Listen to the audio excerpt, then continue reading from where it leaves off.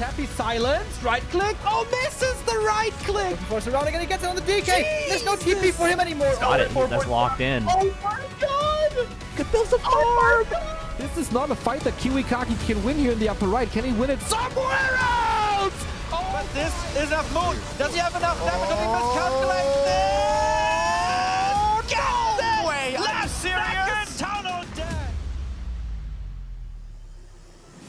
Right click, happy. How can you save this DK? You have no resources for a potion.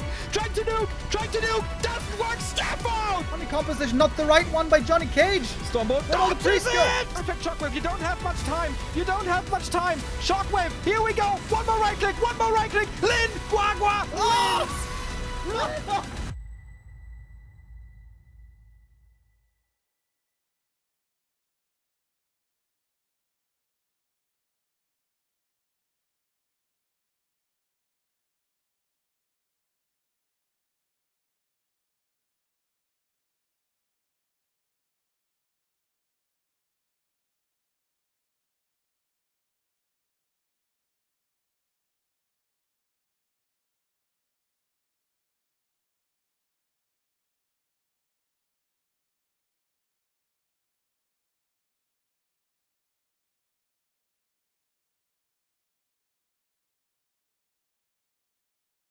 And I'm muted again. Oh, why does this keep happening to me? Not gonna lie, I didn't sleep too well last night. Which as will Neo kick off today? You're on mute. Brandastic with the resub. Thank you very much. Yeah, we saw yesterday ending with a glorious victory from Neo. And I think that also extends as a glorious victory for Back to Warcraft, beating BBC in the show match. Today, we kick things off with a show match. Best of 5 random races between Hazy and Infi. It's going to be 3 to 5 maps. No play all 5 here, but a regular old BO5, which might also mean we are perhaps going to be finishing a little bit earlier. After that, if we have enough time, we're probably going to be seeing the Young Phoenix Cup and then the Gladiator Championship 2 all happening today. For that, we're going to have the Moon vs. FoCuS, Moon vs. Kaho, and FoCuS vs. Kaho matches.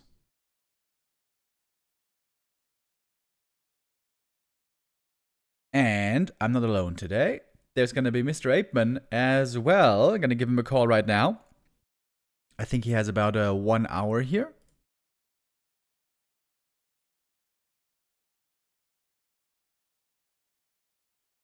Yo, yo. Oh, and there he is. Good day, Mr. Apeman. How we doing? How we feeling? I'm doing very well. I casted a lot of cool Warcraft 3 games. Let me tell you, from professional games, I don't know if you did cast or Neo, that was this show match, recent show match, Angeline Cup, Happy versus Live, and game on the Last Refuge, man. There was so many like benches into mid wagons. Nidal was like not moving Tree of Eternity, force Happy in. That was like the most complex game of Warcraft 3 that I have seen recently. Goodness. It's only proof that Warcraft 3 is beautiful, okay? Was it like a replay cast or? Yeah, I did a replay cast. So it's like okay. 3 days ago. I mean, the event happened 3 days ago, and I just casted the replay. But yes, Happy versus Live, that's amazing. Yeah, absolutely. What we are casting today, Mr. Rimodiva?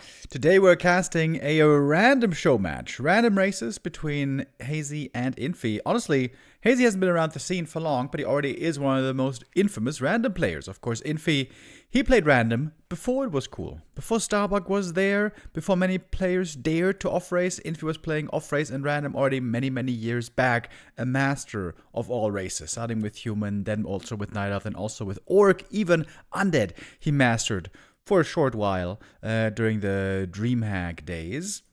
Nowadays playing mostly human. But we saw him also playing Orc yesterday when facing Hazy, That was interesting. I mean, what I can tell you is that we have in Warcraft 3 multiple race players and pure random players, right? So Sometimes tournaments actually they don't accept like random players, like real random players.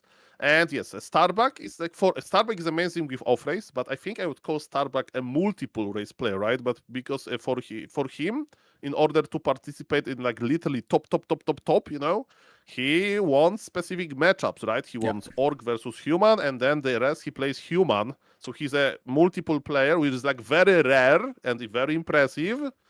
But yes, we need somebody that plays like 3 tournaments in a row and he says, okay, just random. Do you have somebody like that in mind? And who knows, maybe Infi is going to be somebody like that if Blizzard will nerf human again. I hope they don't. That would be a sad thing to see. The humans have been suffering quite a bit lately. Much improvement could be made on a new patch. That would go, I believe, the wrong direction. Speaking of Hazy, by the way, and his random play, I think it's very interesting to watch him play. We saw him, of course, again in the Gladiator Championship. We also saw him in some other tournaments. Just to remind you guys, this is how Hazy's route was looking in the Gladiator Championship. Was a close series against Infi in the end, by the way. He played random against Orc. Like I said earlier, Infi played Orc there. And we got pretty close. I think Hazy got very unlucky getting lots of Undead. Against FoCuS, he got lots of Undead. Against Infi, he got lots of Undead. And I'm pretty sure that's his worst race. The result certainly seems to speak in that direction. 0-6 with Undead. Also the way he was lacking some knowledge basics, I would say, with the race. So this led me to one conclusion, Mr. Aikman. My conclusion is, Hazy is good with all races, more or less, but he only plays really weird with Night Elf. With the other races, he plays standard pretty much. And let me tell you one thing. If you know, I have been following Hazy like Warcraft journey since like start because he like emerged from Dolphin Cocoon into Butterfly Cup, right? Yeah. When like all of like the beginner Chinese players started, it was like 9 a.m. at Sunday. A cup that I was casting like every week basically, and Saturday as well. Shout out to Mr. HF High Tuntun for making, for organizing and sponsoring the cup. But my point is, the game I remember of Hazy is, listen to this, Mr. Rimo Dimo. Okay. TC Grand. Oh god. Opener. Oh, yeah. Aura first into Stomp, into, it was versus Night Elf, into Aura. So Aura on level 3 TC, Aura level 2. And Naga second, Mass Hero FoCuS Raider Grand, and he won versus Dice. A game in a tournament like that. A game is not a winning strategy, but, you know, if he wants to play weird, he will play weird. And it was Stomp, not Shockwave, you know, not the base attacking strategy, the strategy to just control Imba Hunter. Yeah, he played lots of other stuff as well. Like with Human, he looked pretty standard in the Orc games that we saw here in this tournament, or in the recent tournaments, he also looked pretty standard. But I feel like his most promising future would be actually playing Night Elf, not random, but there diversifying the strategies, because there he has so many different strats that he can pull out. Tree of Life first, Firelord first, Beastmaster first even. I'm a big fan of that. Big fan of the Beastmaster right over here, Mr. Remo. I'm Beastmaster fan number 1. I think he's Beastmaster fan number 2, Mr. Hazy. So I think it would do him really well to hone in on more Night Elf play and really there perfect his craft. Because I think there he looks way, way better. Also in that, by the way, got a win against Infi yesterday. When he got Night Elf against Infi's Orc, he kind of destroyed him. Also defeated him in Orc Mirror with Blade Master Mirror Image. Oh, that was a fun game, dude. He had a level 5 blade in the end. Super stacked mirror images. Super tanky with Ring and Periapt, and the Farseer push from Infi couldn't handle him. That was the 2 maps. Hazy was able to win there yesterday. This is what it looked like. Winning with Night Elf, winning with Orc. But all 3 undead matches he lost. Just like with FoCuS. So, yeah. I'm interested to see how Hazy's going to continue his journey. I mean, you're right. That definitely, with Night Elf, he could like definitely like go for many different styles. Tavern Heroes, Fast Expos, they literally super giga fast expo. But also his style with Undead versus Night Elf, it was so impressive. Like he played versus Moon as Undead. And let me tell you, he was playing this like, I get 50 supply, 1 base, and then I make campaign army. So Disease Cloud, Necro Wagons, Unholy Frenzy, Frostworm, protected from dryads with a bead wagon, and there's some skeletons on the way. And he lost, like, but it was a very close series. Like, it was like 1-2 or something. And Moon was struggling, man, with those weird strategies. So yes, Hazy had it all. He's a nice, young, active player. That's what Warcraft 3 scene needs. Yeah, 22 years old. He is one of the very youngest, certainly in the top scene, playing in more and more tournaments as well. We'll see if this is going to be a springboard for him to catapult forward in shape, and if he can really become one of the top competitors. That would be super exciting to see. Right now, he's like on the cusp of being considered really, really good. He is barely outside of the top 20. If you make it into the top 15, that is usually where you're considered top tier. Behind that right now, we have Jamiko at 15, Dice 16, Lawlai at 17 only. How is Lawlai at so low? He must have had a pretty rough go of things. Yeah, I wanted to make a joke that he's more like a caster than a player these days. But you know what? Yesterday, our casting colleague, Mr. Neo, showed the world that he's a very good player as well after winning versus BBC in the show match. So, there is no excuses for you, Lolite. I know you're casting. I know they're streaming. Not an excuse to be an amazing Warcraft player. Go back to your top 15 world, okay? Yeah, we'll see when he's going to be competing next. Thank you, by the way, Analyt NZ. Oh, greetings to New Zealand. I think is where that kind person's from. She's trending in New Zealand, Mr. Neo, because I'm... What's trending? I'm trending, Soul Ape Man. You're because trending. I'm streaming in New Zealand friendly hours, and I have I remember 5 viewers from New Zealand. Nice. So if the first Soul Ape Man meetup will make in New Zealand, are you coming, Mr. Imodimo? I would love to come. You're going to sponsor my flight, and then you can bet on it. Okay, we go to the north of New Zealand. This bottom island, because they have 2 islands. The bottom island close to Antarctica, and there's some nice mountains there, and we'll just hike together. And we're going to the North Island to hike to the Southern Island. Should we just take a car, dude? I don't understand all that hype about hiking. I don't know. I don't understand the hype about leaving your house, okay? But if I'm going to leave my house, if I will have to attend some kind of a social interaction with other people, hiking is a healthy equivalent of smoking together, on a work break. So we are together here. It's not the same at all. It's just we just go in circles and we talk, okay? We kill the time together. And when smoking, we also kill ourselves together. But no, smoking is not cool. Smoking is not cool, kids. And I think hiking is not cool either. What's way better is going out, going to a pub or a restaurant or whatever, eating or drinking. That's always great. Or, you know what's also great? Doing some other sports activities. You could go play basketball, volleyball, spikeball, dude. I love spikeball. Not very popular, but it's a great sport. It's way better than hiking. Hiking is just walking down a goddamn road or in a forest for hours. That is lame as shit. Mr. Neo, sport is out of my expertise, but I trust you on that. If I ever try to find an activity for Soul Ape Man meetup in New Zealand, instead of hiking, we'll look for a basketball court to rent. If anybody owns a basketball court in New Zealand, you know my email.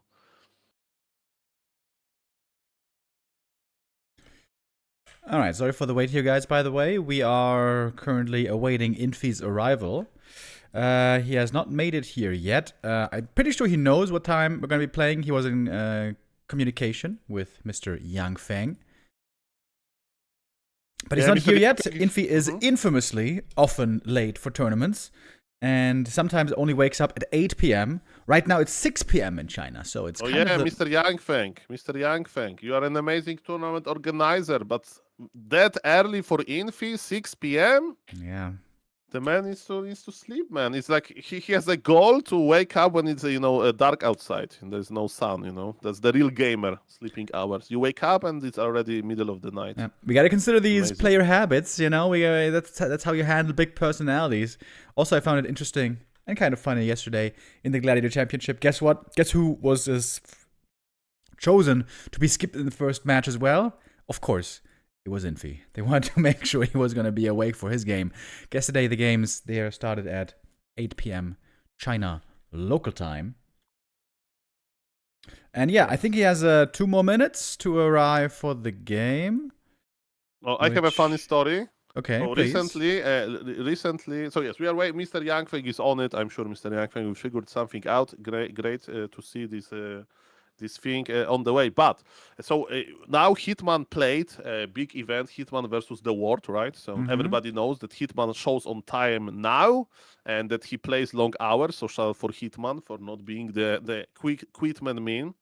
For the new viewers, like Hitman one time didn't show off, and they reschedule, and he didn't show off as well for the tournament, and then he was removed from the tournament. But yes, now Mr. Hitman is showing up on time, everything is fine. But the first tournament I organized, and it was my mistake again. It was 3 a.m. for him, or 4 a.m. actually. So he set up the alarm clock. And he alarm clock ran, and he didn't wake up. So he was 25 minutes late, for the event. Yeah. And I was casting because in Poland he was already awake, and I already replaced him. I replaced him already, in 20 minutes or something. It's hey, I'm sorry, 20 minutes late. Let's go. It's I'm sorry. I have another player. Bye. Yeah, that's how it goes, The show must go on. And now the show must go on, I think, without Infi, because he's not here yet. Thank you, by the way, Helmood, with the resub. So if Yangfeng wants to keep this a random affair, then the best player, of course, to have here would be Starbuck. Oh, yes. Starbuck, though, is he available?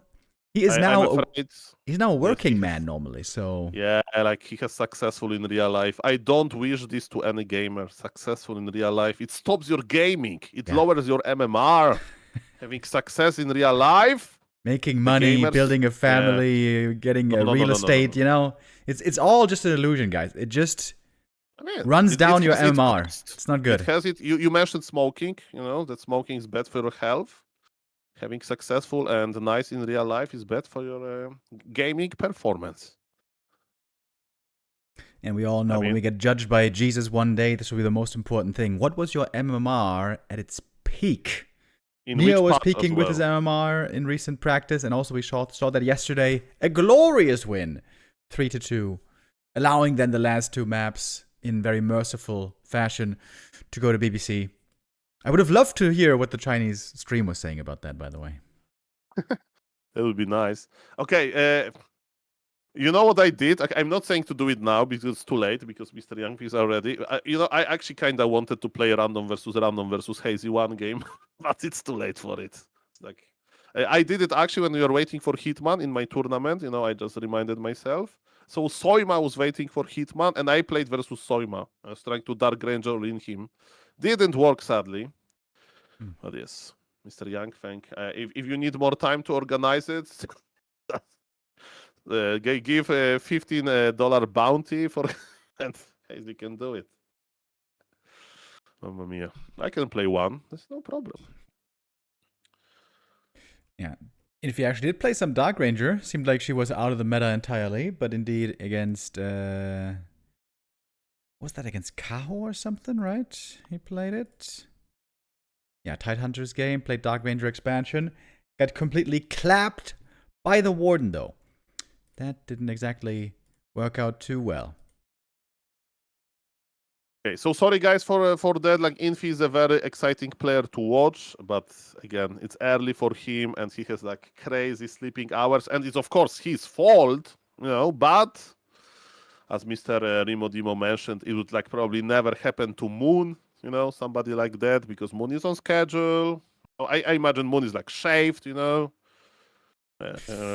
a suit, playing it's it's a professional gamer. Well-kept family man, always taking care of himself and his family. That's a guy. Yeah, I wonder if there was a tier list of messed up sleep schedule, Infi's number 1 for sure, regularly sleeping through tournament starts. But we don't really, I think it has never happened that a 7 p.m. tournament, which is again China time, a player was asleep for. It was only Infi. But there must be other players as well with a kind of a messed up sleep schedule, waking up 3 p.m., 4 p.m. is already, really late compared to the normies out there. It's still though, easily in time for these tournaments. Who would you guess, next to Infi, has the most messed up sleep schedule? That's Lin. I guess blindly because Lin has this like he doesn't play that much, and this is like pretty unique. I would say Lin, but just blindly.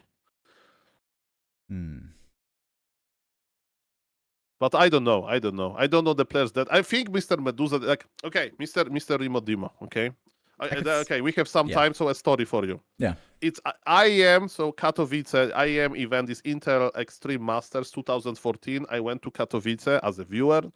I shook Mr. Todd hand.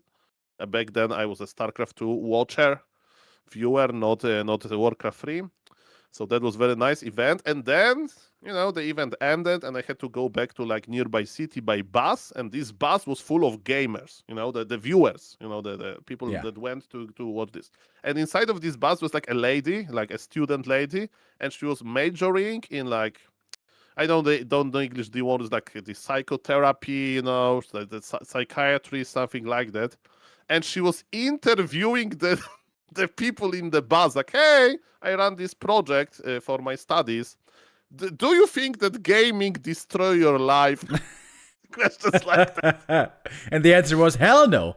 Life destroys my gaming. What are you talking about? Yeah. So that was pretty funny. And yes, if you say about somebody having like the worst degen sleep schedule, that reminds me that the lady in the bus would love to hear these answers, And if there is one specimen that me and this lady should study is Mr. Life, because man, if there will be a genie, that can grant one my wish around Warcraft 3, not to like solve poverty and stuff like that, but Warcraft 3 genie like one wish. I would say I want to spend 1 week with Life in China to like just observe him, how he's That's your wish. Right? Yeah, I mean in Warcraft 3. Okay, what is your wish? Just observe Life. I mean, he's just gonna stream and practice all day. What's the interesting thing about that? I mean, how it looks like, the behind the scenes, Okay. Like, is he living alone? Is he like living some family? Like, is he getting? Okay, I don't want to go too dark with it, but like, are there some unpaid bills? Is there like? What is the parent is like, have like what the parents say about this, stuff like that. Just study deeply. Okay, if you had, let's say, 2 genie wishes for the next patch, what would it be? I mean, that's easy for me. Like, one general wish, more playable strategies, It's like a little bit more diversity in openers. So, yeah, but you have to be specific. You have to say what change you want. So that's my general idea. So Dark Ranger, reverse the nerfs. Keep the Dark Ranger from the previous patch. Humans can use her, Night Elves can use her, okay? So make the Ranger as strong as it used to be in the previous patch, because it didn't destroy the meta. That was the problem. Pala Rifle, I would say, okay, I don't want to touch this hot potato, but okay. And the second wish, then just bringing Dark Ranger Lady back. Something I really like that's not present. Just Dark Ranger. Just in general, if there is a rare unit like Hypogryph Rider, I would just buff it, a little bit and stuff like that. Yeah, I wonder as well. How about you? Yeah, I've been thinking about Hippo Riders as well. Like, they're never used. But if they're too strong, imagine a game imagine a meta where mass Hippo Riders is the norm. It is pretty annoying. It's like, mass Gargs back in the day. So I feel like some units not being in the meta is maybe better. Yeah, but no. It's like, because you can play everything. Like, we can play show match versus me and Hazy can play Warden and Hippogriff Riders only. Okay. And he can win. It's the skill issue at some point. But when you have players with similar skill, right, on pro level, then we need to like, I like when there's a lot of competing strategies versus each other, right? So just buff them a little bit more, and we don't want to have one strategy overwhelming the meta. That's my like general take. At least 2. I'm not asking for 3 strategies. I'm not asking for 3. For example, okay, I have a genie. I don't know how to do it. Make Blood Mage first. Play a bull, very good in Human Mirror. It's almost there. Starbuck recently won with Blood Mage first versus Death Note on ladder, and Death Note is a very, very good player. And yes, let me tell you, Mr. Remo Demo, that was very cool to watch. And if you buff Blood Mage too much, and other matchups will suffer. Maybe Pala Rifle will be too strong. Maybe Human versus Nidal will be too strong because Blood Mage second is good. But yes, make somehow Blood Mage opener good without destroying the meta, you know, to make Human Mirror more exciting, okay? Yeah, I would have obviously a million suggestions, but I totally am with you. Dark Ranger was overnerfed. She would be great to get back. Blood Mage, I think, is the most underserved hero right now. He was giga nerfed in the Pally Rifle days. Now he's not playable anywhere. Sag. And yeah, he was never relevant anywhere, really, except for Pally Rifles. Blood Mage needs big buff. But, you know, I have so many ideas, so many suggestions. I'm going to make a video soon. But I think the most important thing that I would like to see is expos made cheaper a little bit and faster a little bit for more fast expansion meta. I think the game is way more interesting with 2 or 3 bases compared to 1. I mean, again, my piece is I really like when you have expanding matchups and non-expanding matchups, but also I'm a fan of different strategies. So, for example, 1 base Human versus Night Elf excites me as much as Expo versus Night Elf, or 2 base Human versus 1 base Night Elf, right? So this I like when you can, like, you know, I don't want, when I cast, I don't want to like know already what will happen at start, you know, immediately. And of course, I make a lot of bad calls, but you know, like if it's always the same for like 5 minutes, first 5 minutes is boring. And we have Loliad in the lobby. Maybe tell the good people, Mr. Remo Demo, that we have a replacement. Yeah, shout out to Young Fang on the fly here quickly, finding a replacement. Infi unfortunately wasn't able to make it, so now Loliad steps in instead. I imagine he's playing random. I mean, his second base race is a Human, right? Because he's the guy behind the running meme. For the viewers, they don't know, there is a secret player. Human player from Korea named Running, and it's a shared account, and so it's like other players are pretending to be Running, right? This is how I understand this. Like, it's not official. This is my interpretation of this. It's a shared account between Chemico, Loliad, and some Chinese humans, right? Yeah, I think so. So yes, he's definitely good with Human, but Loliad with Undead. That's going to be quite interesting.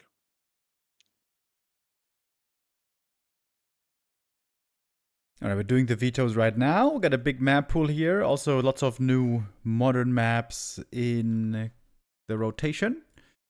I'm going to play an ad break right here. And then when we're back in 2 minutes, we should have the next game starting in just a second.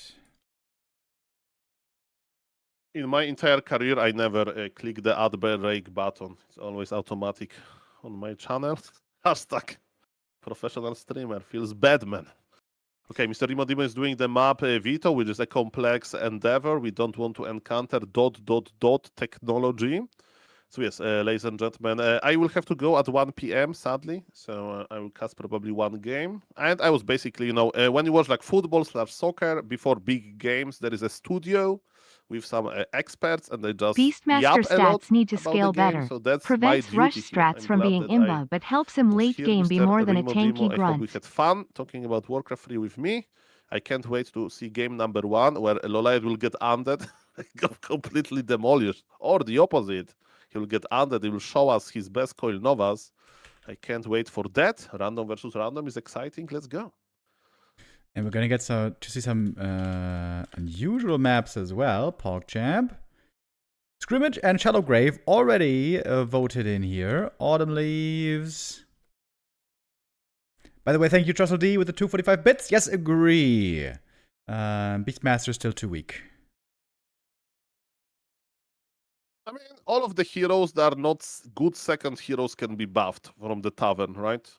So now if you buff Naga from the tavern, we have a problem, right? Because Naga is a very good second hero pick. Firelord for all-ins is really good. So if we overbuff him, that's a problem. You know, he's not that popular, but he's a problem. But Pitlord, is Pitlord a very good second hero? Is Tinker a really good second hero? They're just going the Panda a little bit similar, you know? So all of those heroes can get small buffs. And as they actually got in the last event. All right, we got the picks and bans done finally, guys. We are ready for map number 1. Gloomstalker it is. Sorry for the wait, everybody. But now we have the replacement ready. Shout out to Youngfang, shout out to Lawlight, shout out to you as well, Mr. Apeman, helping us greatly through this extended break. How excited are you right now for this game on a scale of 1 to 2? It depends on the races they get, because that's what it's like. Have you know that I have seen like the first time I saw this movie with Tom Hanks about with box of chocolates, like analogy there. I don't know, remember the name of the movie. Mr. Tom Hanks was there, and the game is not loading, so you know that you think about rehosting already. But yes, random versus random is like box of chocolates. You never know what you will get. Some of them you will like, and some of them you will not. The game didn't load for you? Let me check. Because we're in the game. It's still loading. What? Okay, can you share the screen? That's going to be fine. Yeah, we got the game running. Okay, hold on. Okay. I'm not clear. Maybe it will load at some point. Sorry about this, Mr. Dimo. Still loading. And it says game over, so I just got dropped, right? Okay, strange. Alright, well, anyways, we are in the game here. Map number 1, Hazy versus Lawlight. Lawlight is the one getting undead. Sounded like you were worried about him getting undead, and now he is here with UD. Not sure if I've seen him ever get undead before. I mean, there's the first time, of course, and this mighty scouting collides closing the map. So Hazy got his orc, right? Yes, Hazy's orc. Okay, and he's playing Farseer Headhunter. Okay, so it's going to be a big pressure, ladies and gentlemen. The big pressure from the big Farseer Headhunter player. So what makes you a good undead? So I'm watching a lot of Hera games, you know, and I see that Hera is a little bit afraid to creep under Farseer pressure, creep under Demon Hunter pressure, because you can't allow Death Knight to be on level 1 for too long if you open with ghouls. And I think it's going to be the same. It's like a test of a Lawlight's skill.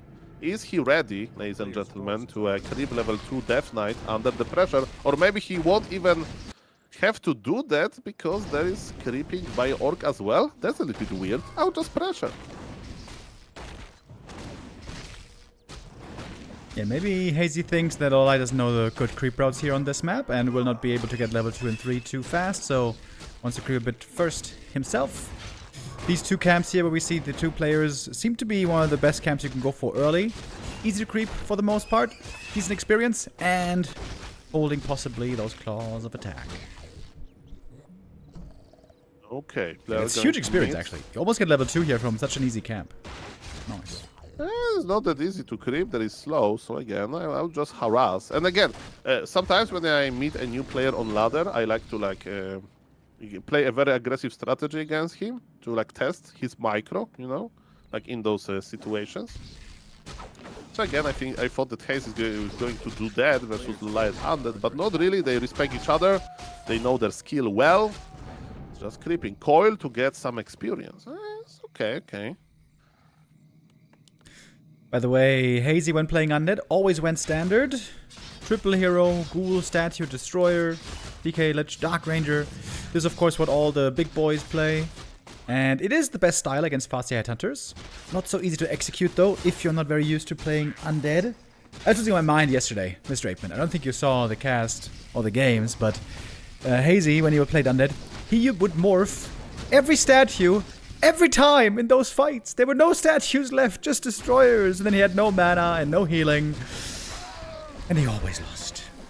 Yes, overmorphing Destroyer, that's a big mistake. And again, I'm watching a lot of Hera games, and I'm trying to spot some things that he can instantly fix to get a lot of MMR quickly. Hera is the Age of Empire legend, playing in Warcraft 3. And yes, he often did morph all of Destroyers immediately. And yes, I was putting attention in Happy. Happy always leaves at least one. This one statue with health is just so good. And then you mentioned mana. Mana is important as well, but how good is mana if you are dead? Yeah, Chad told me, I wasn't too aware with the history of Hera. They told me that he's basically the Happy of Age of Empires, winning like 12 S-tier tournaments in a row. 16. 16? Dude, that is insane. And I was wondering, isn't he just going to steamroll everybody in that tournament? Isn't that even unfair with a guy so good? I mean, I was actually wondering about this as well, and I think it's the... okay, Twitch chat didn't like my analogy that much, but you take a genius, like a Nobel-winning physicist, or I know there's Nobel Prize for mathematics, you know, like a very smart person, like a genius, okay? There's also quite young, like under 40 years old, so he can still learn, and he has to be like green at chess. He doesn't know chess, you know? And you try him to like learn him chess. Chess is like, you know, there's not that much micro in chess. It's just, you know, you need to understand the game, use your intellect. But there is also a lot of memorization in chess. And you may say, oh, you can just figure it out on spot, but it's not that easy.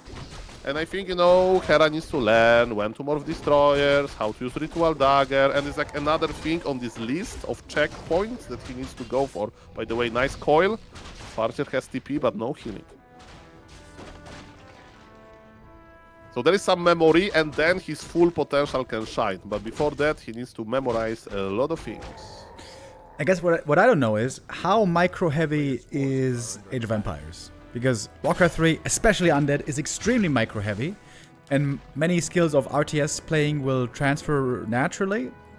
But, you know, the micro aspect might be very different between the two games. I don't know about that.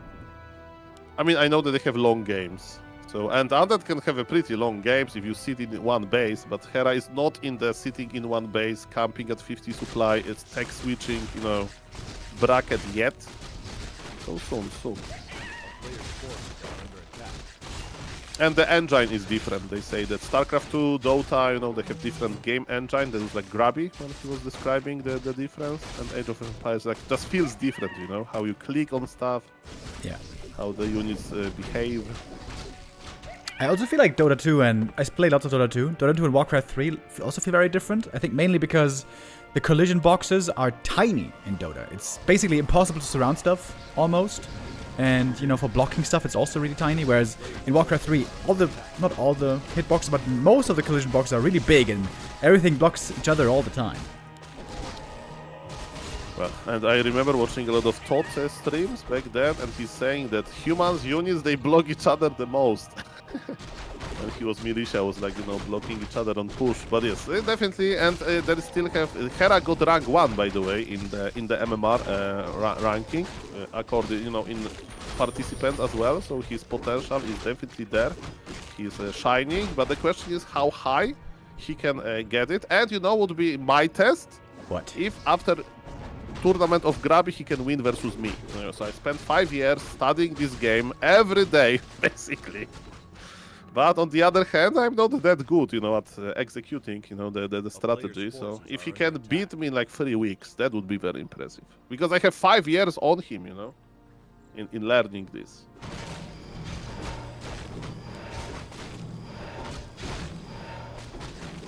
And then he plays versus you, the mighty Undead, Dimo, the Undead expert.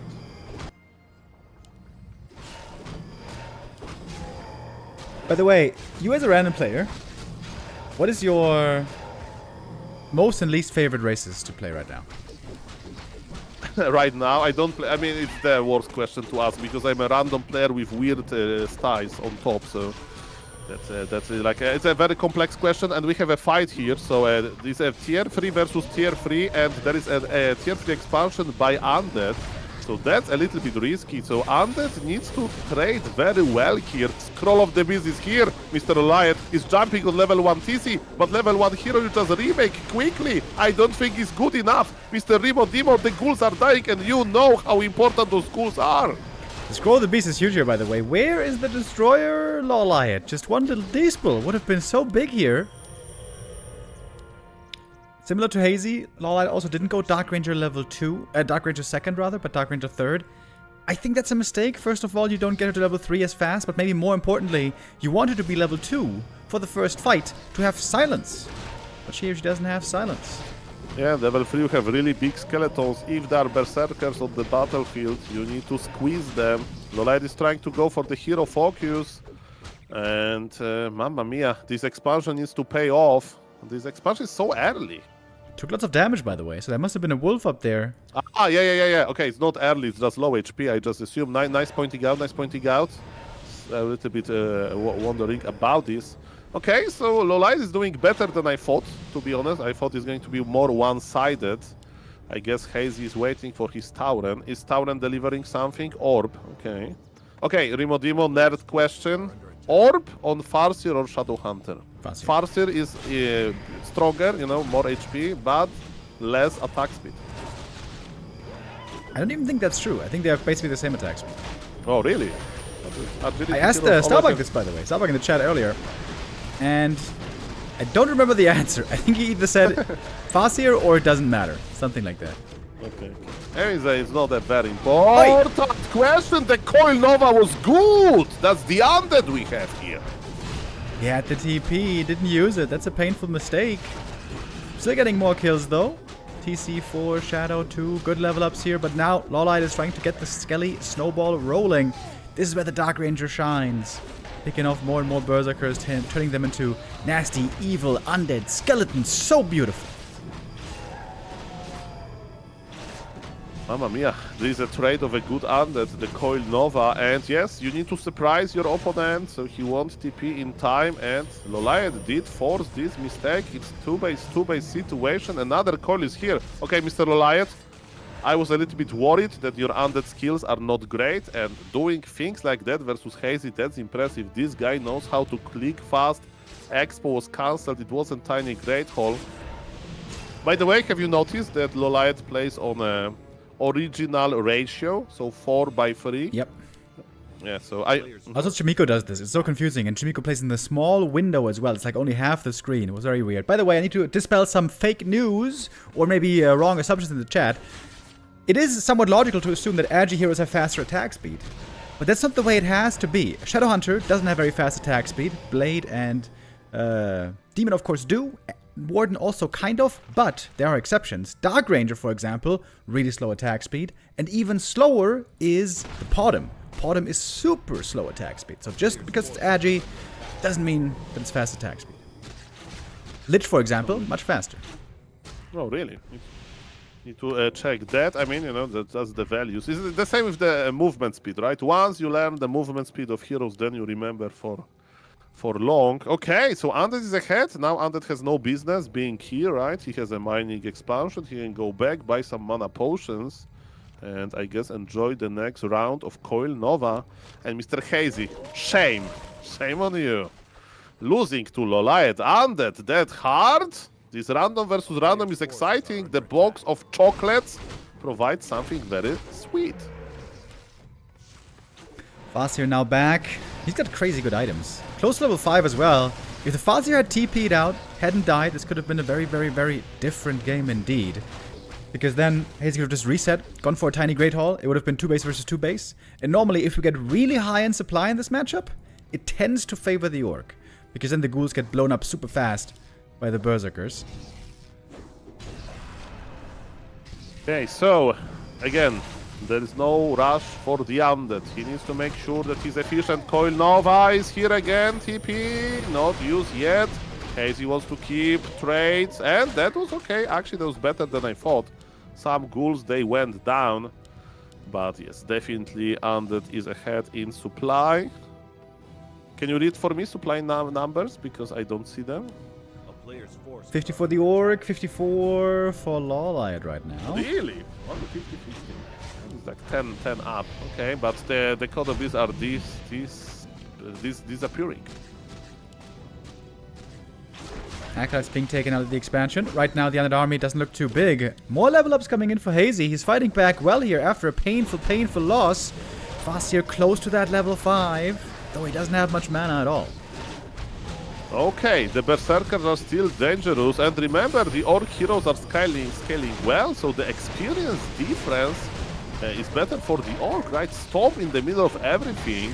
Lolite is not used to playing triple hero combination as a Knight and Kappa, Yes, ladies and gentlemen, this Stomp connected very well. Destroyers are dying. The Org is still pushing. Hazy is crazy. Hazy is dangerous. Yeah, Expo might be going down here. And what about this Death Knight? Dispel from the Wand of Negation. Lawlight doesn't go any destroyers, but rather Wand of Negation. Honestly, I can respect it, because destroyers are actually pretty... Wait, he had destroyers. Never mind, he lost the destroyers, but doesn't want to go too heavy into destroyers. They can be tricky to micro. Good fight though by Hazy. This fight turns the Undead's way when the Orc runs out of mana. When both sides are out of mana, the Undead starts pulling seriously ahead with a Dark Ranger, with a statue continuous healing. But that Dark Ranger is so underleveled, she's still only level 2. Yeah, there's a big difference. The Order of Heroes matters. Okay, the Necropolis is dead, but Haunted Goldmine is still alive. As you can see, Lolaed knows the unit composition. He's going into the ghouls. Happy would be proud. Double crypt, mass ghouls, but again, it's tricky to control them. Silence connects very well, but man, this Farseer on level 5 is ready to use Chain Lightning. There is TP on the Farseer. Will have to be used soon. And the Haunted Goldmine survived, but again, I thought that Lolaed is going to win this after he kept his expansion up, but now good trades by the Org, and this game is getting colors. I love it. It's a great game, actually. This is a wonderful first match to start things off. If I was Hazy here, I would just go for a Tiny. He did huge damage to the economy. There's no mining for a while. It's going to be expensive to resaturate. He could just wait about a minute, slap down the Tiny, but I guess he is rather looking for the next fight.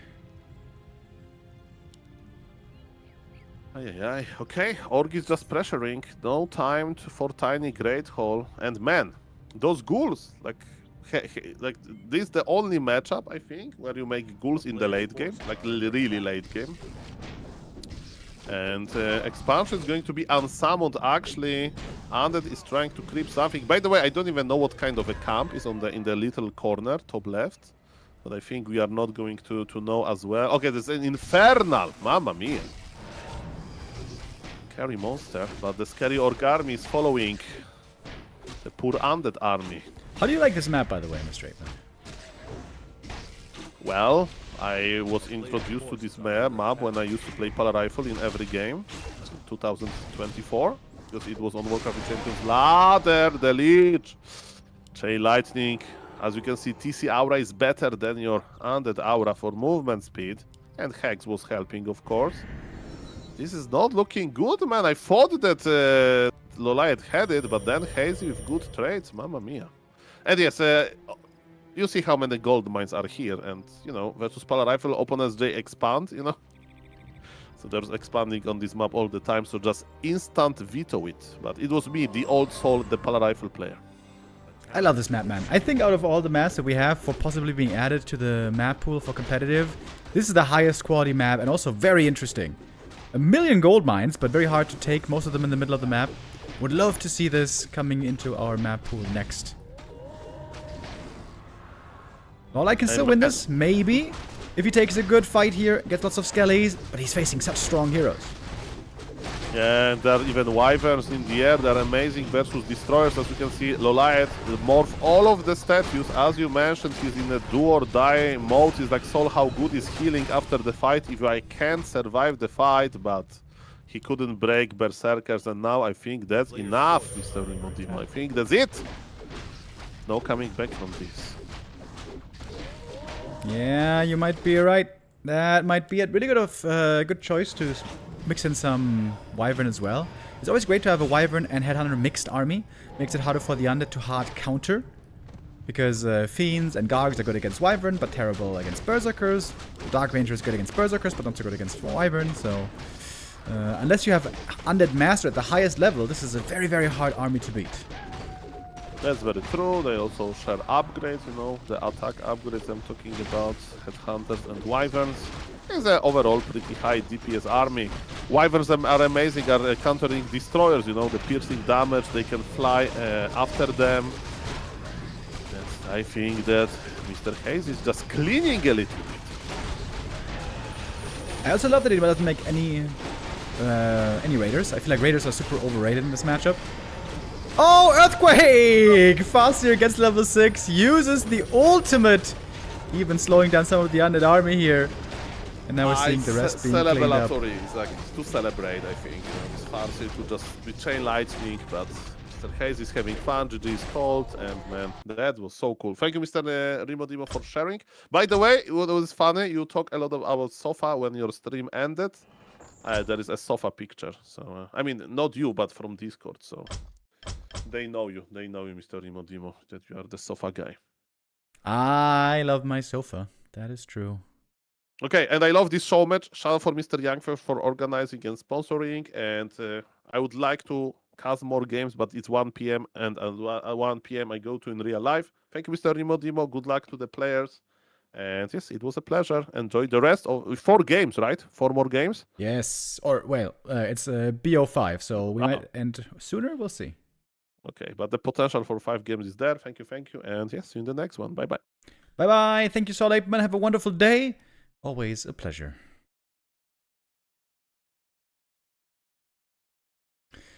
All right. We're getting ready for map 2.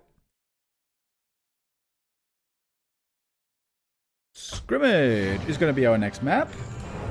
And don't you worry, guys. I didn't forget about the... Well, I did forget about the Gamba on map 1, but now I shall remember. Lado, as always, keeping me honest. Reminding me of my duties. Alright, Hazy goes up 1-0. We roll the dice again. What are the raises gonna be? Oh, interesting, interesting. I'm gonna show you in a moment. As we are... Hold on. Going in right now. And it's... Orc Mirror. Lawlight in the blue, Hazy in the red. Orc Mirror, everybody. I think that favors Hazy. I think his Orc is pretty damn good. Lawlight's Orc, a big question mark. I mentioned this plenty of times, last couple of days already. It looks honestly very clear that the 2 best races for Hazy are Knight of an Orc. He got a bit unlucky in recent days, getting lots of undead, which seemingly is not his race, really. Hey Remo, what's your MMR and what's Neo's? Neo's is about 1500 right now. And I honestly haven't played in a long time. Last time I played, I was 1950.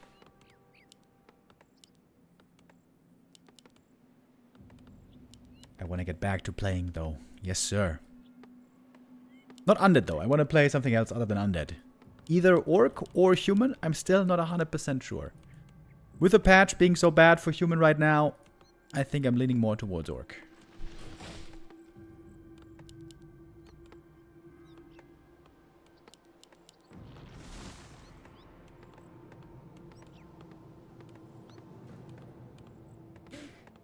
You want to play the new PoE 2 update, Remo?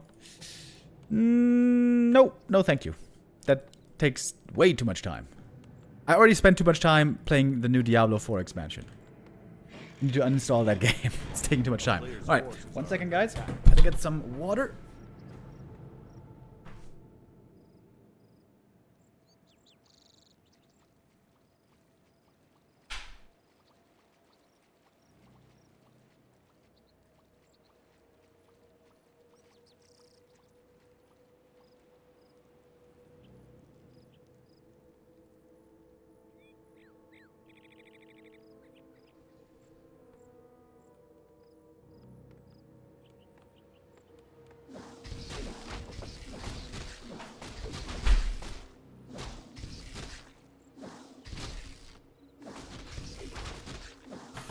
Farseer Headhunter Mirror over here. Let's go.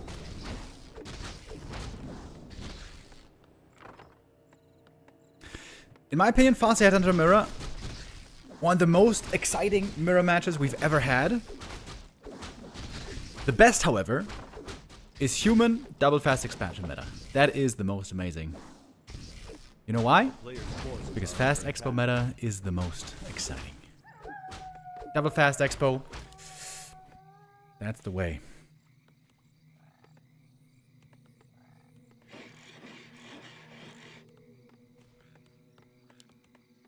Oh, Youngfeng telling us that Infi apparently thought we were starting at 1 p.m. Or for him, 7 p.m.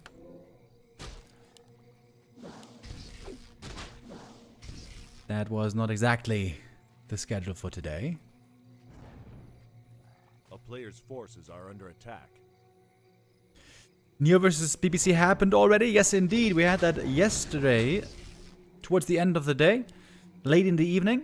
If you want to check out those games, you want to check out that stream with me and Mr. Apeman, we were casting it together. You can check out yesterday's VOD. Fire Lord, by the way. Okay.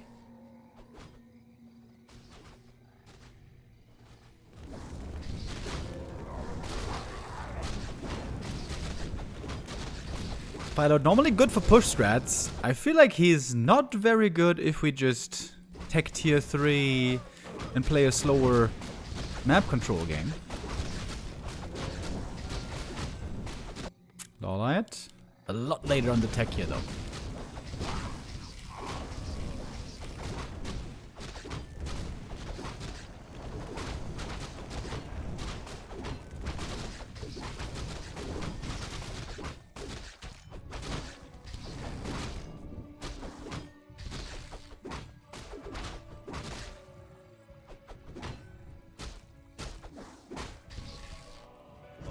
Forces are under attack.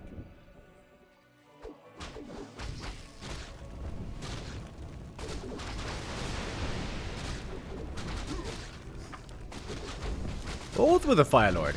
Okay. Lawlight wants to have a fiery taste himself. Oh, nice little snipe there. Fascia, even on low HP, coming around from the other side. And now it's Lawlight's Fascia who has to be careful. Slippers, by the way, would be great for a Fire Lord.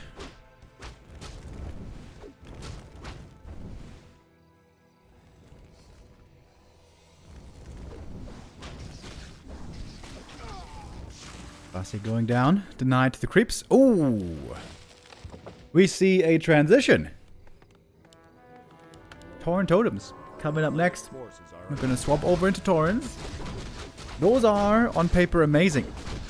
And Lawlight's doing the same. Ah, they both started with Fascia Headhunters, going then into Taurens. Taurens, of course, own big time against Headhunters. And then the Fire Lord could be very valuable. With Incinerate, he can blow up the Tauren corpses. Prevent the Ancestral Spirit.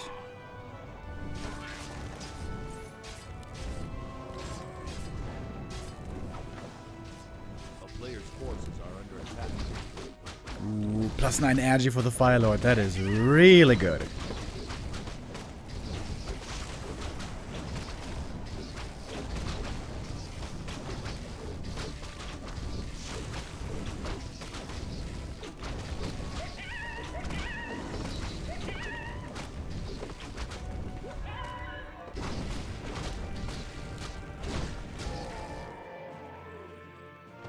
A player's forces are under attack.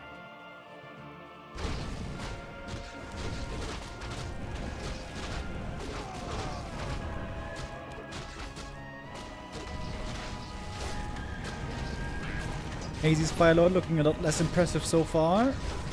I feel like I'm preferring Lawlight's position. Although, maybe he's a bit too heavy on Headhunters. The later into the game we go, the worse Headhunters are going to be. Against Tauren's, Headhunter impact is going to be minimal. Should deny one or two, probably. A town is under And what's the third hero going to be? I often feel like Shadowhunter isn't even that good with Taurens. Because they get so much hit points. Level 1 heal wave seems to do hardly anything. Ooh, more edgy. Look at that Fire Lord. He's chunking.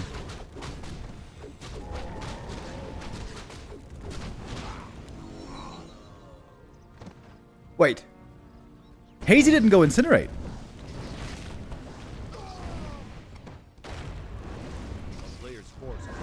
He is definitely not expecting Taurens. We know that much.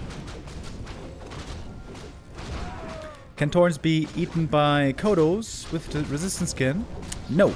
Because of resistant skin, they cannot be eaten by Kodos anymore. That is why in this matchup we see so many Taurens these days, where in the past we didn't.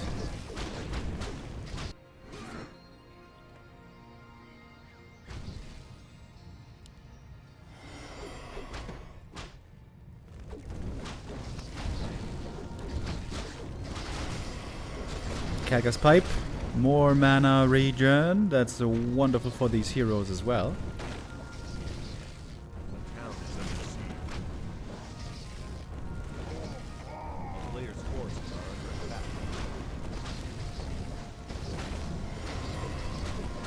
Ooh, nice save.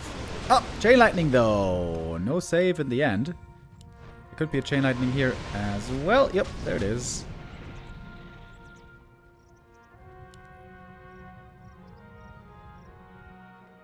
Master training being researched. We got a burrow over here. And no third hero after all. Okay. A player's forces are under attack. Dude, he found so many Agitomes, by the way. I like this map quite a bit, by the way. Haven't seen it, sadly, in too many tournaments. I think it's got a great mix, though, of open areas, narrow positions. Always great to have a map like that. We can try to look for good positions. Also, it's good for expanding here with a Merc camp between. You know me. I love expanding.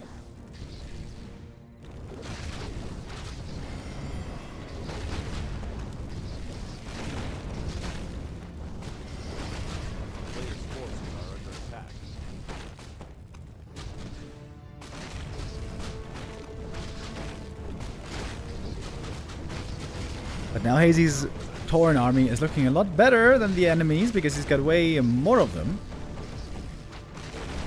There is Incinerate on Lawlight though.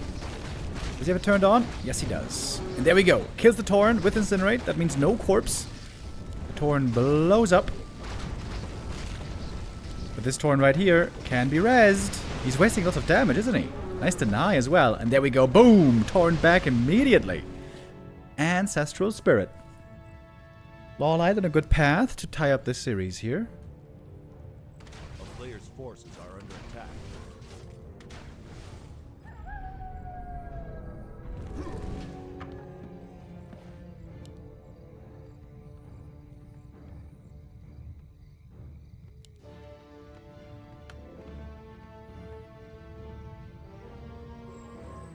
Lawlight feeling very confident. He's going for a tiny Great Hall here. Looks like he can get away with it.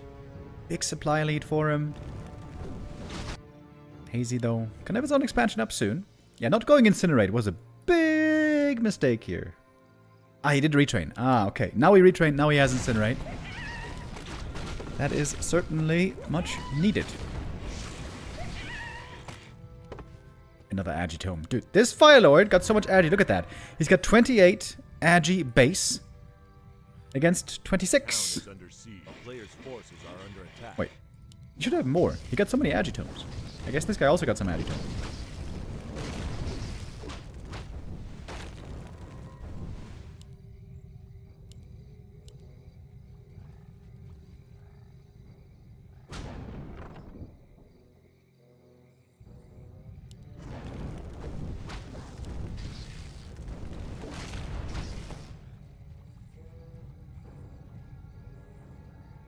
Player's forces are under attack.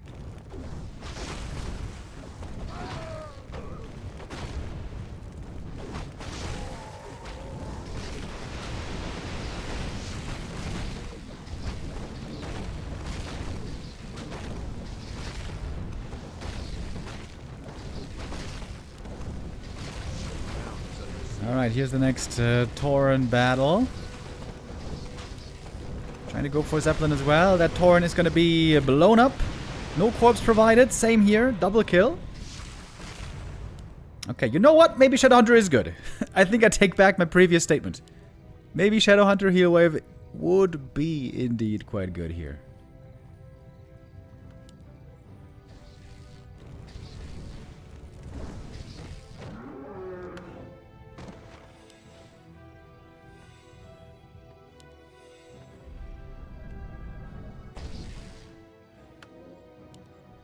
Headhunter's finally denied. I think that's the right call.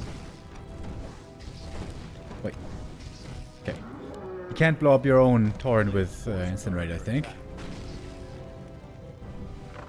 And suddenly, we got a close game again. It seemed like Hazy was far behind there a little while ago, but now, maybe he even has a little bit of a lead.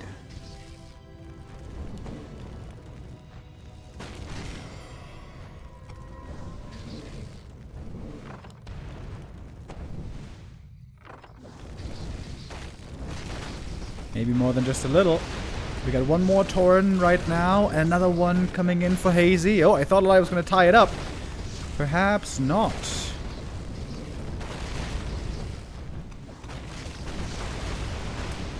They're not using any lava spawn, by the way. Ooh, trying to save the units here inside the Zeppelin. That's a great idea. You could perhaps save them on low HP, deny them back at home, res them with Ancestral Spirit.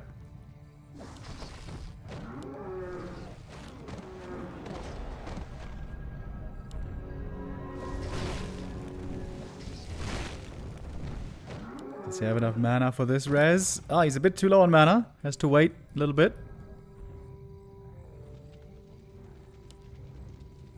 70 supply for Hazy right here. It feels like this Catgas Pipe is doing in crazy work. Putting in crazy work. Oh, forgetting the corpse. He's forgetting the corpse.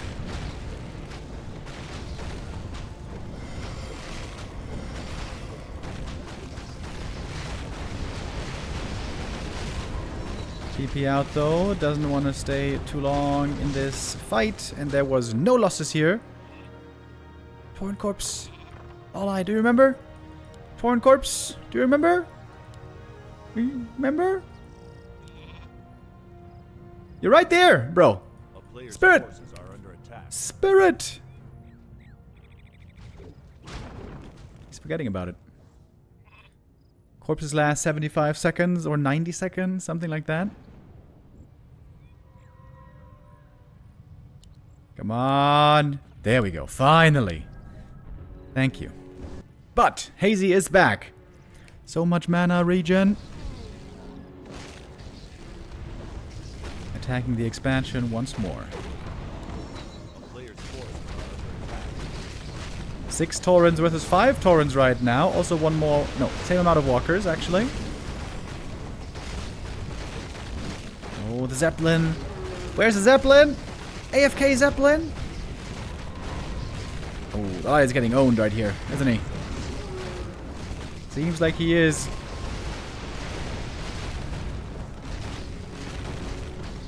Hazy pressing through with the Taurens, the Beef Boys. 1-0 up at this point. What happened in this game, by the way? Lolai was up 15 supply earlier. After winning that first fight so well, so convincingly.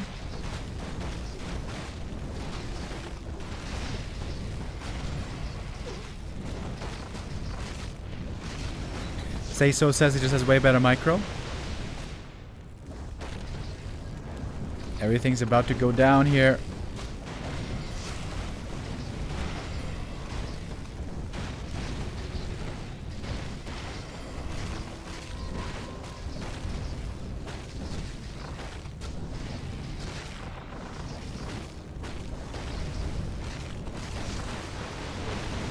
No, getting the hero kill though. Starlight is still trying to fight on. Has a lot of hurt units in the Zeppelin. Supply is pretty even. Oh, ouch. One Torrent gets denied. Oh, this is the Medivac right here. Holy shit, what he wouldn't do for a heal ward right now. But no mining here anymore. This expansion is going to be going down.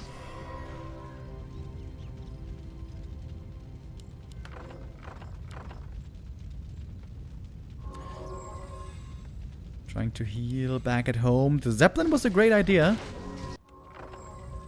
But the fights in the end still going the other way.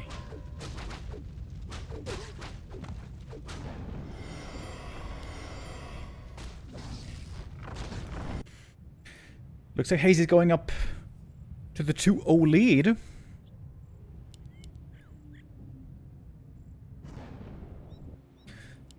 Firelord indeed benched for a long time. But he's about to be back.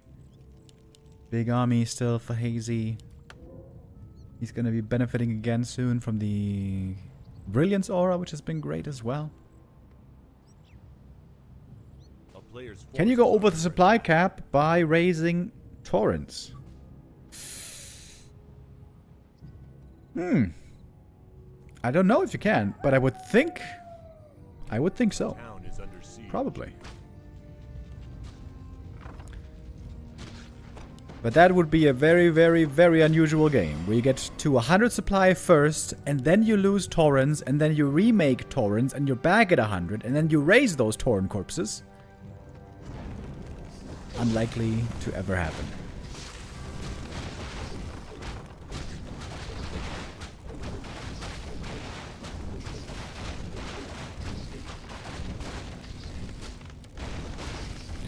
Chat is saying, no, you can't. There is no way you know the answer to this, dude.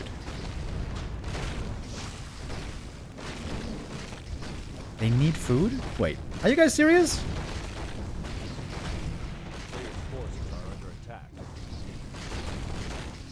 Okay, I'm gonna test that later. If you guys lied to me, I'm gonna ban you.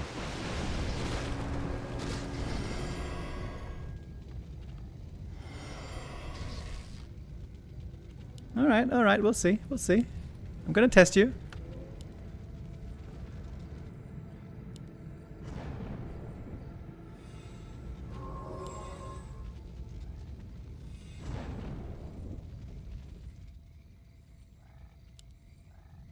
A player's forces are under attack. I hate when people in chat say, oh yeah, it's this way, I know it. And they just make shit up. And they never tested it and they never knew. I hate that shit. You guys better clutch your pearls. If it says 50 out of 50 and you try to res, it says burrows needed. Okay.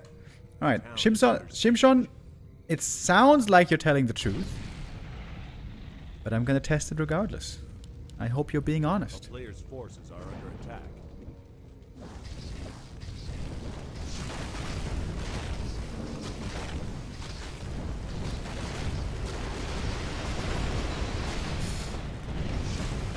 Easy fight now for Hazy. Way ahead in this.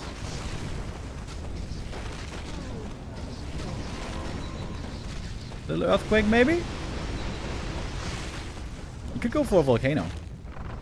Lord has so much more experience, but he's still losing. Man, Orc Mirror can be really confusing these days.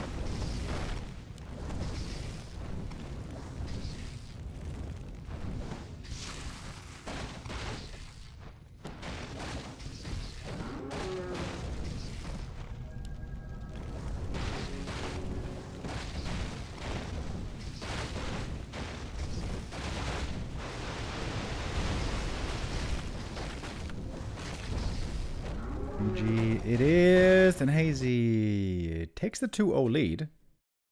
Now, as mentioned previously, this is not a play all 5 series, it's a best of 5, so the next map could indeed be our last one already, if Hazy wins that as well. All that is map pick coming up again, and it's going to be Autumn Leaves.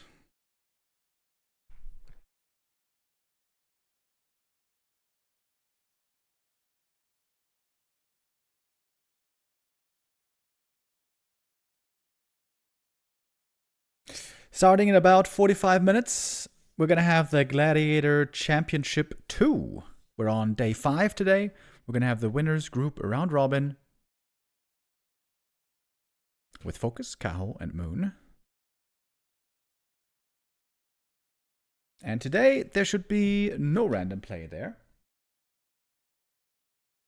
but rather lots of orcs and night elves.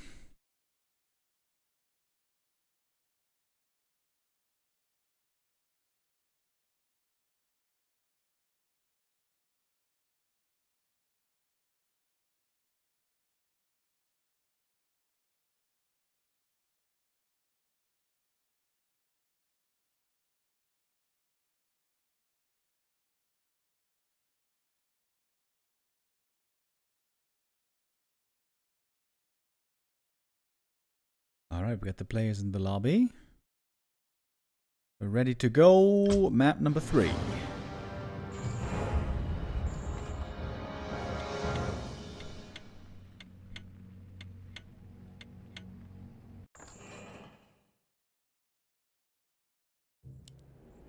Oh, that's gonna be interesting. We have an undead mirror.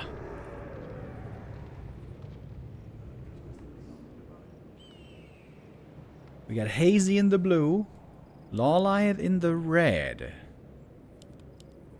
So they're gonna have to choose their hero before scouting. And I think they always go DK Ghouls. DK Ghouls is good against Orc, good against Night Elf, and not really good against Undead or Human. But if both are doing the same thing, then of course it's whatever.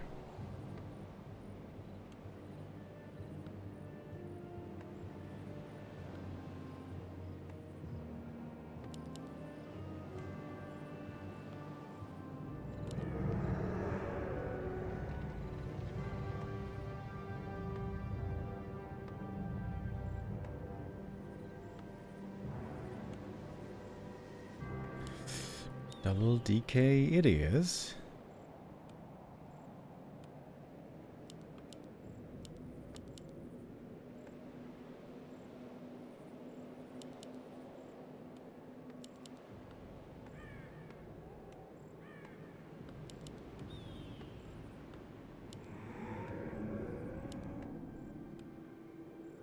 Only Hazy is scouting. He could turn around when he sees the blight to not reveal his race.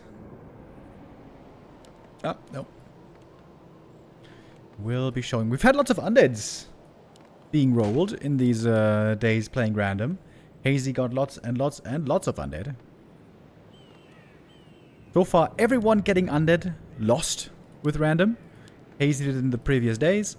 Lawlion did it as well on the first map. But now, one undead has to win.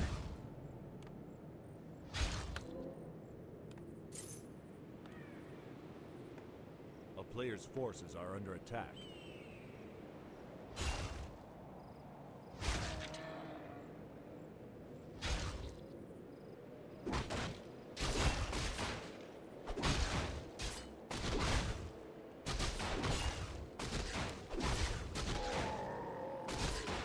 How do you counter late game Orc as undead with Taurens and Headhunters? Normally you get ahead early, fighting around 50 supply before Taurens are ready. You snowball with Dark Ranger. You go Dark Ranger second when seeing Headhunters, and then blow up Dark Rangers and win early. Normally the frenzy timing has you favored. And yeah, you get ahead and you don't allow Taurens to ever be really good.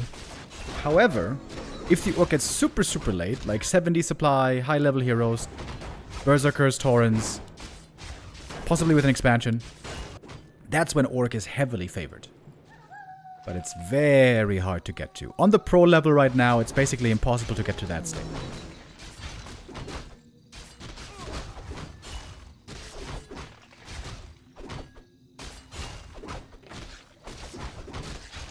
A player's forces are under attack.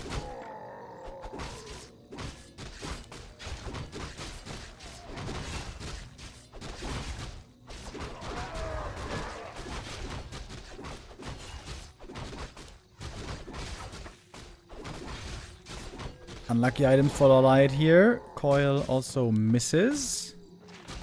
Is a bit of a lead already, I would say, on Hazy. Ooh, trying to close the rounds, trying to dodge the rounds.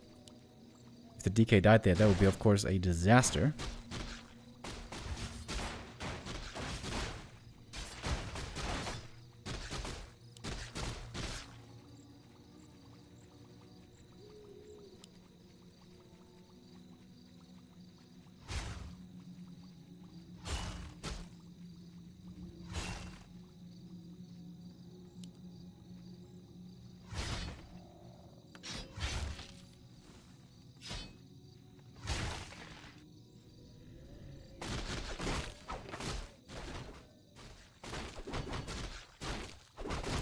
Lawlight trying to get that level 3. And finally some damage items. Claws of Attack, Gloves of Haste. That's what the undeads love.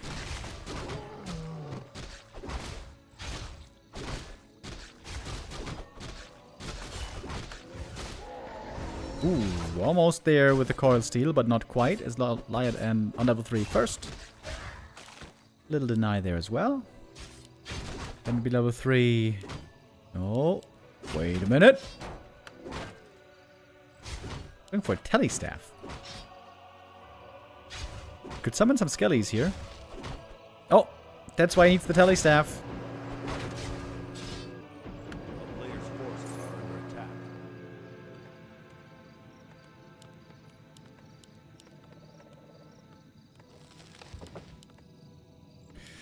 Both on the way to tier 3.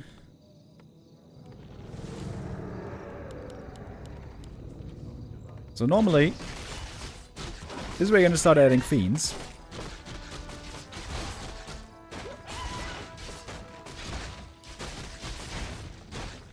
Ooh, great scout by Lawlight. Checks for this possibility that Hazy creeps the big camp, and indeed that's what he's doing. A player's forces are under attack.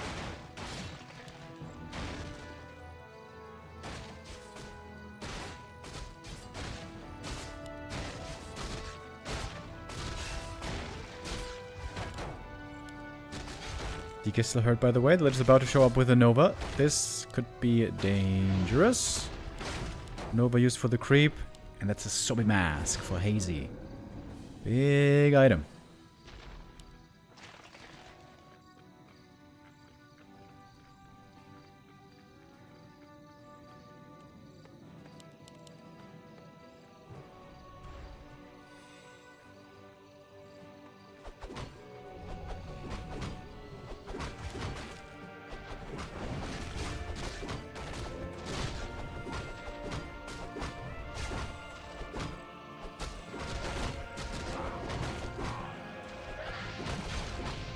One easy kill with the Nova, trying to return the favor. Lawlight gonna be losing 2 ghouls here, not getting any. Kinda painful. Great call there as well. Hazy's taking these fights way better so far.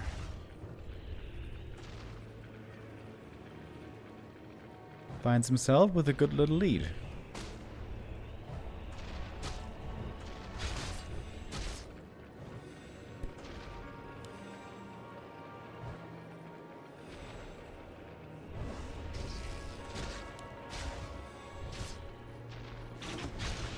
Double Dark Ranger coming out at the same time.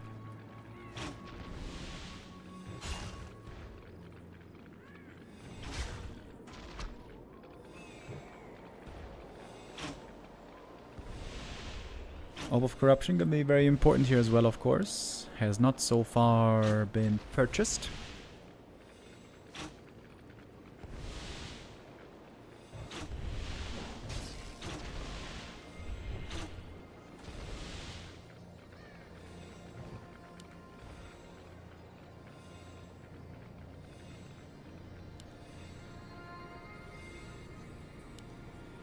A player's forces are under attack.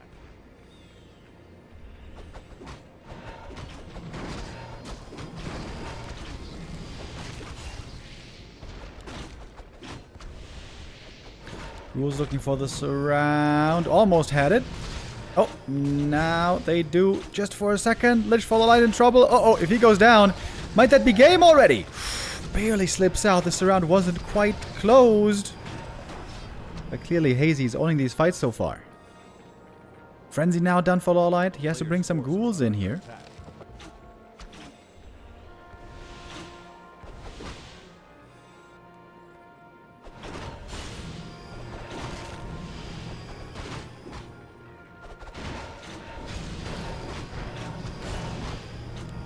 Lawlight is struggling pretty hard here. Oh, Fiend surrounded. Well done by Hazy. Looking for more.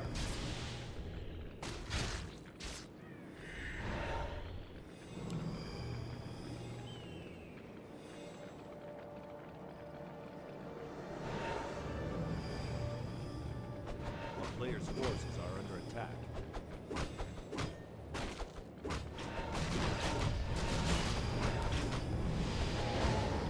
Well, Nova to get the last hit. It's only an Ankh of Reincarnation. Again, not the best item right there. Destroyer has morphed. Signs on the DK. Ooh, passing. Trying to pass an item, maybe? Oh, the Ankh! Couldn't get it off in time. Hazy gets another kill. Damn, Hazy's looking good today. This is a big lead for Hazy now. Could easily expand here if he wanted to.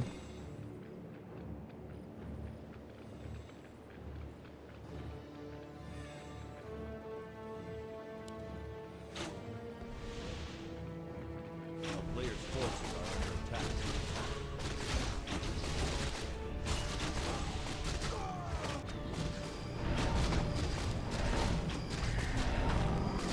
Big red camp creep as well. Level 4 already. And the Lich Nova needs to creep quickly. Needs to get level 3 fast. That Nova really good, especially against ghouls, but just against everything.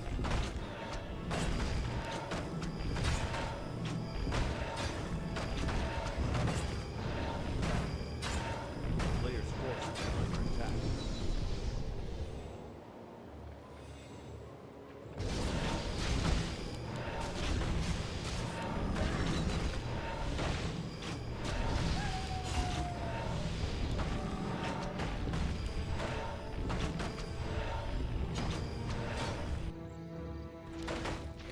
Alright, trying to go for a Temple of the Damned. Looks like that one is getting cancelled. Low upkeep for Hazy now. Gonna take out that shop as well.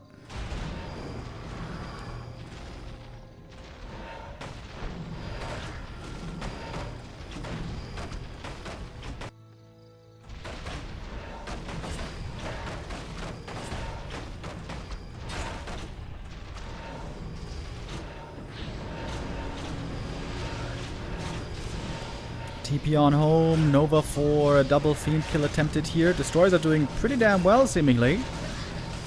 Close to the main base. Lawlight hoping to have a better chance. Burrow on the Fiends, protecting them pretty well. Alright, that was the best fight Lawlight has had here so far. Lawlight still seems to be pretty reluctant to play Destroyers. Under attack. He doesn't even have Destroyer form upgrade, which is kind of crazy.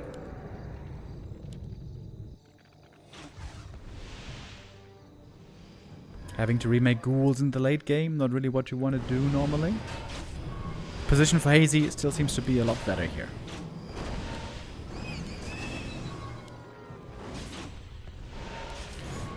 This Lich needs to be given the Invo Potion, by the way. A player's forces are under attack. At the moment, Lawlight's Lich unprotected.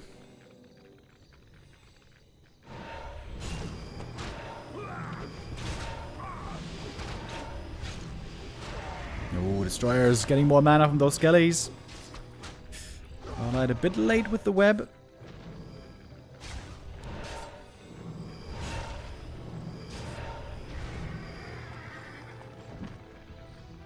A player's forces are under attack.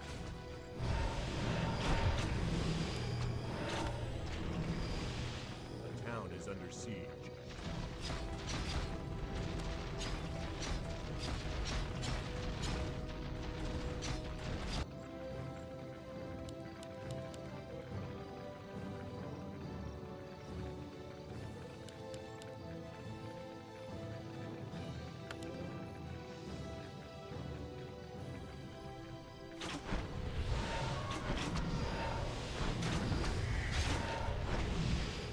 A player's forces are under attack.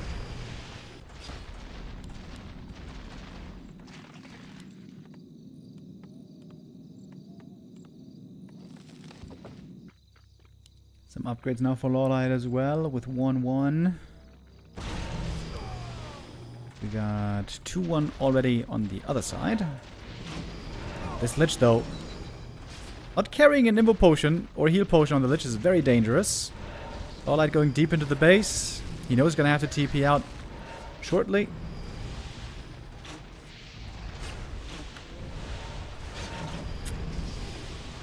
That is probably what he should be doing anyways.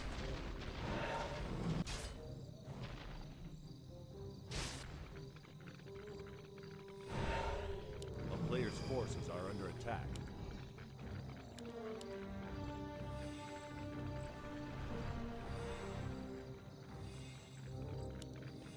Oh, Destroyer's being more mana on them. This looks like a good fight for Hazy right here. Silence on the DK, one Fiend dead. Well, that is really lacking Destroyers here.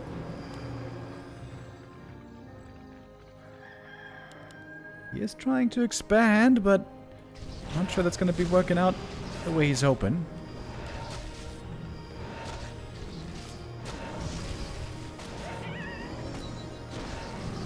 Players' forces are under attack. Big lead here for Hazy. Almost 20 supply ahead.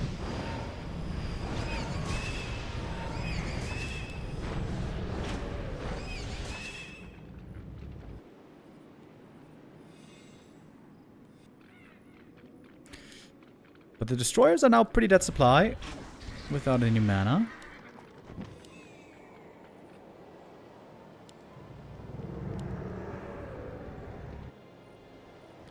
I'm not sure if the expansion has been scouted yet.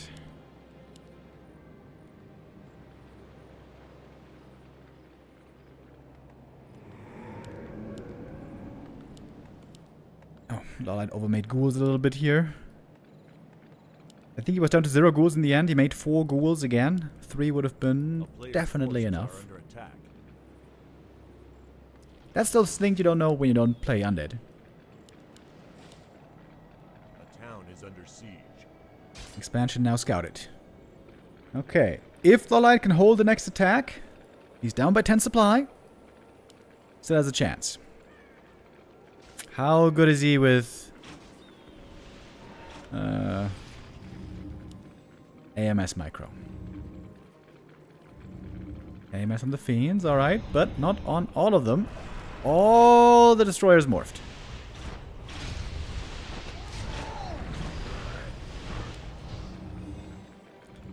Too slow on the coil there. Town is under siege.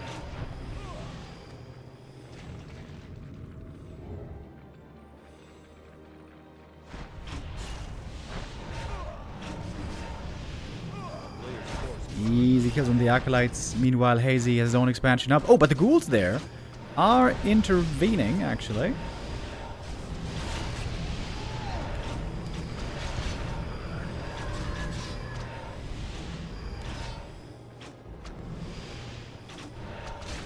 Town is under siege.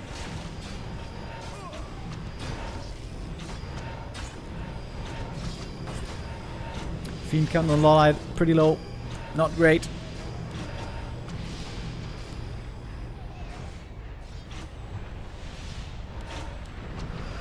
And another kill. DK level 5. Hazy looking to clean the series up with 5-0. Lawlight always a bit too late on those coils. Not used to the undead micro with the quick reactions. Players' forces are under attack.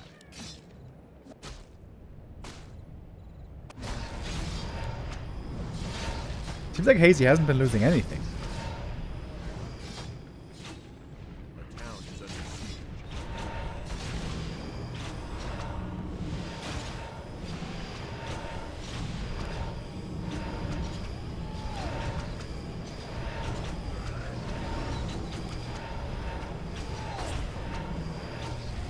Players' forces are under attack.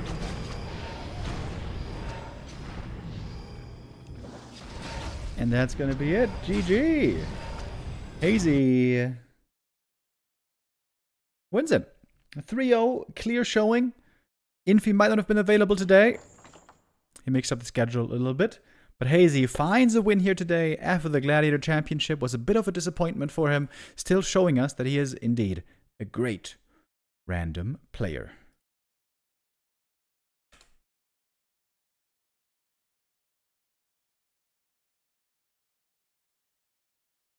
Yeah, as Young Feng says, Lawlight got a bit unlucky with his races. He's by far the best with elf and human. Didn't get any elf or human. That's how it goes sometimes.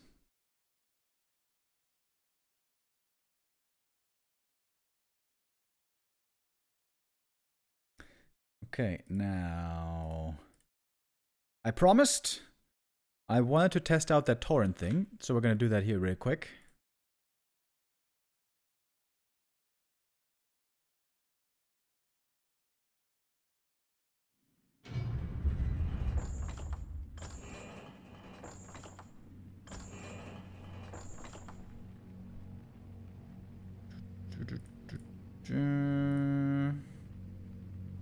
Do I need anything specific here? No, right?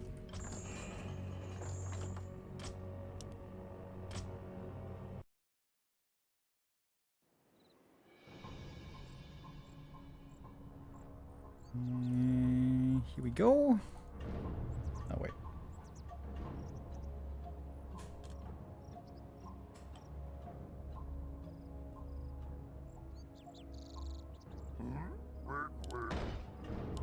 Yes, okie dokie. I can do that. Happy to.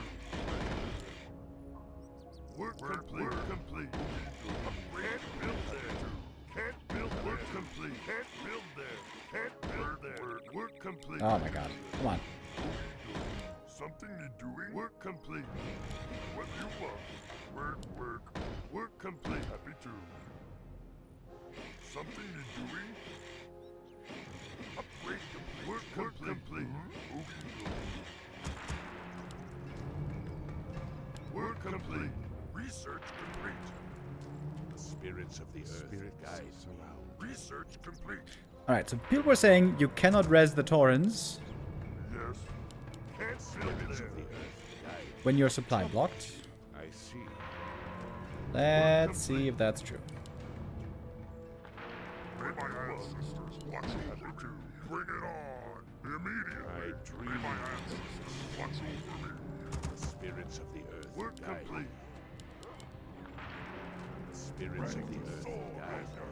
May my ancestors watch over me. Ready to soar, master. May my ancestors watch research complete. I answer the call. Are there enemies above? Okay. May my ancestors watch over me. Build more burrows. The spirits of the earth guides us. What you want? Okie Alright. dokie. I dreamed. Now, let's see. Troubleshoot.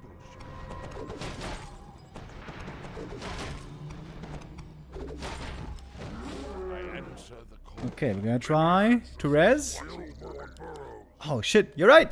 Alright, chat, you're right. I'm not gonna have to ban you. Build more burrows. You need more burrows. Alright. Okay. Alright, fair. Let's see if that also works with 100. Work complete. May my ancestors watch over me. I am one. May my ancestors watch over me. Unable to create unit due to maximum food limit. Ah, alright. Alright. You guys were right. Well done. Hello Remo, how are you today? I'm doing pretty good, man. Thanks for asking. We have about 20 minutes before our next tournament starts. Let's see if we can take a little look into what's going on the other streams. Are the other boys streaming already?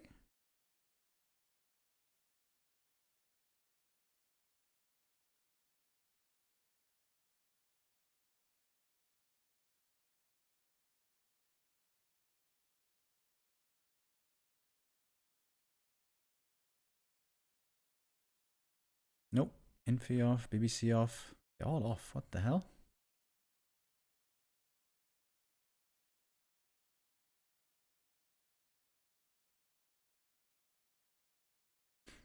Oh, Kevin is off racing. Oh shit. Let's go. Oh, he was off racing. I guess he didn't stream for too long.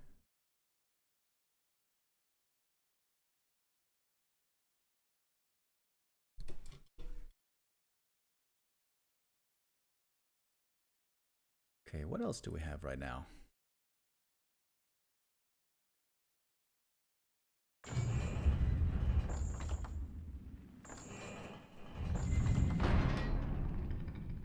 I would have just lost my left nut. I thought it's possible to go over the limit. Let's show with the resub. Thank you very much.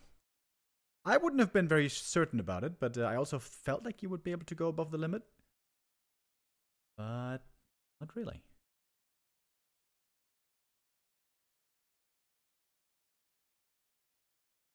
Okay, guys.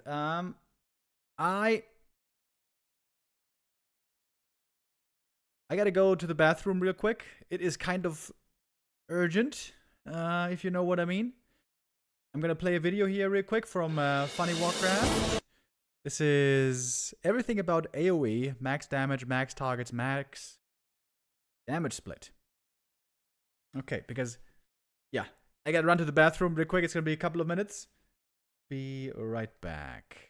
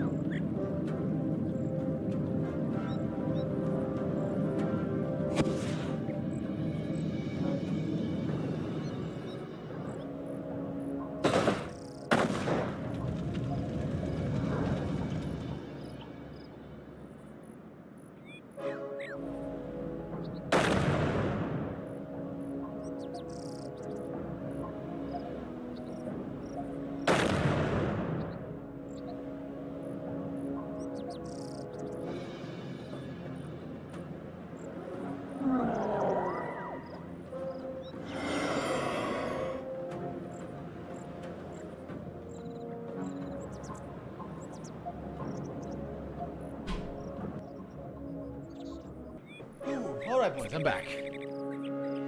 What are we watching here?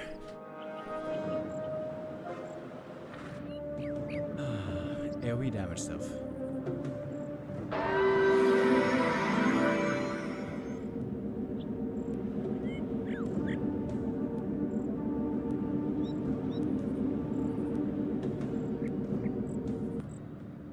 Alright.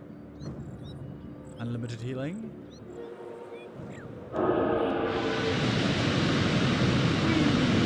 That's pretty.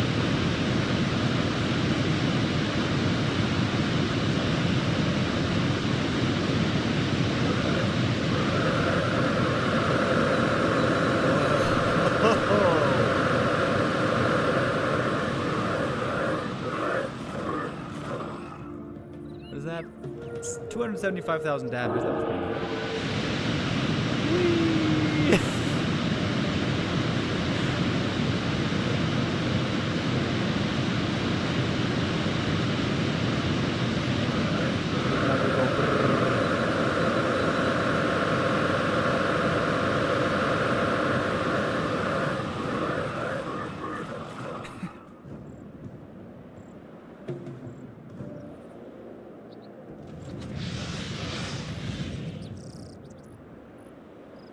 Simulation also unlimited apparently.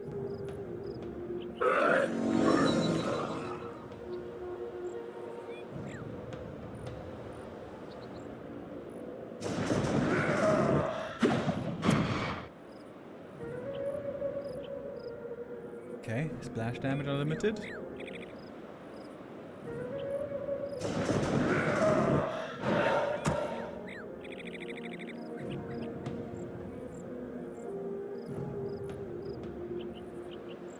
Wait, this actually works? You can splash the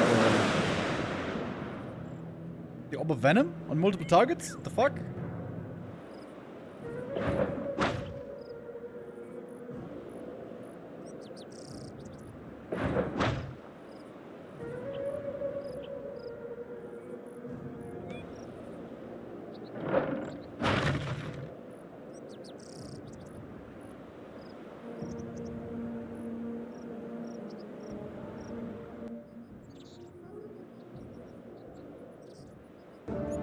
Spooky.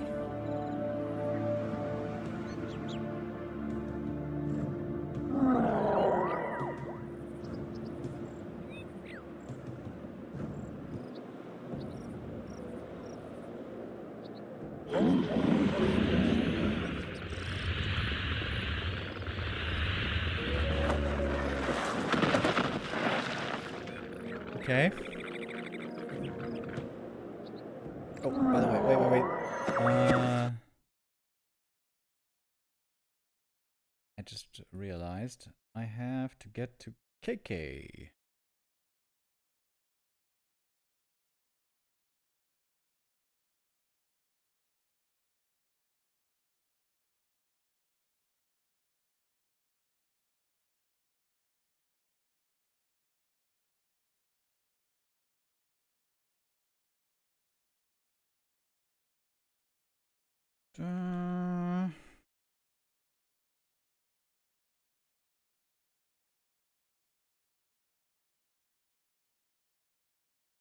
We're gonna begin our next games in about 7 minutes.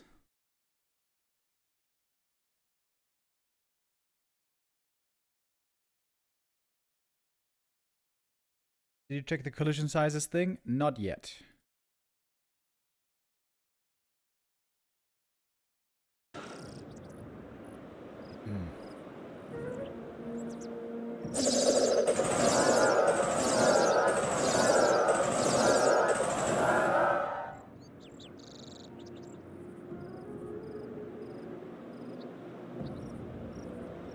Dude, that's a lot of text. I can't read that fast. Maximum healing per wave 90, maximum healing per unit 180. Okay.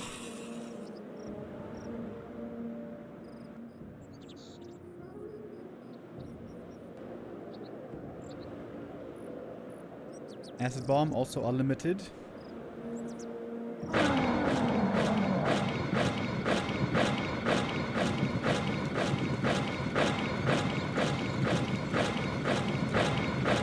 satisfying to watch. Oh, look at all the stampede damage.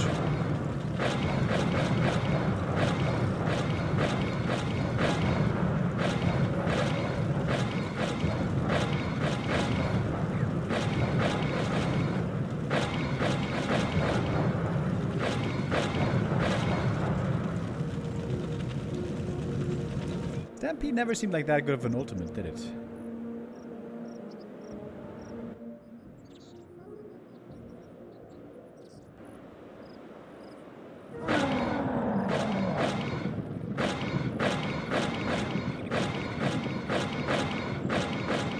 It's just the same thing again.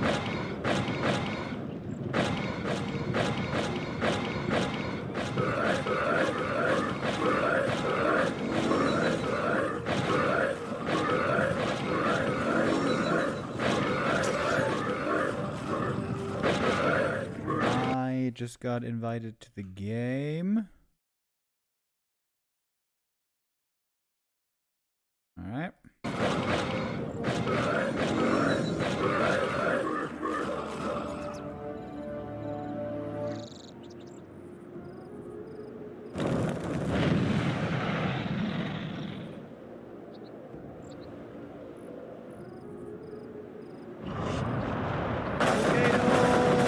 Volcano yesterday. We'll file level 6.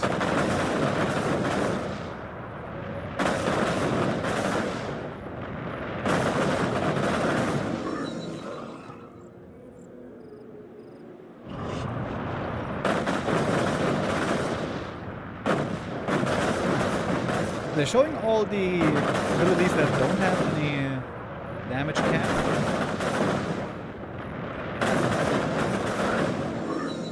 All of them.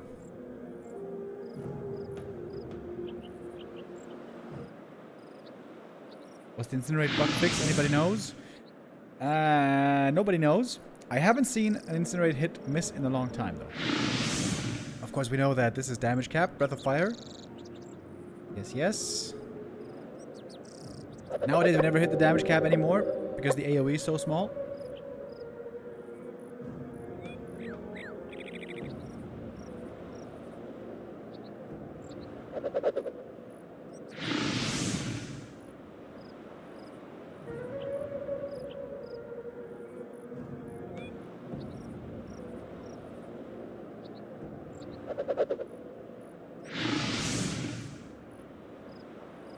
I think Drunken Haze would be much cheaper in mana, by the way.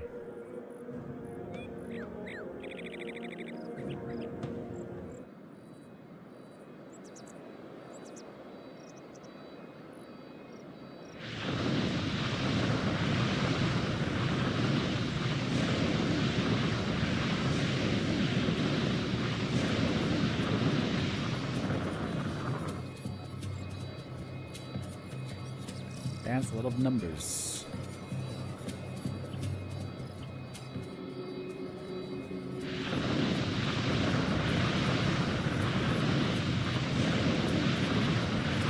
I don't think we have time to finish the video here. We definitely don't.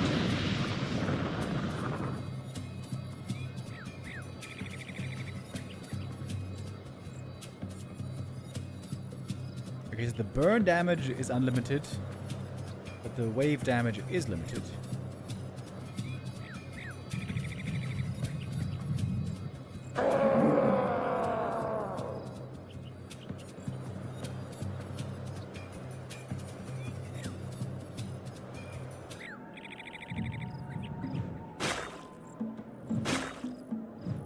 Alright, cleave.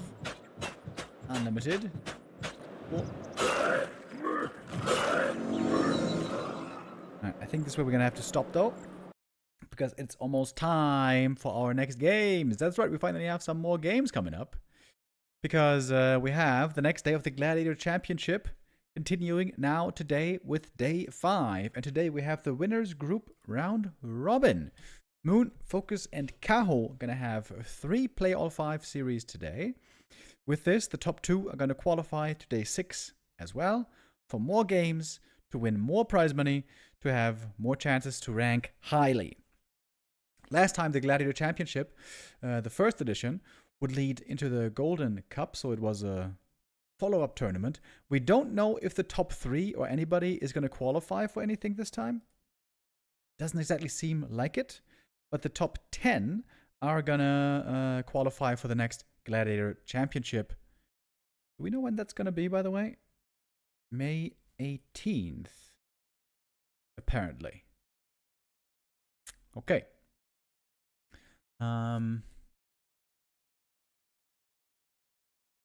At the moment, front runners are Kaho and Infi. Infi also qualified for day 5 because Infi yesterday won his group in the losers group. Oh, excuse me. Close day there yesterday, where it was just one map separating the winners from the losers. If Hazy had won one more map here, if he had won the last map, for example, then it would have been a 3-way tie. But as it shook out, Infi first, Lawlight second, Hazy third. Lawlight and Hazy, with that, didn't qualify for day 6, but indeed Infi is going to be in here. So the question is, who's going to get last place today in the group? Moon, FoCuS, or Kaho? Let's take a look what happened on the first and second playday, or first and third playday for these players. FoCuS defeated Ice Orc, Moon defeated Sock, and Kaho did ugly. That was a 5-0. Kaho very close on day 3, beating Infi 3-2. Might be a rematch between Kaho and Infi on day 5. FoCuS 5-0'd Hazy, Moon 5-0'd Lawlight. So that was very one-sided. So far, Moon has the best map score in this tournament. Most prize money so far, most points so far. Every map in this tournament is worth additional prize money.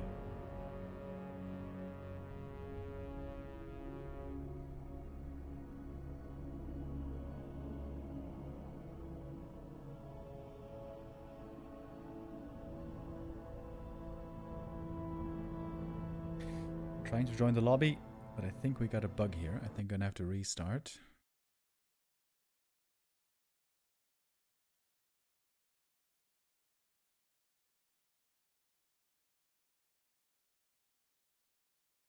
Do we leave the lobby here? I think so.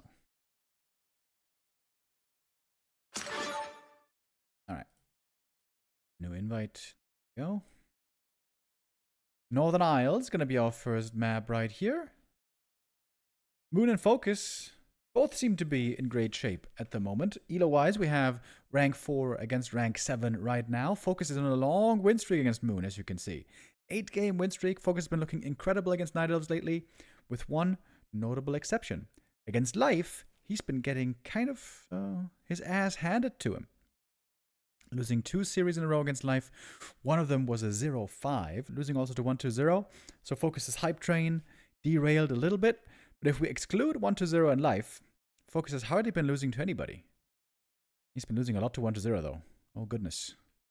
Got that big win in the WSB Grand Final. That was a sick, sick game. Loved that game. Loved that win for FoCuS.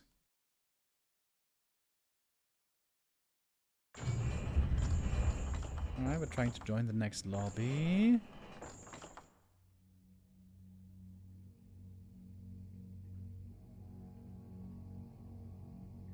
Are we counting down? Are we good? Yes, we are! Right, here we go. Map number 1 between FoCuS and Moon. Let's get it started.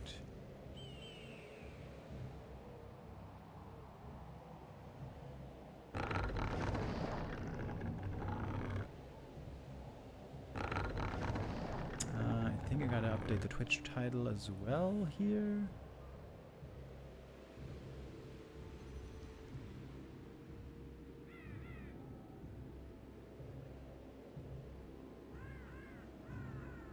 Alright.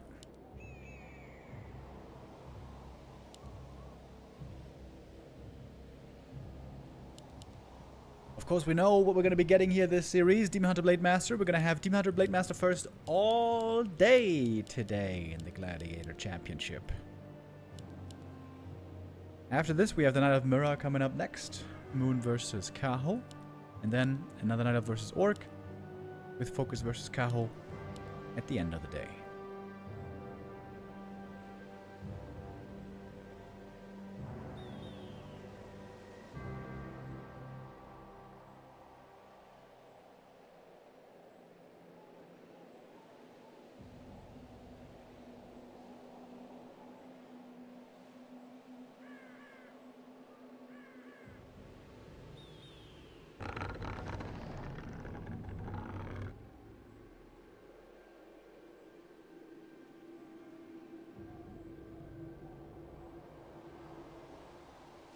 A player's forces are under attack.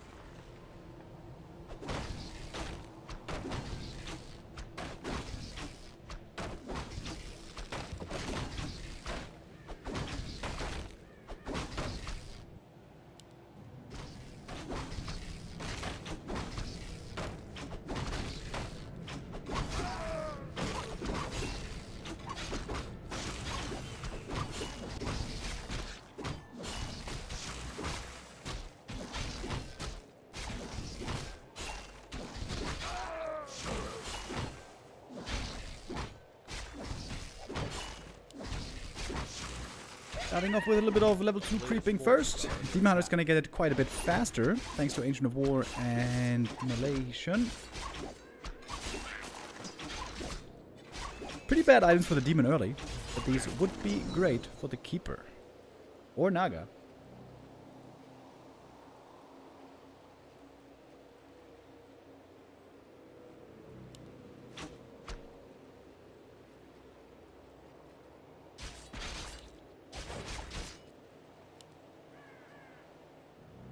This might be something that Moon is taking inspiration from Life from. Going for the shop early, going for Circlet and Dust early. Not selling the TP. Night Elf, one of the few races right now who cannot sell the TP, especially against Orc. Too dangerous. Against Speed Scroll, Hex, and Snare. Oh, blade items are looking fantastic, by the way. He sold the Ring of Protection, got Claws and Sleepers. A player's forces are under attack.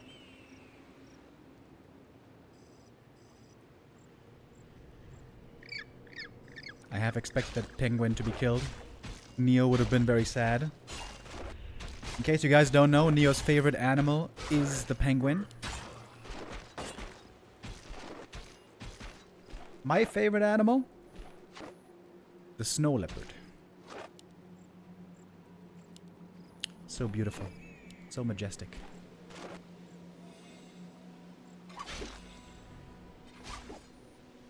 Killing the grunt here would be fantastic. But it's pretty hard to chase without boots.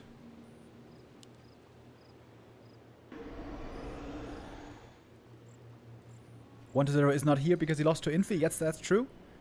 On Playday 1, it was Infi beating 1 to 0. That was a pretty big upset. Jaguar for sure. S3, poor boy with the resub. Thank you very much. Yeah, Jaguars are also very cool. Big fan of cats. Cats of all sizes. Only cats I hate is the ones without fur. I think those are gross. Ugly and gross. 108 and more to come. The Tommy Charge with the resub. Thank you very much.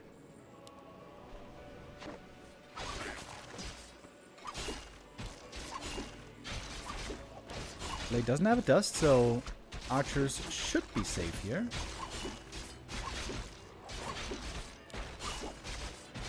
Speed scroll. And that's a TP forced. Ooh, almost a kill. Well done here by FoCuS. Seems to be controlling the map pretty well so far. Forcing the TP. Saving the grunt. Strong blade. I wonder if he still wants to go for a dust or if perhaps he feels it's too late. Wait, there's a peon moving out already. Is he gonna expand this early? Ooh, the Wisp Scout, by the way. Is he gonna hex it? Yes. Wants to kill the Wisp. Prevent a follow-up scout. A player's forces are under attack. Maybe because FoCuS forced the TP, he feels like there's no danger of Moon making it across the map here anytime soon. Plus 8. Oh my lord. Holy shit, look at this blade. Jesus.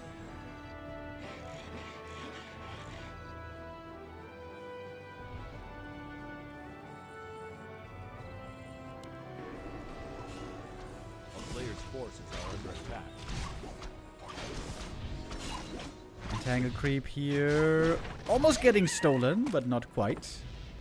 Good items now for the demon as well. Finally was able to tank up. Lots of rings.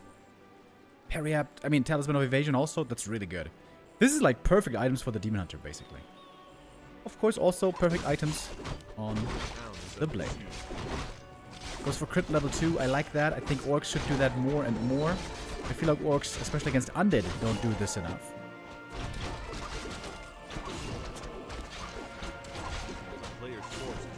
Yeah, rushing tier 3, by the way. Getting to bears.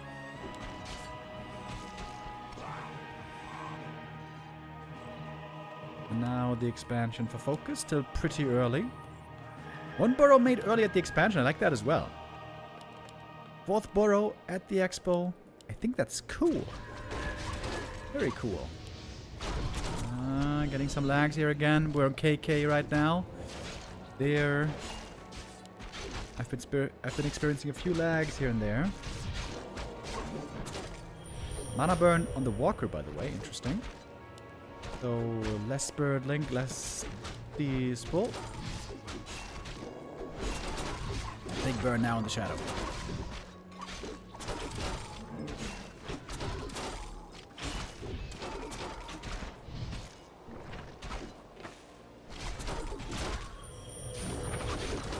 Blade getting ensnared. There's no healing left, really. Except for the heal ward. Throw the beast. Popped as well. Blade Master at the shop. Oh. Seems like he forgot this wasn't crept fully. Keeper about to be loaded up. Blade dies to the creeps. Oh, goodness. Oh, God. Disaster. Disaster. FoCuS overconfident. After the easy expo build, after the strong Blade Master. Losing a lot right there.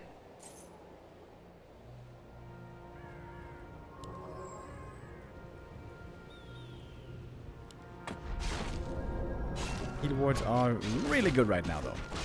Can keep creeping. Moon still needing a moment to fully get ready here. He's almost at a 50 supply, though. He is basically getting ready right now. Scouted the expansion. Setting up for the push. A player's forces are under attack.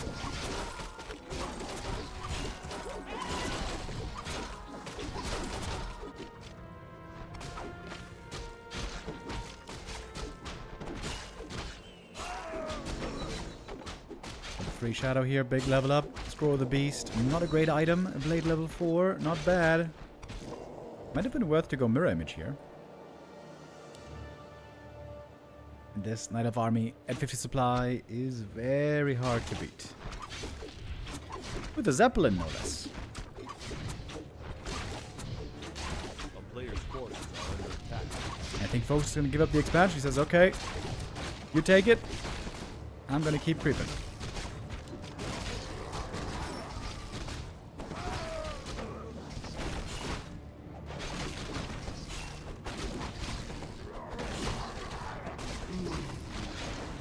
Cloak of Flames, not a good item. That's one of the worst items you could have gotten here, actually.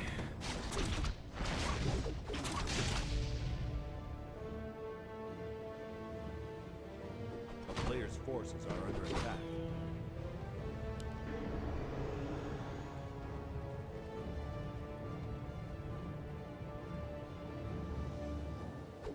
Moon now going for his own red cap. Lots of good items possible for him here. Double level up would be fantastic. 4-3 for the Demon Keeper. Blade buys a TP, interestingly. No heal scroll. Bit of cunning found.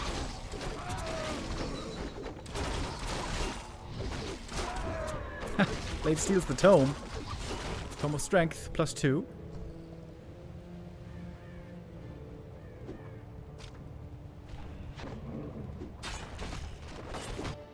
Moon going into upkeep. Ready for the next push.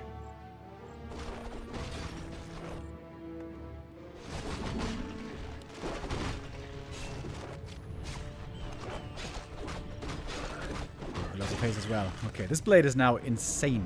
Insanely strong. He wants to have an invuln as well.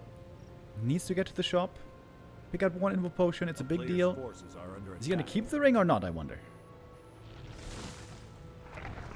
Oh, wait. Invul's out of stock. Never mind. Moon has the double invul here. And gets that level 4. Oh, this is such a good level up to hit as well. Level 4 for the level 2 immolation just before the big fight is going to start. The next one.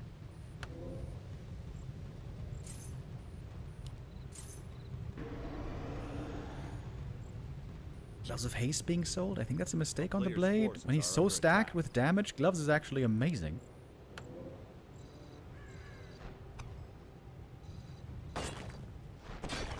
Moon cancelled his production, by the way. Back in no upkeep. Working on strong upgrades here. 0-2 should be followed up by 1-2 upgrades momentarily.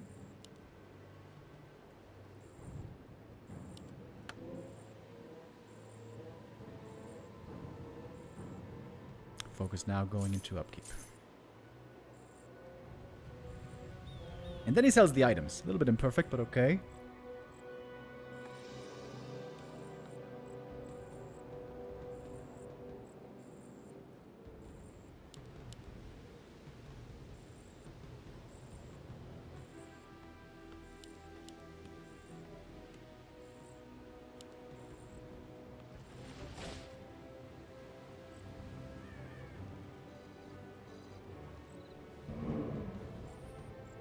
I think it's going to be a question of hero power in the end. Who's going to be stronger, Blade or Demon? Both have very, very good items. Demon doesn't have too much armor, actually.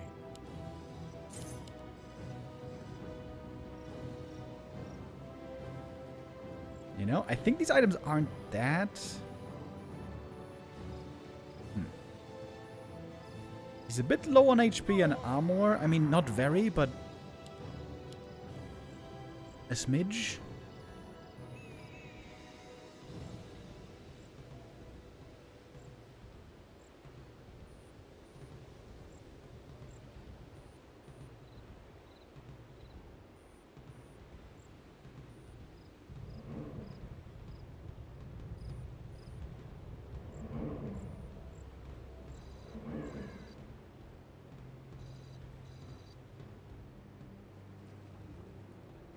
Alright, here we go. This is the big fight. 70 versus 70.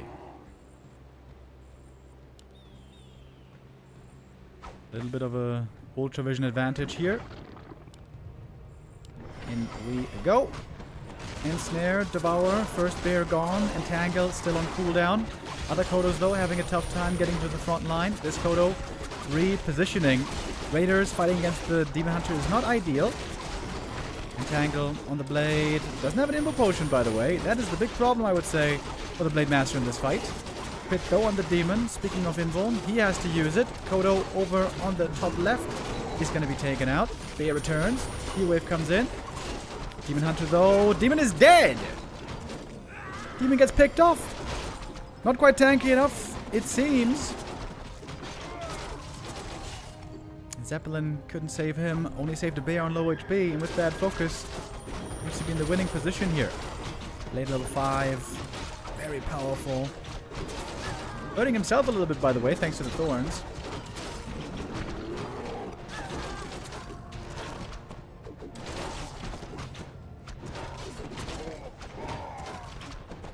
Good fight by FoCuS, seemed to have exactly the right units that we needed.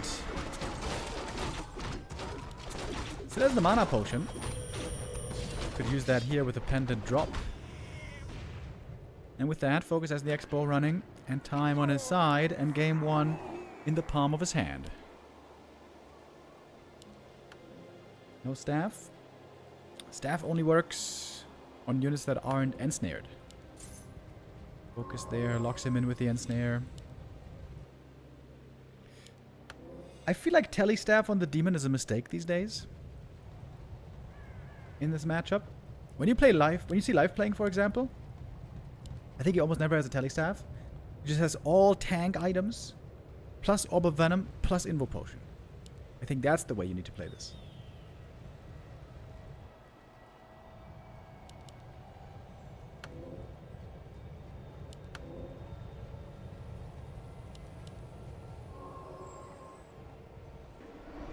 Moon knows he's in a bad position, but he's got to try something. He's trying with another attack.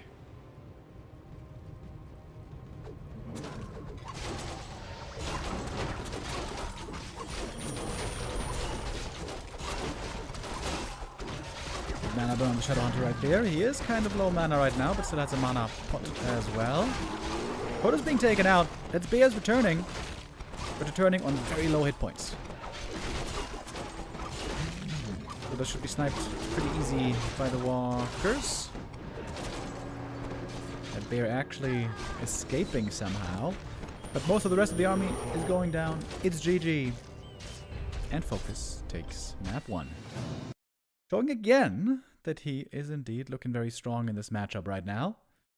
Nice play, nice play. Keeping a cool head as well. He had a really bad moment there with the blade going down. That fight was definitely too eager, fighting so close to the enemy base. Moon was creeping very well there, pulling out the creep camp, baiting FoCuS into a bad position. FoCuS moved himself into a bad position, losing the hero, losing some grunts, I think. But yeah, keeping a cool head, taking his time with the expansion, giving up the expansion when he had to. Lots of good creeping, lots of good items, and very strong heroes in the end.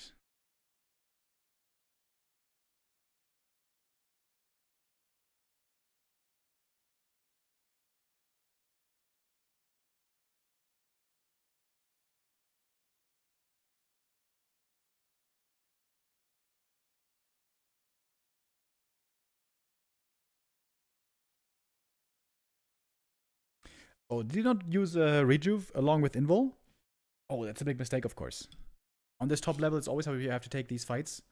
Pull one bear back, move him into GNL form, use Invo Potion, use Rejuve, can't be dispelled, 400 healing for free. And then you pair that with super tanky items. I think that's why it's a mistake. Having a telestaff on the demon. You need to put all tank items, all stat items on him. Plus Invul and Orb.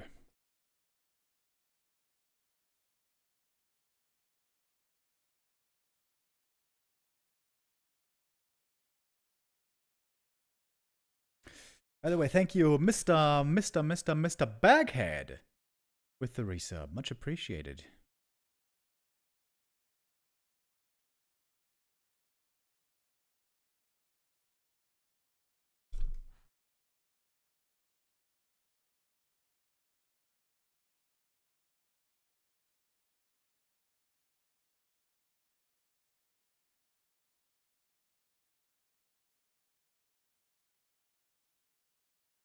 By the way, at the same time, right now, there's the Young Phoenix Cup going on. Didn't have time to cover that today. This is the King of the Hill tournament, where the young up-and-coming players are playing against each other. Ugly is right now on a 3-game win streak, actually. Beating Lucy 4-2, beating Shao Kai 4-2. Excuse me. Shao Kai 4-2. Beating Snowdream 4-0. Snowdream, very little known. Kennedy. I don't know if this is how you pronounce it, but I'm going to pronounce him Kennedy because this is a very weird name. He is perhaps the least known player here. Ugly with a really good chance for a 4-game win streak will be tying with Hazy in this case.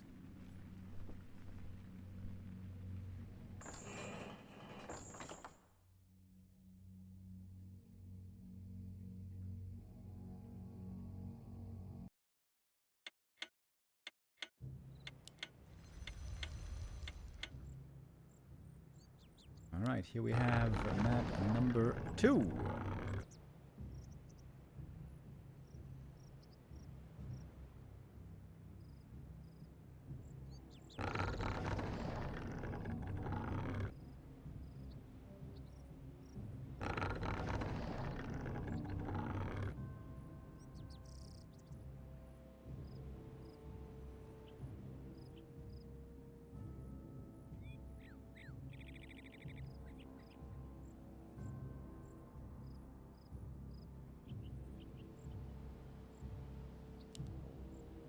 Like I mentioned earlier, against life, FoCuS was suffering and struggling pretty hard recently.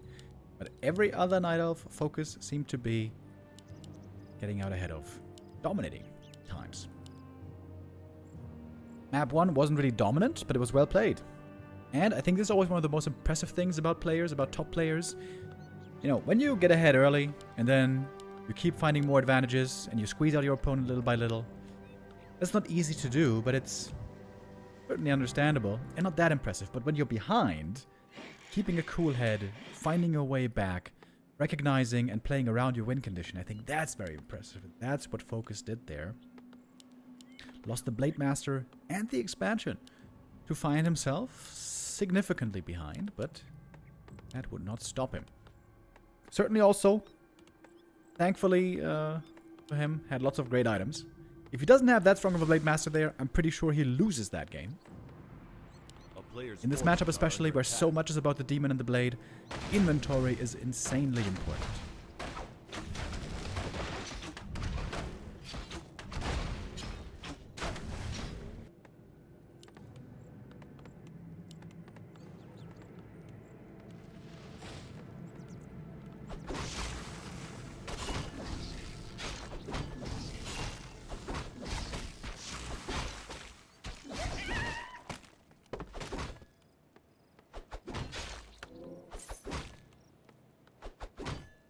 Slippers is a fantastic way to start things off right here. Demon also enjoying the claws so far. The score's wrong. Oh shit, you're right. A player's forces Not are bad. under attack.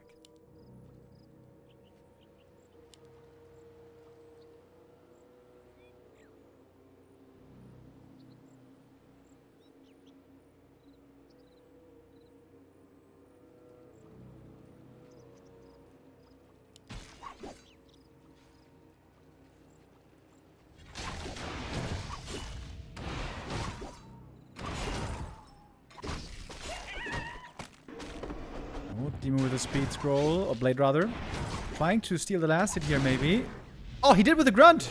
Oh shit, he did with a grunt! Yo, sick! Double claws though for the Demon Hunter. No claws for the blade so far. He's got 2 more chances. One over here, one over here.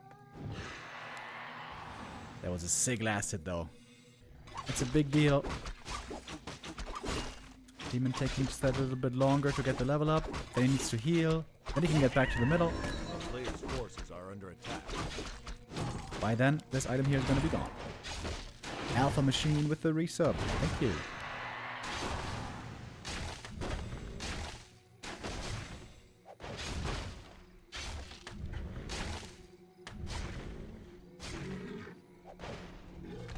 Gloves of Haste. Not bad. I hope he's going to keep him this time. I feel like these are still underappreciated. Since the buff especially, gloves better than some people think. On the right hero, of course.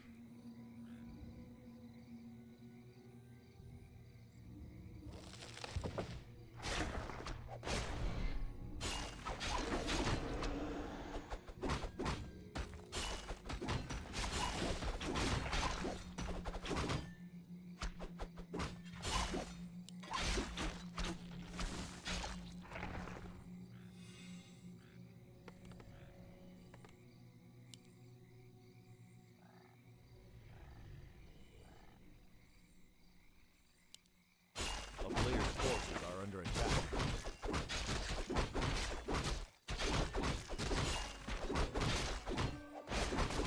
The scout seeing this camp being taken, but Boone doesn't want to interfere.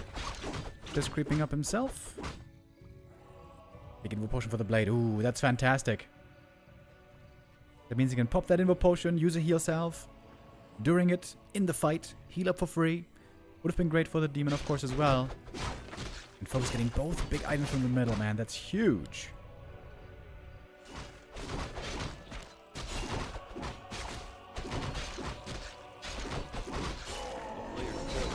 Score the beast.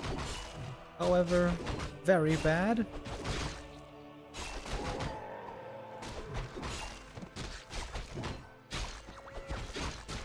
It's gonna be a cell. Demon creeping up a lot. And And remember, you want to get tanky items. Lots of tanky items. Circlets are okay for tankiness, but not really great. Just a little bit of HP and a little bit of armor. It's a little bit of everything, of course. So it's still a really good item. But when it comes to pure tanking, not that amazing.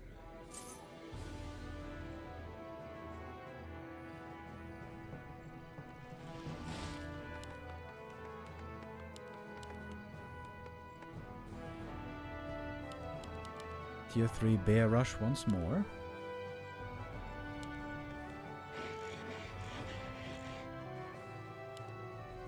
A player's forces are under attack. Veto Hunter playing very passive here. Seems like he doesn't want to be bothered by this Demon Hunter who has the mana burn level 2.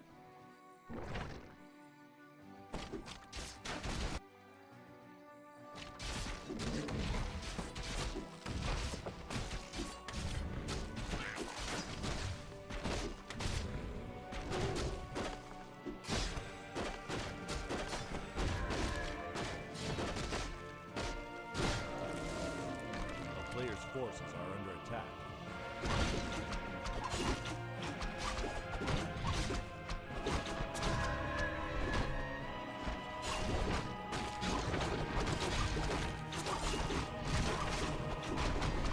Wait. Almost forced into the Immo Potion here. Good walk running out. A little bit scary. Oh, and that's the big item. That's the big dream item here for the demon. Ring plus 5. Absolutely fantastic.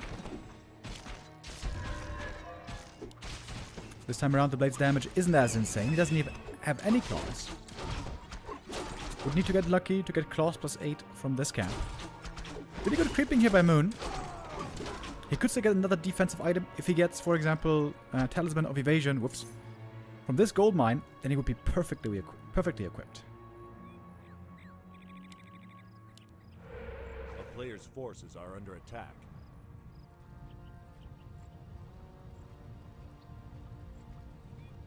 Not a bad spot for Moon at all.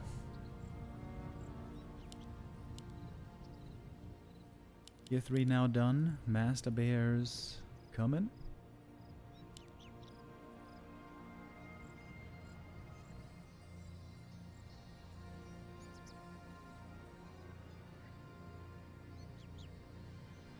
A player's forces are under attack.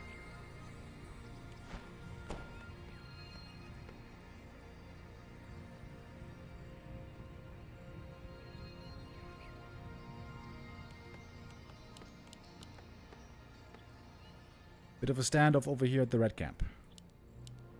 Sentry Ward is great for FoCuS.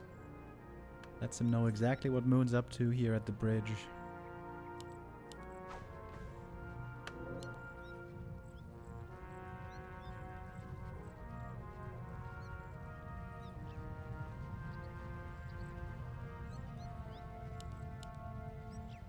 Double Venom now on the Keeper. Demon still with all the tank items and the TP.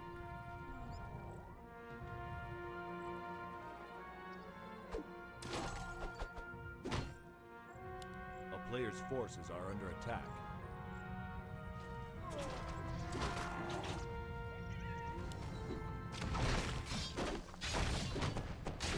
And the blade doesn't have level 2 crit either, by the way. Blade damage is going to be way, way lower compared to before.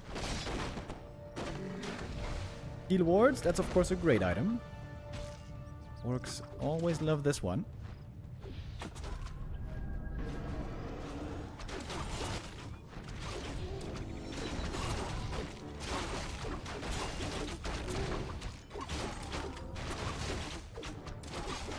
Focus going into upkeep. The expo mining already. Chop is not super close to the expansion though. I feel like ideally orcs love to expand here because then the shop is closer. But not impossible to reach either.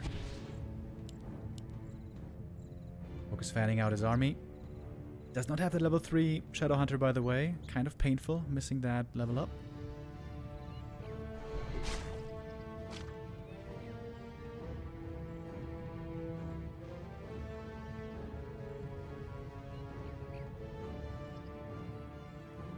Looks like Moon is waiting for the Wisps and maybe the 2 Bears to arrive.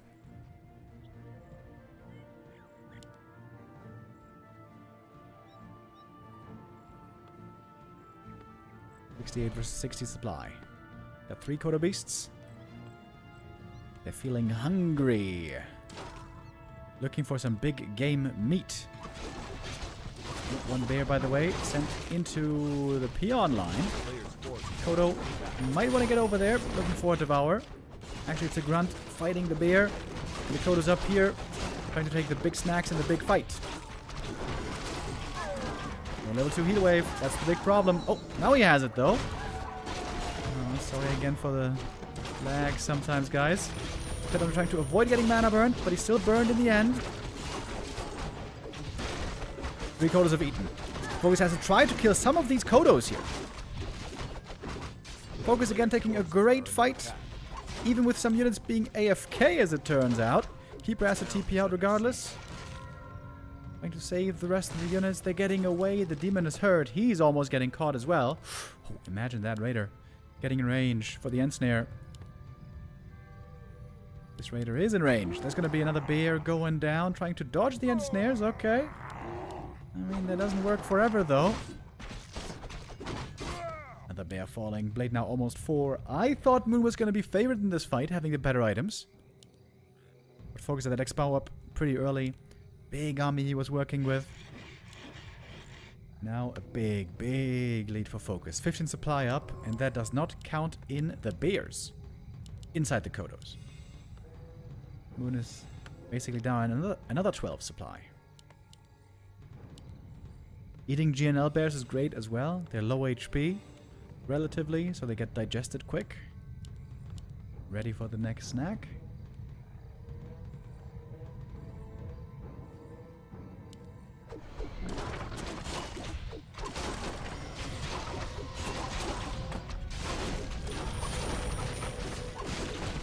Ward has to be destroyed, and it was. Big Master hurt. Even with weak items, even with weak crits, the rest of the Orc army is definitely delivering right here. Demon running out of mana, doesn't have burns anymore. GG is called, and FoCuS wins map 2 as well. This game, he didn't fall behind like he did on map 1, but he didn't get ahead either early on. The items here, a lot less impressive for FoCuS this time around, but the timing at which he expanded and the speed with which he was able to build a big army, that really seemed to carry him through. And one little move helped him as well a lot in the early game. That was that Grunt last hit. That one axe hit, give him the experience, give him the faster level 2 compared to the Demoner. That really could have swung the momentum the other way if that hadn't happened. Shows us that FoCuS has a really hot hand right now. Many things are going his way. Many of these games against Night Elves, except against Life, he seems to be looking so strong in. Life still his big nemesis.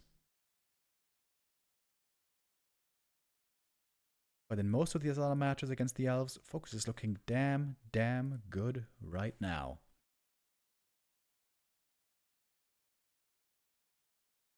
This is also reflected in the elo graph of FoCuS. He is almost at a career all-time high currently. The all-time high was actually last year in September, where he was at 2649 elo points. 2 weeks ago, he was at 2646, so very close, but as we pointed out, there were a couple of losses, quite a few actually. 4 losses recently against 1-0 and Life. But if his opponents aren't 1-0 or Life, we're happy. FoCuS is winning a lot right now. That might include Moon if he wins another map here today. FoCuS right now, highest ranked orc in the world. He's ahead of Lin. And this is not a misleading numerical value. This is the truth right now. This is also what it looks like, the eye test, what it states in these games. FoCuS is right now better than Lin, is right now the best orc in the world.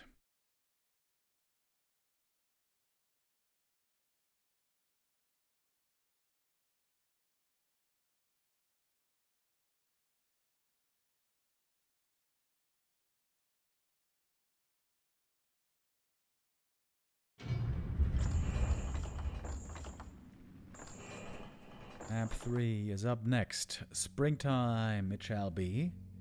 If you are very confident Night Elf, aggressively taking fights and trading well with the Demon Hunter, this always seems to be a good map for this Night Elf playstyle. Demon Riot Bears is very tight, very congested, very easy to run around the map Run around the map and look for fights, if you are feeling so inclined. The Orc probably prefers a bigger map.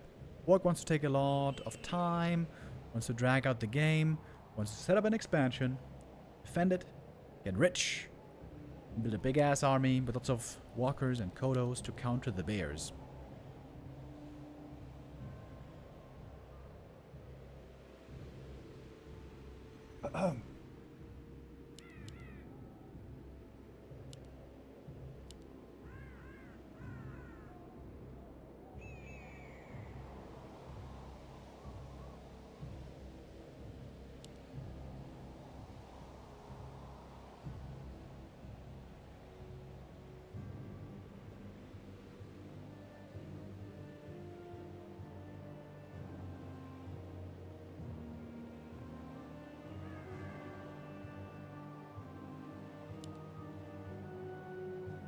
Is there a chance we might see a keeper one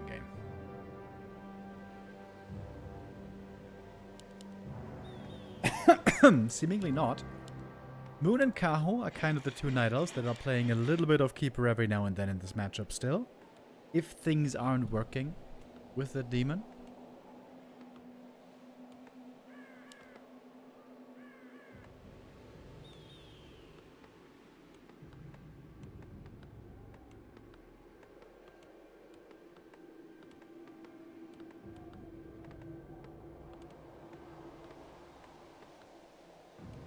Players' forces are under attack.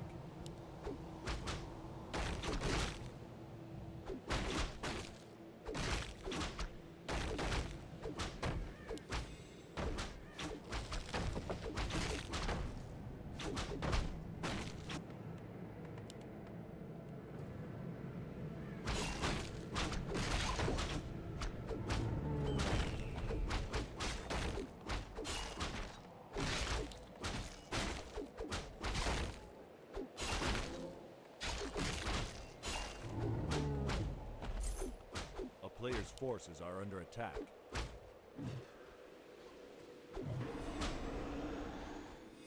Oh, that is healing cancelled here by a creep. That's kind of annoying. And the demon might even get both creeps here for the level 2, although not quite. Late again. Only getting the ring. Only gonna have realistically one more chance for a clause of attack over here. Unless he gets very lucky at the bigger camp.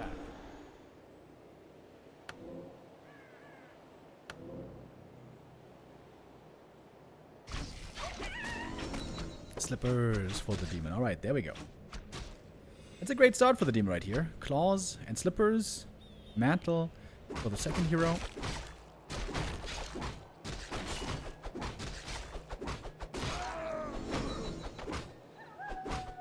I've seen plenty of orcs lately selling the big mana, which still seems crazy to me.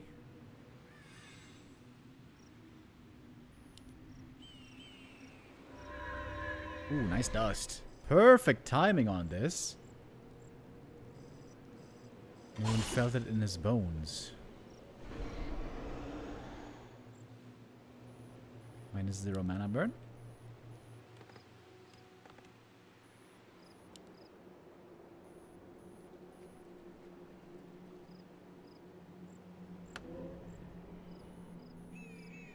They're looking for the next circlet, but that one's on cooldown. Indeed, the demon bought it. Demon got great items here. He's got room for one other stat item. One more stat item, and then Invul and Orb of Venom. And then he's fully equipped. You know, sometimes even we see life not carrying an Orb of Venom, but putting it on the Keeper instead, and then putting all tank items on the Demon. Perfect items for the Demon would be Talisman of Evasion from this camp, and Helm of Valor from this camp, and Invul. That would be absolutely perfect items.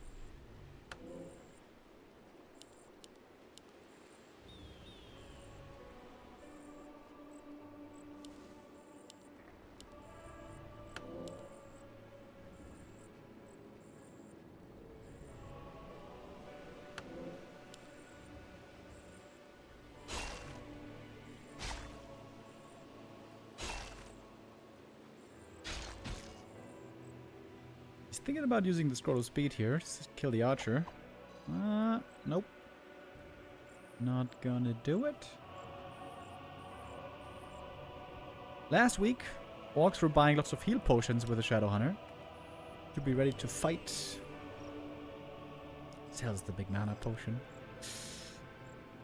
Can't believe it. These guys are selling the big mana.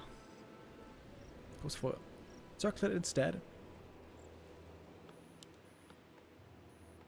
Alright, here's the Shadow. Speed scroll, heal salve, no heal Players' pot. forces are under attack. The town is under siege.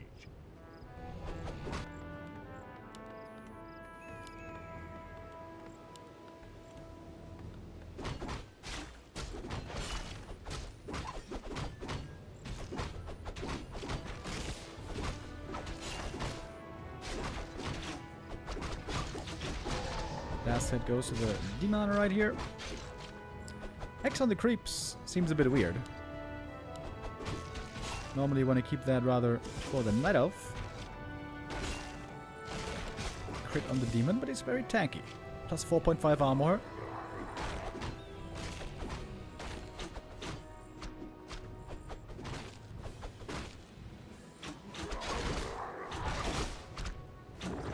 Big item right here up for grabs. Speed scroll used, making room in the inventory. Last hit goes to the orc. But the item goes to the demon hunter. Big mana potion, also not what he wanted. Likely going to be selling that as well. But the dust settles and the Shadow Hunter used up all of his mana. And there's no expansion yet coming for the orc.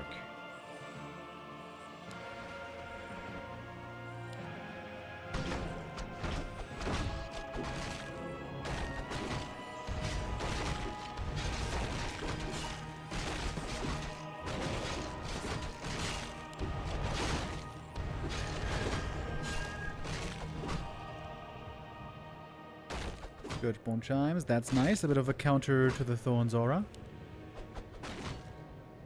A player's forces are under attack.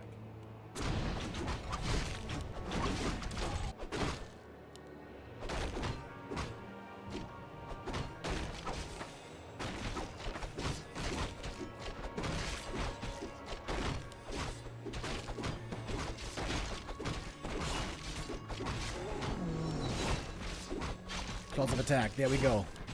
Big item here for the blade. Finally some more damage. He's getting closer to 3 as well. Should certainly be crit number 2 this game. Now the expo at 8 minutes. The town is under siege. But there's certainly going to be timing here to hit that expansion. Try to bring it down before it even finishes. Because Master Bears are almost ready.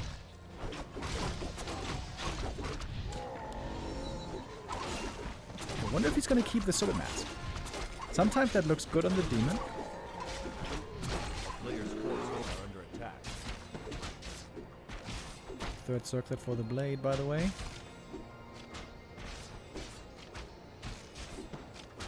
The town is under siege. Speed scroll trying to punish this expo cancel. It's going to be 1 drive going down. At most 2. Nice reposition here with the Windwalk. 2 Dryads killed. And the TP lost. But I would say that's worth it. Big delay on the expansion.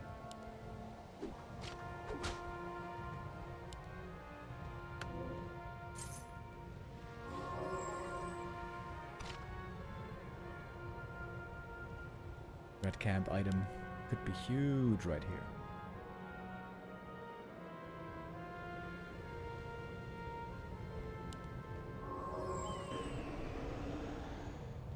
Oh, he didn't go crit level 2. Oh, I don't think I like that too much.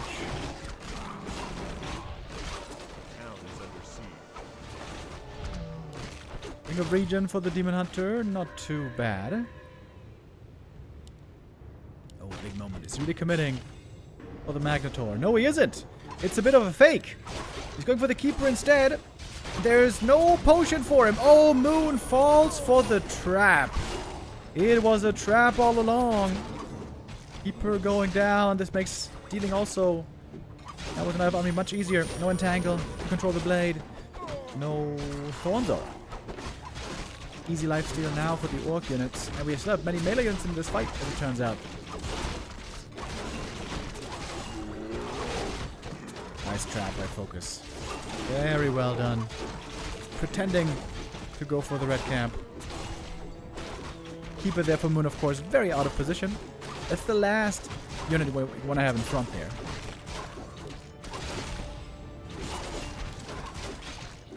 Double heal scroll, trying to save the Coda, but he can't save it.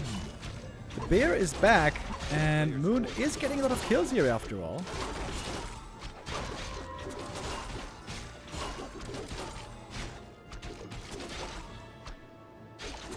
Expansion still not done.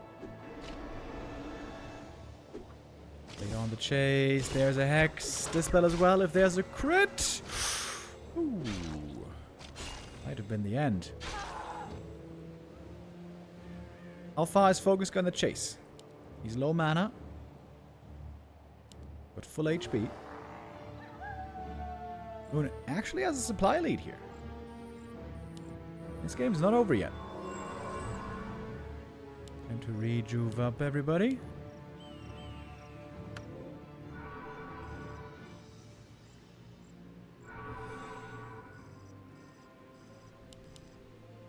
Great saves on the walkers here. Gonna be nicely healed up now with the salves.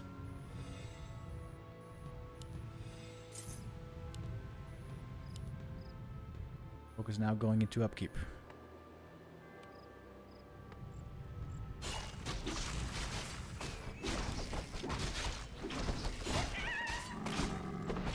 Lots of stats on the Blade Master here.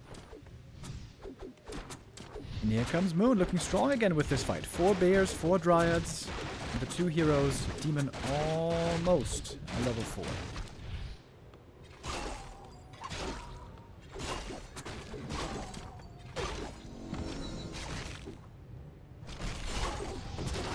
Kodo count seems pretty low at the moment. Of course, he lost those Kodos in the previous fights. Wisps with the detonates. Lots of mana burned here. This but also Spirit Link.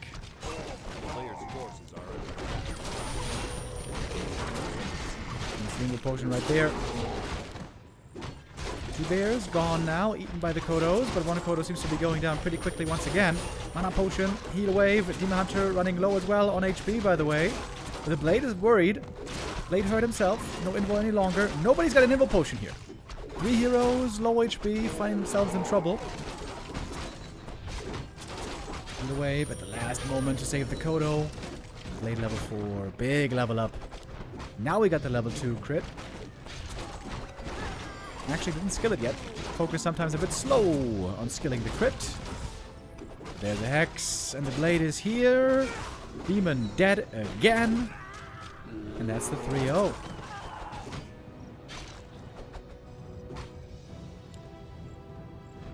A player's forces are under attack.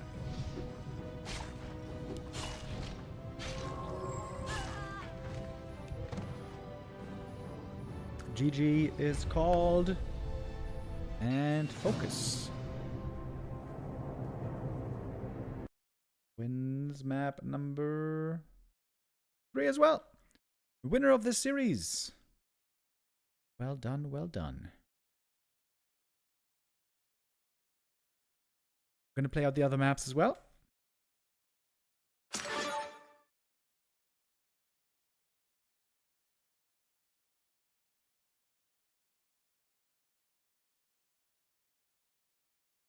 Getting invited into the next lobby already. Autumn Leaves is going to be map 4. Tough day at the office for Moon so far today.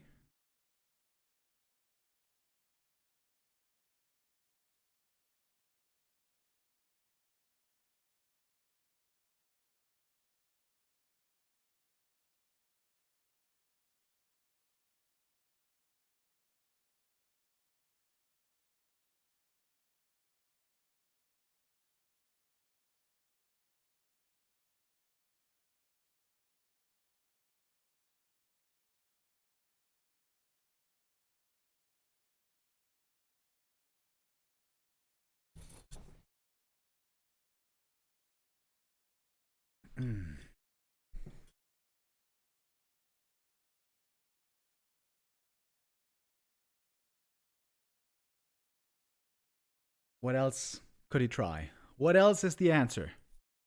Now he would love to have Life as a side coach, giving him some tips. This is what you need to do. This is what you need to do. Like, on the surface, it seems to be the same thing. The way that Moon and Life are playing. Demon Hunter, Dryad, Bears, obviously, but also try to do good creeping in the early game. Try to make sure the blade doesn't get away with too much. Gather up defensive items. Make sure you get the bear timing in a reasonable state. But Life always seems to be getting out with more. Always seems to be getting into a better position from the mid game into the late game. And I feel like also in many of those games, when FoCuS plays against Life, he doesn't get away with as much with the Blade Master. Doesn't get as much experience, doesn't get as much items. Maybe the early game map control is also better from Life. Good position for FoCuS here to get top 2 in the group. Moon, of course, could also still get top 2 if he plays well against Kaho later. Top 2 from this group will advance to day 6. Final day of the Gladiator Championship 2 tomorrow. Oh, haven't changed the tournament name here yet.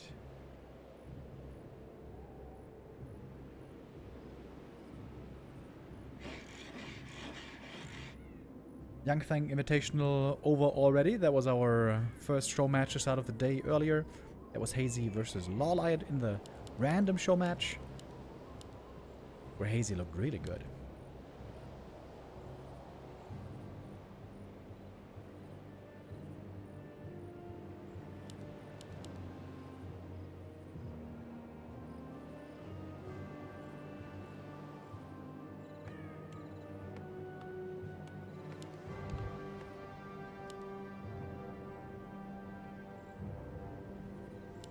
I would like to see a keeper in one of these games at least, by Moon.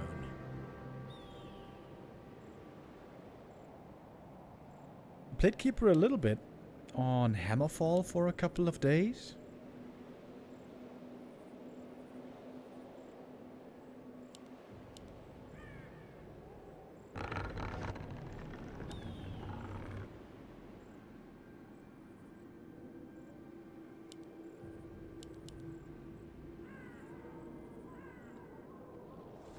A player's forces are under attack.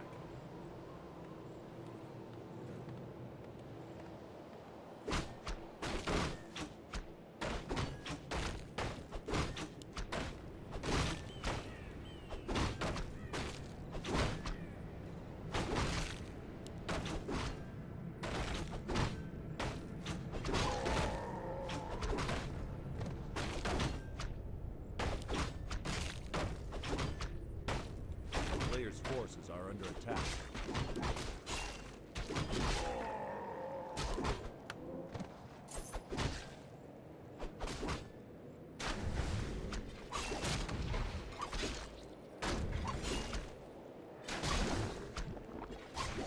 The Gamba. Oh yeah. Don't want to forget about the Gamba.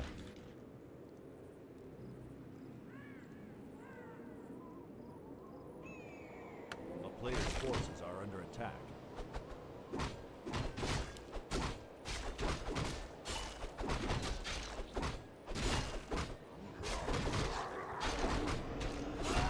Moonwalk to secure the last hit.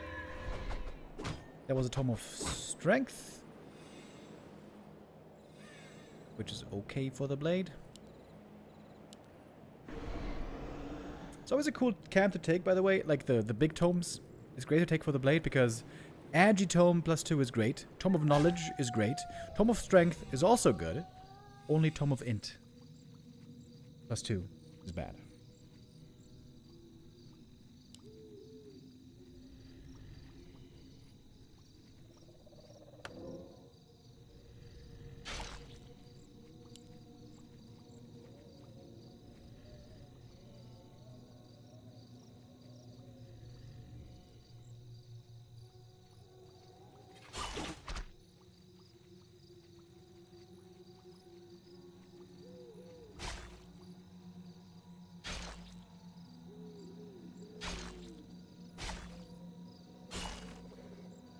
player's Archer's forces trying to are under distract attack. the Blade Master here as the demon wants to pick up the next item.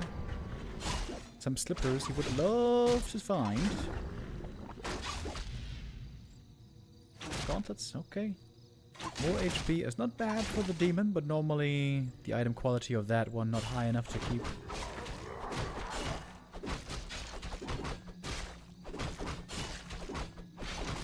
Archer last hit maybe, that would be sick. Oh. Another Tome of Strength and Slippers of Agility. Blade is looking pretty damn well equipped already.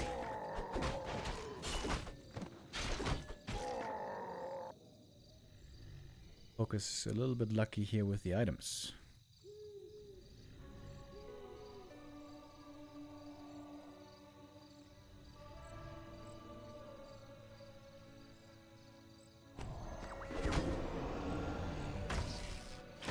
Oh, that's an ambitious creep by Moon here. FoCuS though scouts it right away. He's not gonna let him get away with it.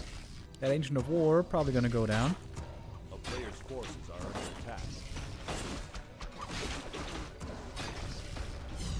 Moon is looking a bit timid right now. FoCuS seems to be controlling map 4 here so far on Autumn Leaves. But the demon is very close to level 3, so this is going to be a great level up for him.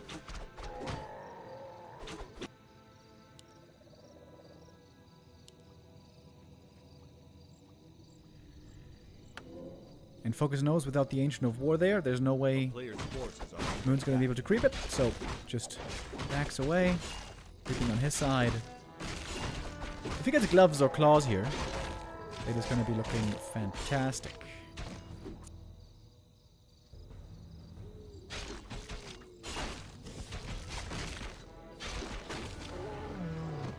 Claws of attack.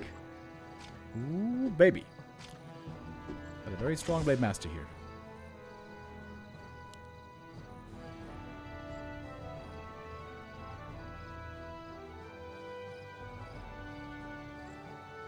Ultra Vision advantage right now. Got the level 2 mana burn. Late on the Hex here.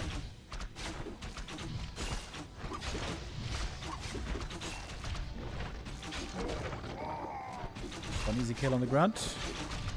Not a bad trade at all. Speed scroll used, Demon in trouble, Archer's falling as well, but the Grunt and the Raider both taken out.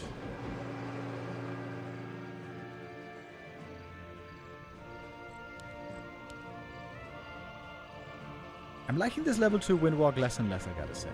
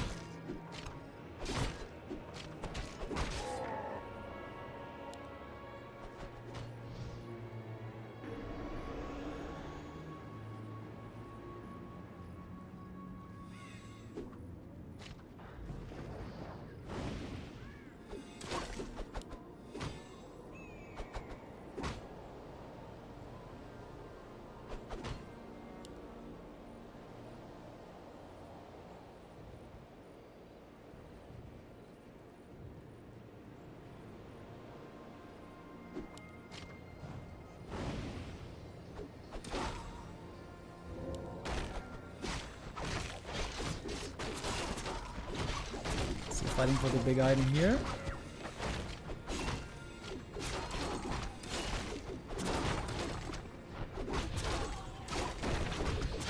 Still looks like a good fight for Moon. Best position maybe so far in this series. There's obviously no expansion yet for FoCuS.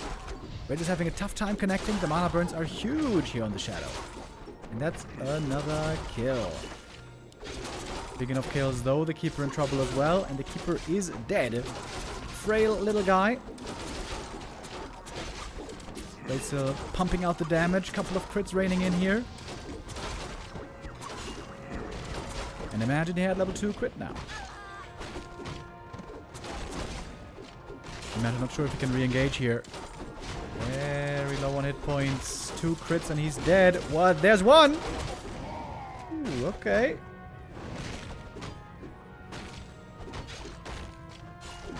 He has to back away. Blade gets the item. And the last hit. It works.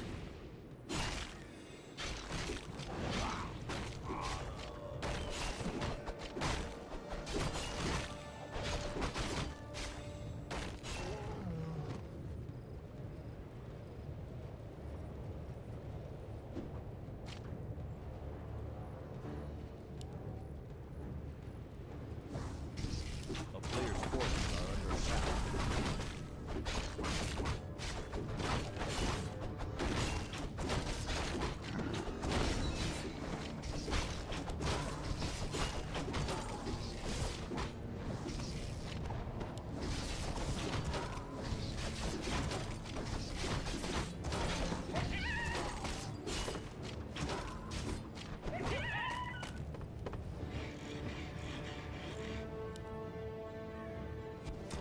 Now the expansion's coming up.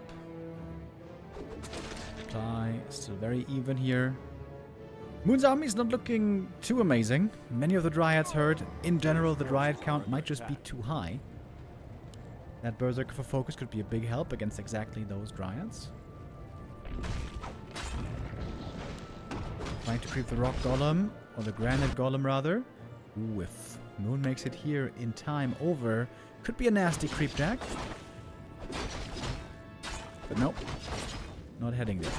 Big item right now. What's it gonna be? Warsong Battle Drums. Alright. Well, that's a bit unlucky. Big items honestly weren't good. Belt, Battle Drums. They could be sold for something better. Easy expo cancel here for Moon. No problem. But it was then lots of time not creeping. Big Invo Potion found. In this position, again, not the best item because he has an Invol already. Blade could maybe go for a double kill here before this, before the heal scroll. If he's feeling bold. Just one. Not two.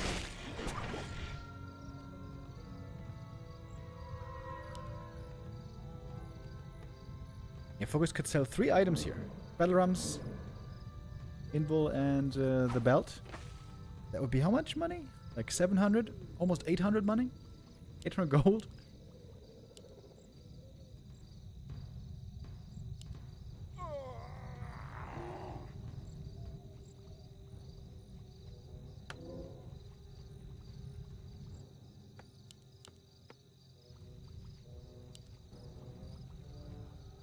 Players' forces are under By the way, how much of a pounding did Neo take yesterday from BBC? I didn't catch the whole series. Well,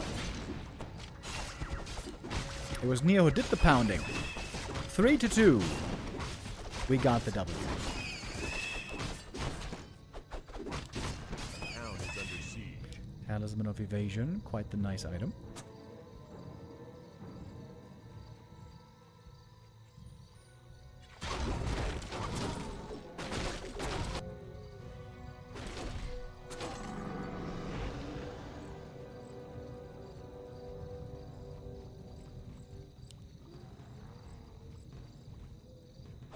Players' forces are under FoCuS attack. going into upkeep now. We got some good Ultra Vision advantage here on the Night Elf.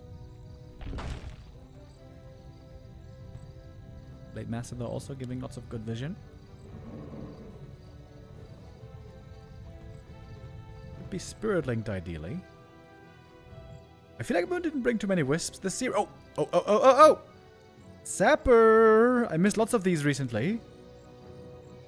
Boom! Oh, perfect Zapper. Nicely done. Works out well on this map, of course. Warsong Battle Drums now sold. Money's missing for the next expansion. Oh, 2 bears coming in. This is a perfect timing. Perfect timing and good position for the fight for Moon right here. Next mana burn should be imminent any second. I'm trying to stay away, but the demon surely is going to get there. But we have 3 devours still.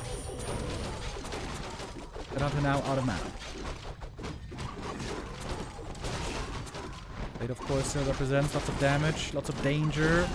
Good thing you kept the Invul Potion, because now the Shadow certainly needs it. Invul pop, can't get burned in the meantime. Mana is slowly regenerating. He's going to have another heal wave kind of soon. Ooh, block against the demon as well. One more crit and he's dead. Hex might be enough. The right clicks. The sheep block as well, and the demon goes down. And today it seems like Moon just can't find the answer. I thought this game was looking great for him. But FoCuS with really good play. Patient play. Player's forces are under attack. Always seems to get his way in the end.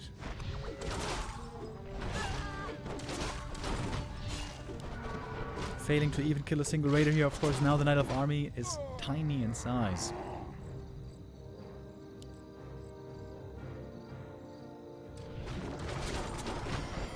And snare on the keeper. One more hero kill and I think we're done here.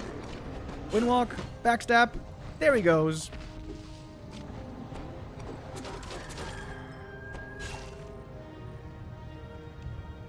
And that is gonna be GG. And the 4-0 for FoCuS. FoCuS is back to his winning ways. Seems like the pattern is continuing. Unless, or as long as he's not facing life, or 1-0, or happy. FoCuS is doing well. Doing very, very well. And so are the FoCuS fans. Another impressive victory here. 4-0. Is FoCuS with that through guaranteed already? He just needs top 2. He doesn't need first place to advance to day 6.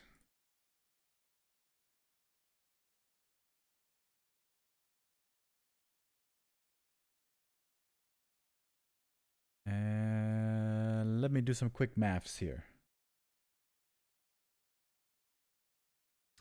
So if FoCuS wins 4-1, let's say, then he loses 0-5.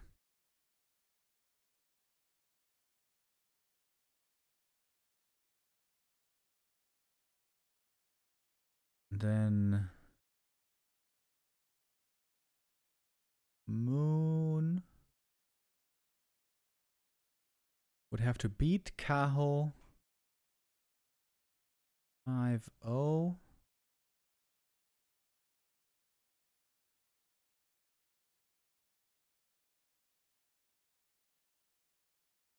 Kaho.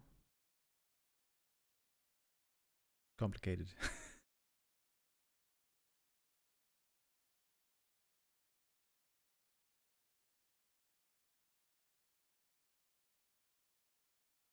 Wait.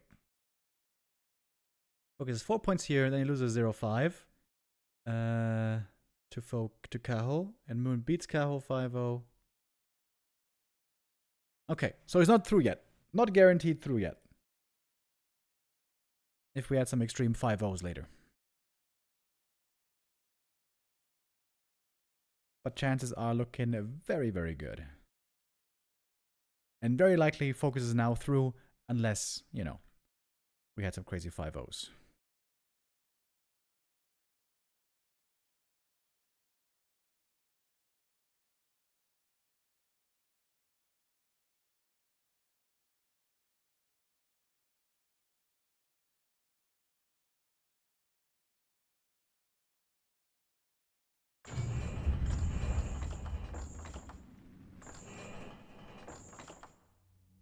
Concealed Hill for our final map here.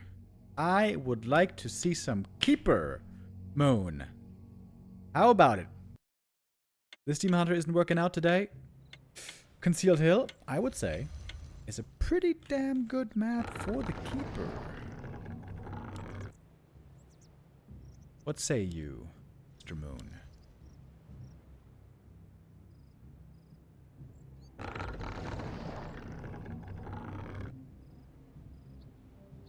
How can I get these replays?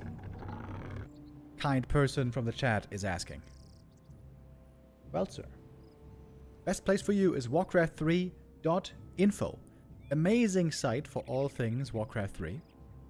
And there we have a replay section. Click up here on replays, and there's tons of replays. You can search them as well. And what is really neat, by the way, in the ticker section here, where we have upcoming matches and results, here you can see as well which games have replays attached. So you click on here, and then you click on here, and boom, there you find the replay. Isn't that sick? Super sick. Amazing how they're managing the replay section of Warcraft III info. Love that. Very pog.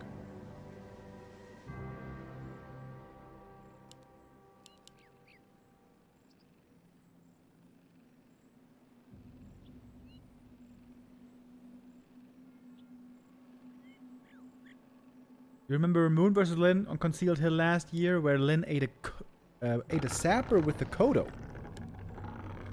No, I didn't see that. That sounds sick, though. By the way, thank you, OXRE, with the resub. Forces are under attack. Big time supporter. Thank you, thank you.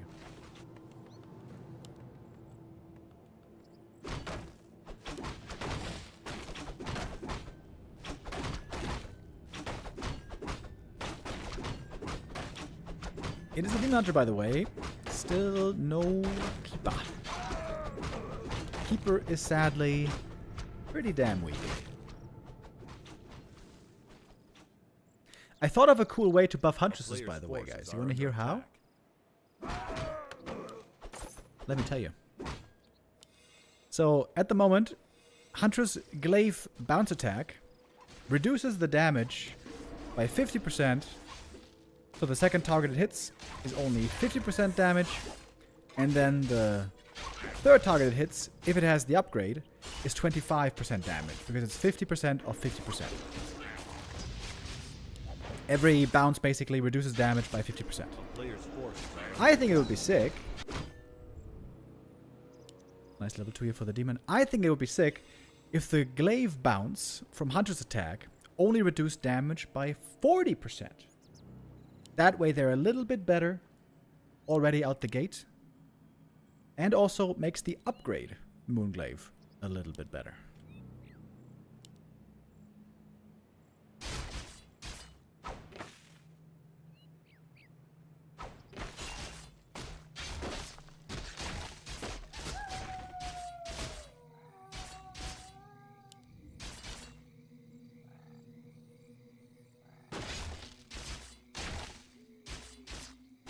This can be a pretty hard map to stack up your hero on. That goes for the blade and the demon. We don't have too many creeps here.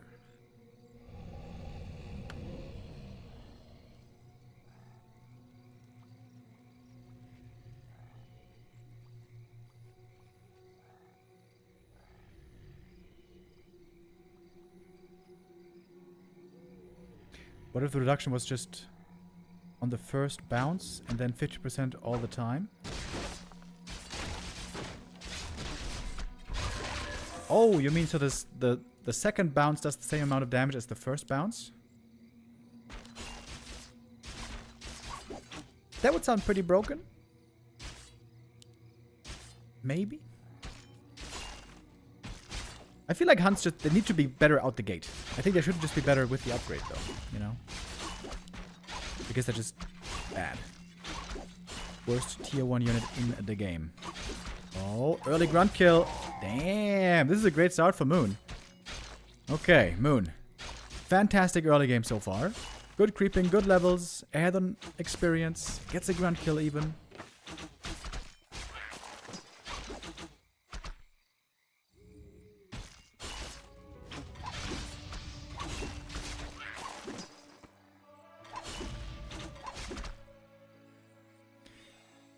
%100% on the main target and maybe 30% on all the next ones. 50, 30, 30, 30, 30. I don't know if you know exactly how the glaive bounces work. The glaives only bounce once, naturally, and only bounce twice with the upgrade. They never bounce more than twice.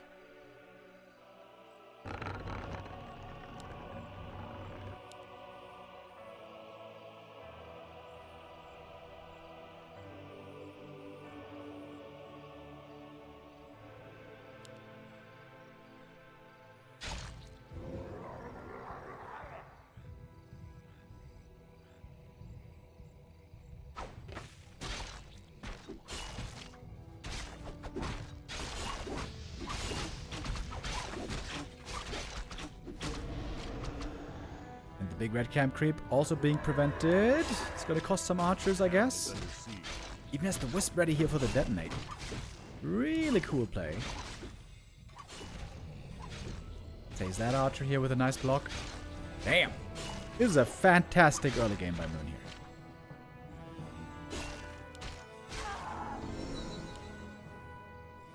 Now the keeper shows up. Could use a bit of entangle.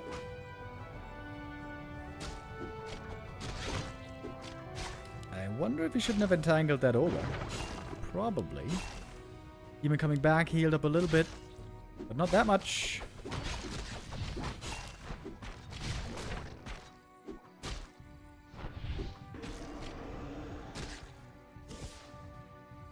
Hex on the keeper. Do we have a speed scroll here? No, we don't. Things are not working out for FoCuS so far. Player's forces are under attack. Moon pulls out the ogre as well. Is he gonna creep it? Or is this just to stop the opponent from doing it? Oh, he's got entangle ready. Thinking about it. Huge item, of course. Rappers here with the ensnare can make this a bit awkward. Demon Hunter finally fully healed again. Back in the fight. 2-1 levels each. Nope, keeper in a bad spot. Waiting for the ensnare. There it is. Keeper dead. No entangle here for a little while. The Dryades and archers take lots of damage from these creeps. They're pretty squishy. A player's forces are under attack. And FoCuS turned it around again.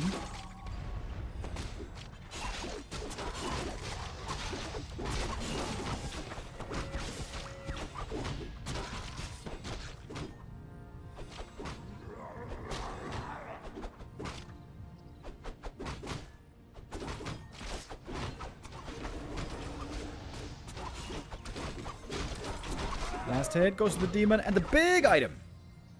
Helm of Valor, absolutely fantastic for him. Trying to escape with minimal losses. And that's successful. Only a Dryade goes down.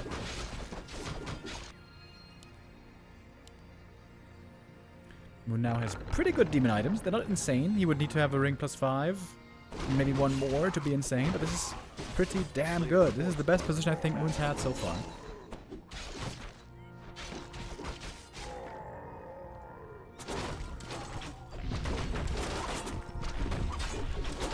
Concealed Hill also notoriously hard to expand on. FoCuS hasn't even cleared the natural yet.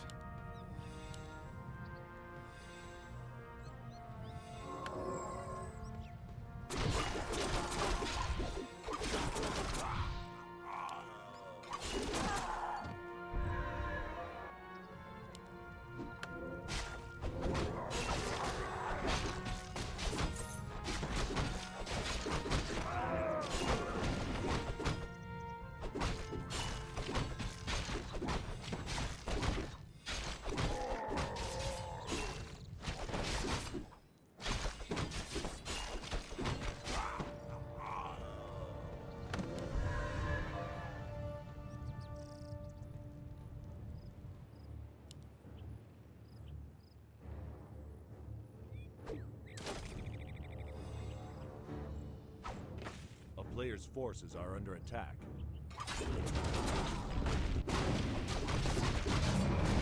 FoCuS has a health fountain. The orcs, of course, love a good little health fountain.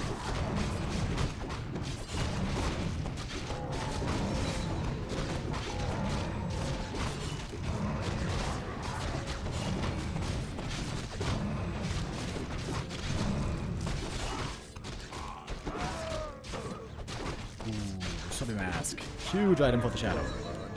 Perfect timing for the level 3. And I guess now it should be time to clear the natural finally.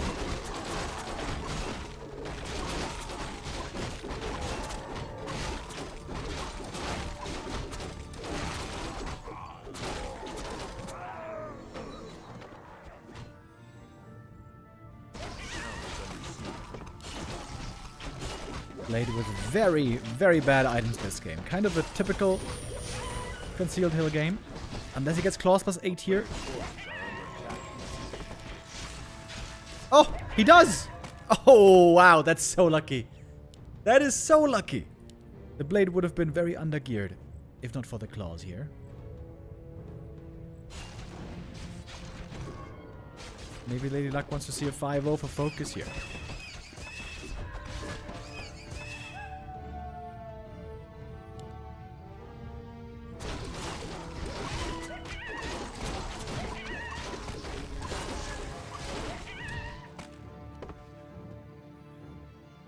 A player's forces are under attack.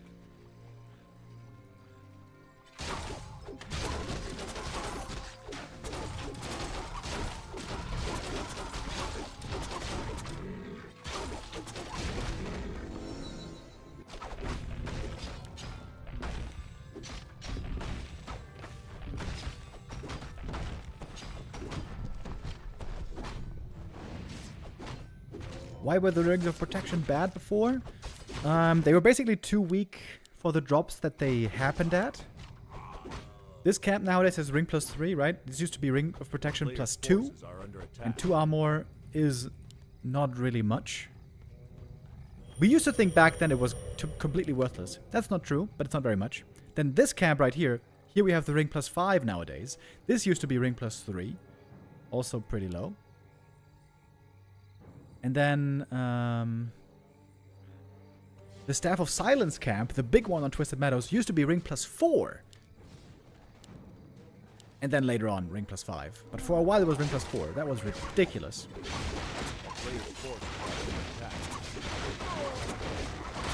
It also took many years, though, for people in Warcraft III to realize how good armor is.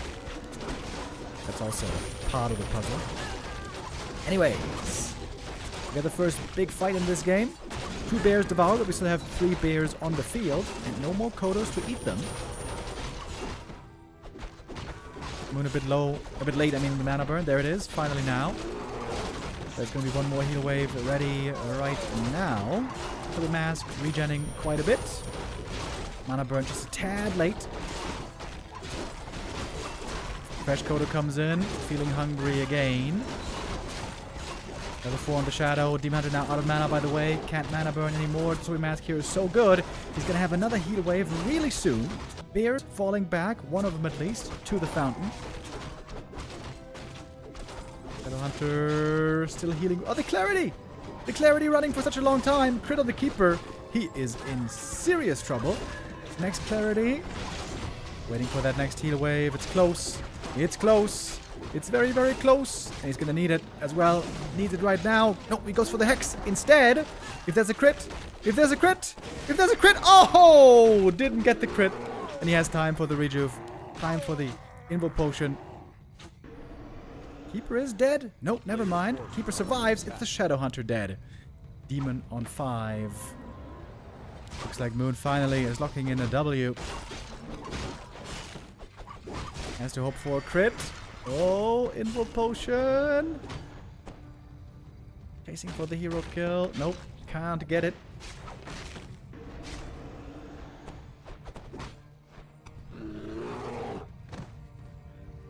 Lady here playing on the edge.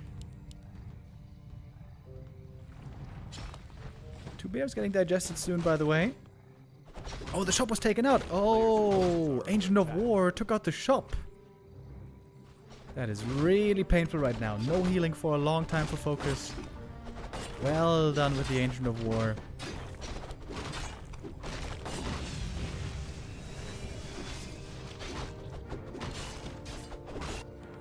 Where's the shop? FoCuS. Hello?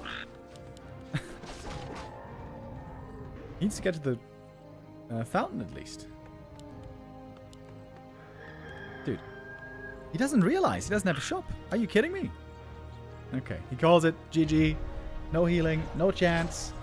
Moon takes map 5, at least a little bit of a silver lining.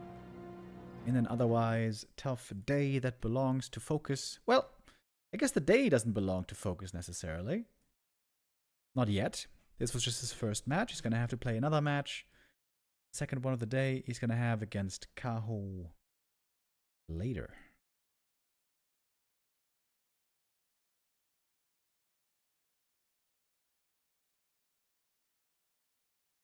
Kaho is now getting ready for his first match, which is not against FoCuS, but rather against Moon. Night Elf Mirror as our next matchup. Everyone's favorite, of course.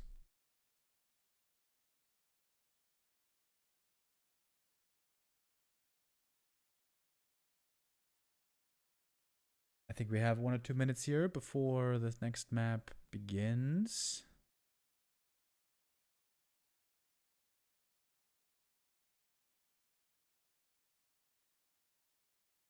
I wonder what PH and Infi are up to. Are they playing 2v2s again? They've been playing lots of 2v2s over the last couple of days.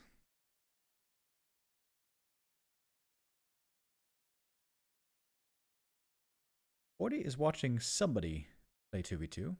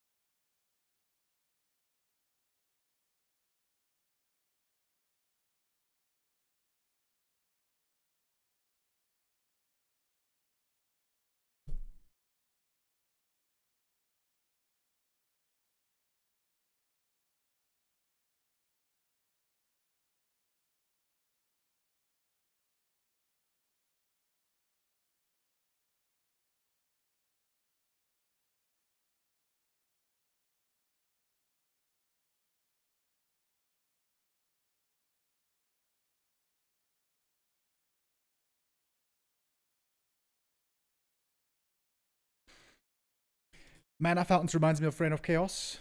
Reign of Chaos on my terrible PC was my childhood. Yeah, the first PC I had... Oh, how old was I? I think I was like 12 years old. This was before I had internet. That would have been 2003. A friend of ours, friend of the family, he kind of knew about PCs a little bit, and he ordered a PC over eBay, I think. Which also was incredible to me. To order things online back then in 2003, I didn't even know that happened. I was like, wow, we don't have to go to a store? We can do it online? Wow, that's crazy. And the PC cost a total of 500 euros, which back then was, I think, fairly expensive. I think this was considered like medium budget back then, if I remember right. Anyways, we thought he knew a lot about PCs, but looking back on it now, I think he may have not known that much about PCs, or at least about high performance PCs. The PC worked fine, but I remember before I had internet, I used to play lots of Age of Empires 2, the campaign and scenarios. You could build scenarios, basically build maps, and then you could build different teams with different armies and have them fight to the death. I would just sit there like an emperor, you know, there would be different armies of like catapults and cavalry, infantry. I would have them fight all the way until the last man standing, and I would have like, I don't know, 6 different armies, whole map full of units, and that would lag the shit out of my PC. When I started the scenario and they started fighting for the first 10 minutes or so, until lots of the units cleared, until many of them died, I had maybe like 5 frames on this PC, which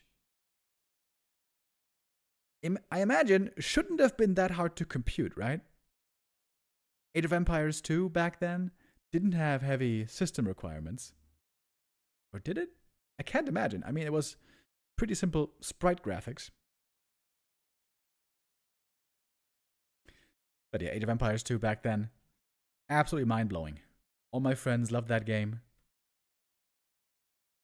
My friend Sasha, he was the rich kid in our friends group. When we were growing up in elementary school already, that was a crazy thing to us. In our elementary school already, like 3rd grade, 4th grade, he had a PC already. He had Age of Empires already. I got that all a lot later. And he also had a PC, those games and all that. I think he didn't have internet yet, but He also got that earlier than all of us. And also, he had a N64 and a PlayStation. Both N64 and PlayStation. And that made us think, wow, they must be millionaires. They must be billionaires. He's got 2 consoles and a PC. Incredible. When, you know, everybody else had either... everybody else had one thing. Either you had a PlayStation or you had a Nintendo 64. And that was it. There was nothing else. Almost nobody had a PC, at least back then, when we were elementary school. I had a PlayStation, for example. And I didn't really have many games at all. I had a weird shooter game, which was like set in space, and you were like a space soldier or something. It was very gloomy, and I didn't like playing that. The atmosphere was very dark and scary for me as a young kid. Didn't like that so much. I didn't play much on the PlayStation at all. I did like, though, I loved that game, Crash Bandicoot Racing. CTR, I think it was the short handle. That was amazing. It was basically a ripoff of Mario Kart, but it was really good. That was a really cool game.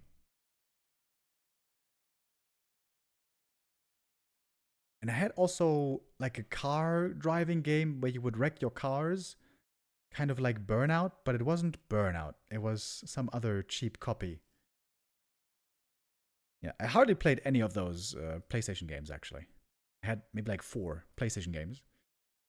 But the console that I really loved, and I played way more, this was then past elementary school, this was middle school and high school, was GameCube. I had a GameCube, and I loved my GameCube. Super Smash Bros., Donkey Kong Country, X3, Extreme Racing. GameCube was the shit, dude.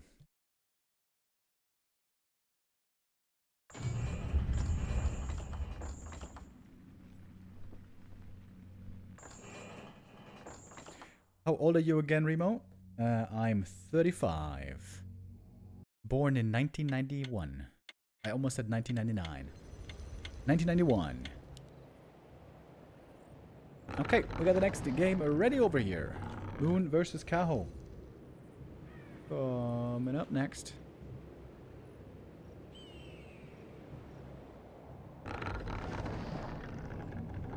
Okay, let me make sure I got the colors correct here. Yes, I do. We got Kaho bottom left in the blue. Moon top right in the red. Oh, what do we got here? Tree of Life first by Moon. Oh, baby, now we're talking.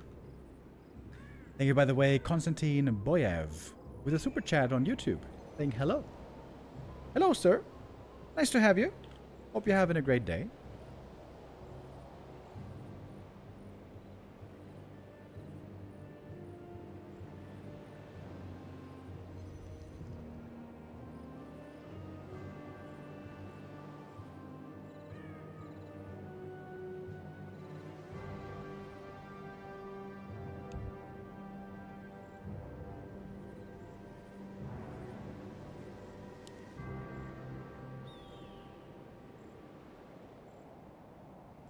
So that should mean Firelord first.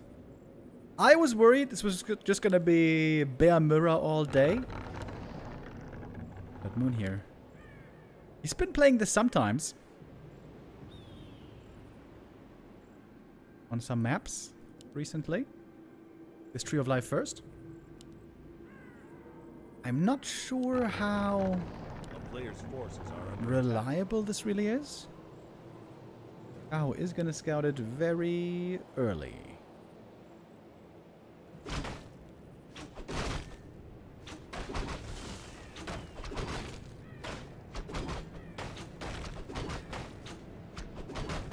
Incinerate can be pretty good against the Demon Hunter.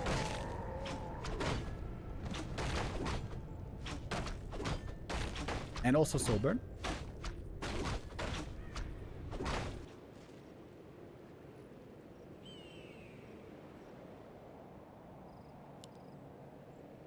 Player's forces are under attack. You have life finished at 2 minutes 25. This is as early as it gets. Pilot holding the skill point, by the way. Considering that he got double mana burned already, maybe he's not even going to go lava spawn here. He's just running away and hiding at the moment.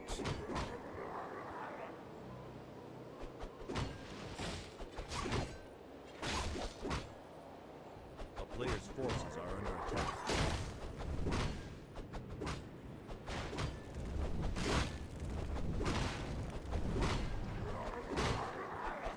A town is under siege. Still holding the skill point. Making more archers. Moon bringing his, Kaho bringing his archers as well. Speed of Life took quite a bit of damage here already.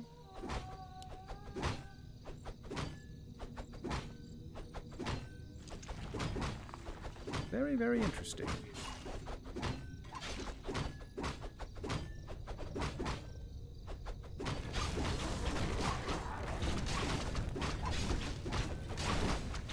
Oh.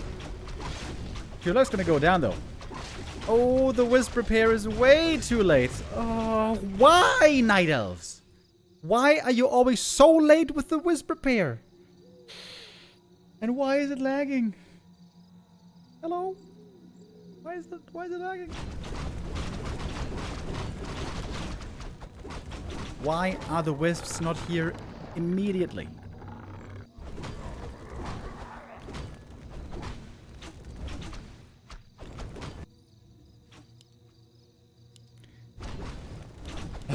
I've been crying out about this for so many years.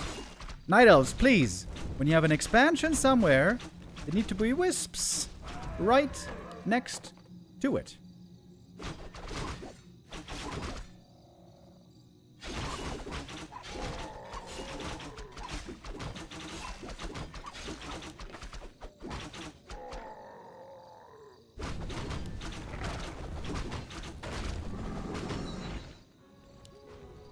Now, of course, Moon finds himself in a very bad position.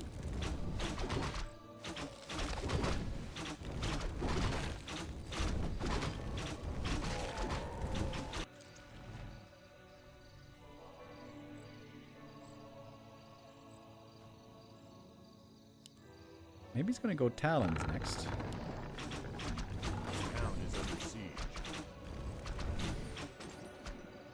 A player's forces are under attack.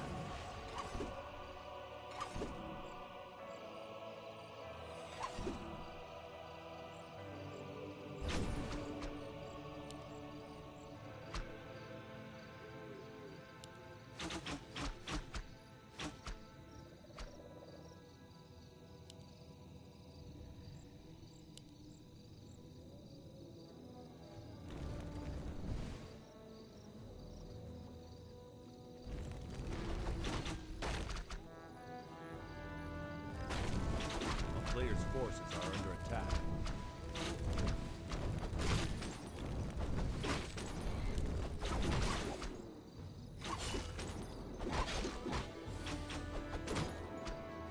Firelord now taking a lot of damage. Oh, I'm sorry about the lags, guys. We're on the KK platform here, where the connection to Europe is not always great. Player's forces are under attack. Ancient of War push being set up over here. This is looking very Hazy inspired, actually. And there's the Naga. Okay. Does he have Nature's Blessing, by the way? Oh, he doesn't. Oh. He needs Nature's Blessing for sure.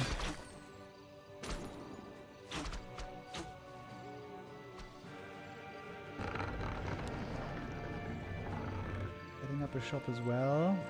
Nature's Blessing is 200 lumber. Very expensive.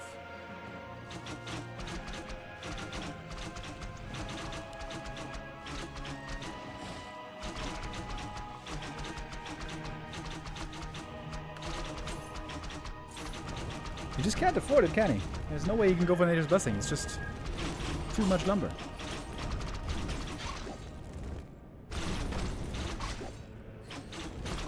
Look how slow the Ancients of War are. They're so slow. Oh, and the game's so laggy. The good thing is, at least on KK, this lag doesn't make the players lag.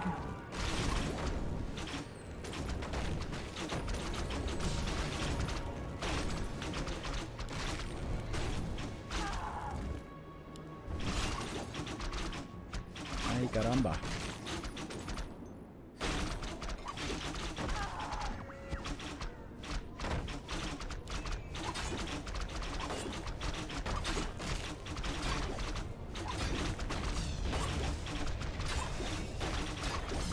Looks like Wonder Brown is lagging as well, not just me. Instead, Kaho is holding this pretty well. He's got tier 3 finishing up soon. The regen for the demon, of course, is great as always. Demon Hunter has surprisingly no items. How often do we see that? 0 items on a Demon Hunter.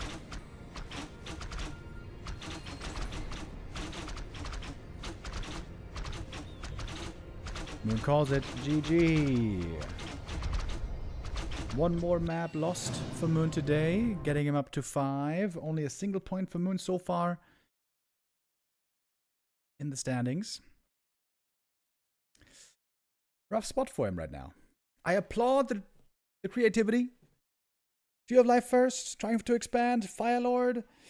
Firelord can, in theory, sometimes be a good counter to the Demon Hunter. But bring the wisps, god damn it! How are Night Elves still making this mistake?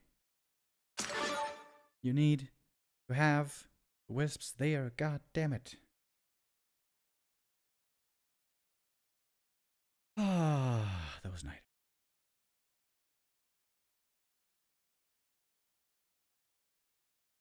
Springtime is going to be map 2 for us. We'll see if Moon there is going to go back to the standard. Oh, by the way, do we have a result of Ugly versus Snowdream? No, wait, Ugly versus Kennedy. Seems like the result wasn't entered. Okay. Gonna find out about that most likely tomorrow.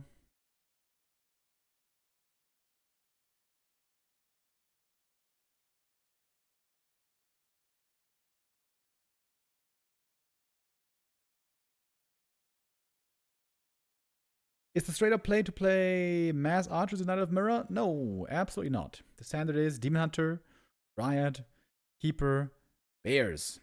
And we see that 95% of the time from both players, but sometimes some players get a little bit more creative. In recent weeks, Hazy especially has played the Night of Mirror in very, very interesting ways.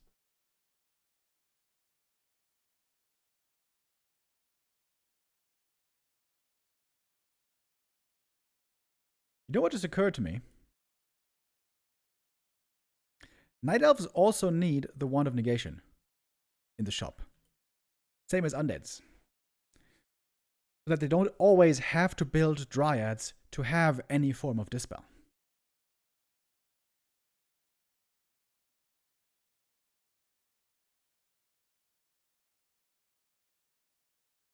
Because that's the thing with Dryad Bears, you know? It's like, it's so hard to say no to Dryad Bears. Dryads give you slow, they are magic immune, and they have Dispel.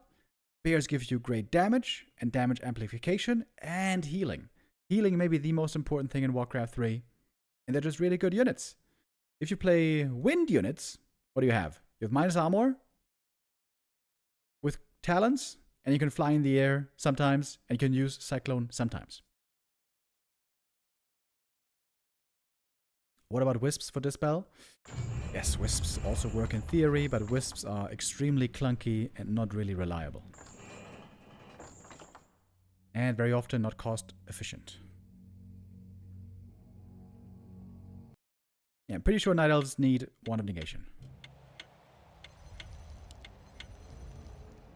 Anyways. Kaho takes that map 1 lead. Heading into springtime.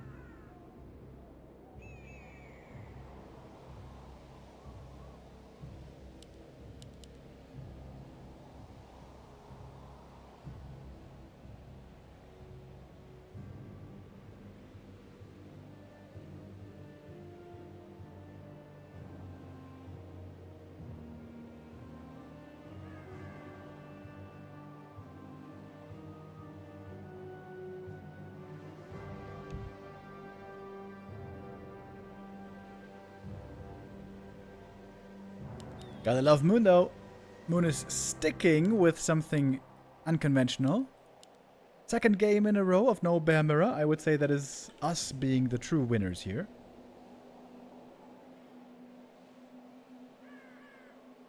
Looks like Moon is definitely inspired by Hazy, who's been playing like this in recent tournaments. In this tournament, in fact. Remo, did you get the holy couch already? Yes, I did. It's a beautiful couch in sand color. It is quite big, actually, but very, very comfy. I posted a picture of it on Discord when I got it 2 months ago or whenever it was. That sofa is my favorite part of the apartment. Next to my PC, of course. PC number 1, but sofa number 2.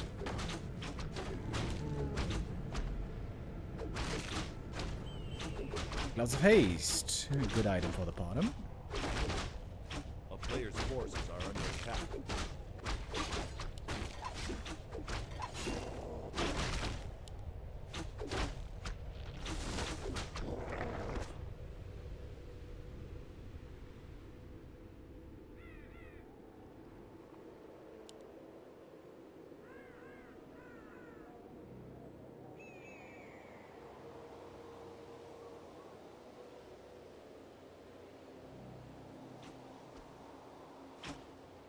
Player's forces are under attack.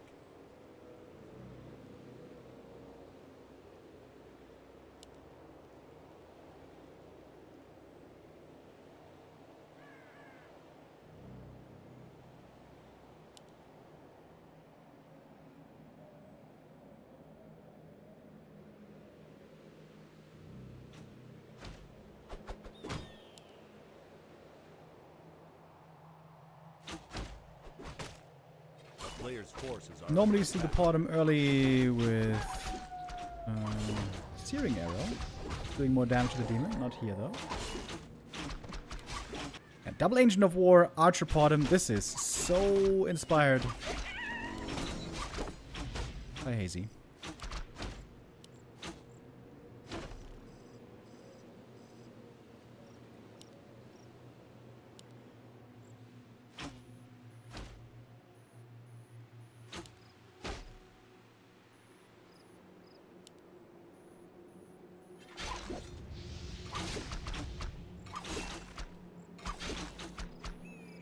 Hazy also did lots of archer blocks really well in these recent games.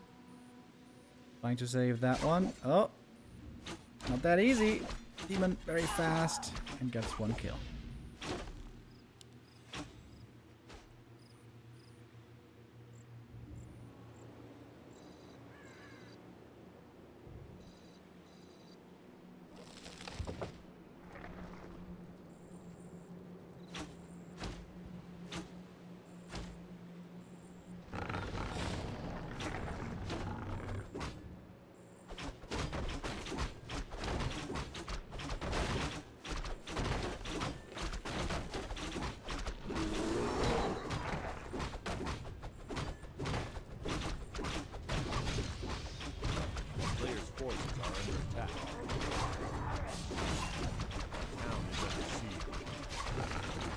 Still on a tear, getting another kill here. So finally a Searing Arrow to damage him. The Ancient of War seems to be going down the creeps. Man, this series is not looking good for Moon so far.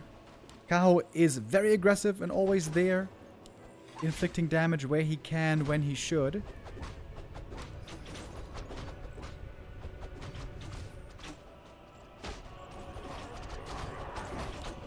And so he's going to get this item here. Invul Potion, great for the demon as well. Second hero for Moon seems to be just a little bit too late. At least the Ancient of War survived. Player's forces are under attack. Gonna have improved bows. But no bottom still on level 3.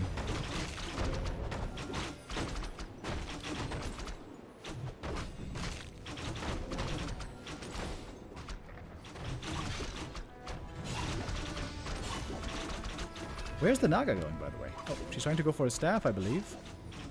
Heal potion. No staff. Bottom TPing out. This is all not working out too well just yet.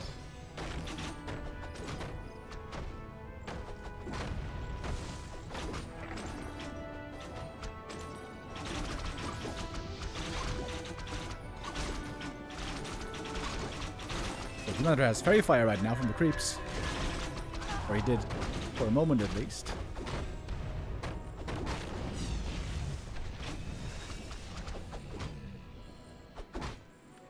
Kaho still has not lost any units. Really good defensive play. Also like the shop here. Now losing one archer finally. With that, shop can go for plenty of heal potions. And of course that invuln he still has. Wisp being brought in as well to this attack.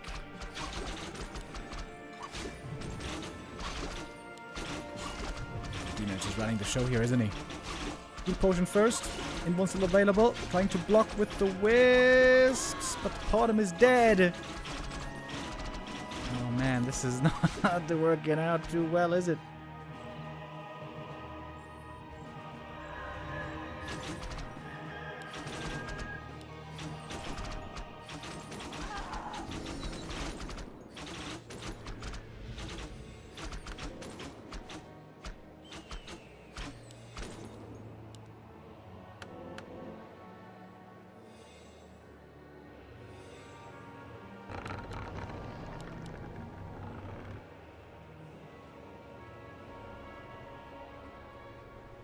Player's forces are under attack.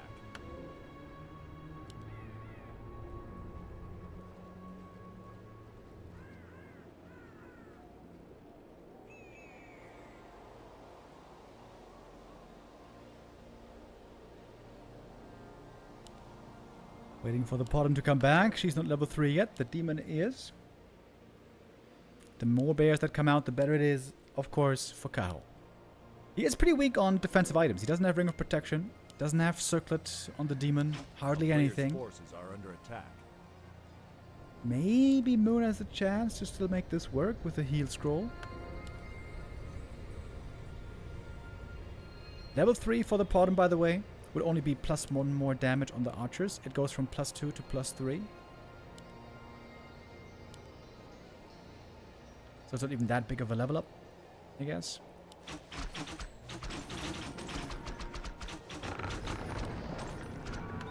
Moon making an offensive Moonwell here for a little bit more healing. Nope, never mind. Cancelled it. Oh, Demon just got the slippers, by the way. Oh, those are so good. Heat scroll committed. Lots of values for all the archers here. Got the Obel Venom now. Oh, and that Obel Venom is going to be huge. Moon's heroes insanely hurt. Look how low they are. Naga goes down. Didn't use invuln in time. That seems to be it. Potom dead. No heroes left. GG. And that is Kaho taking map 2 as well. The standard is prevailing. Thank you, Oatmeal Souffle, with the resub, by the way. What's going on with my hair there? It's always sad for me to see Moon trying to innovate, trying to play something cool, something interesting, and then Demon Hunter Dryad Bears, Demon Hunter Dryad Bears, Demon Hunter Dryad Bears always seems to win.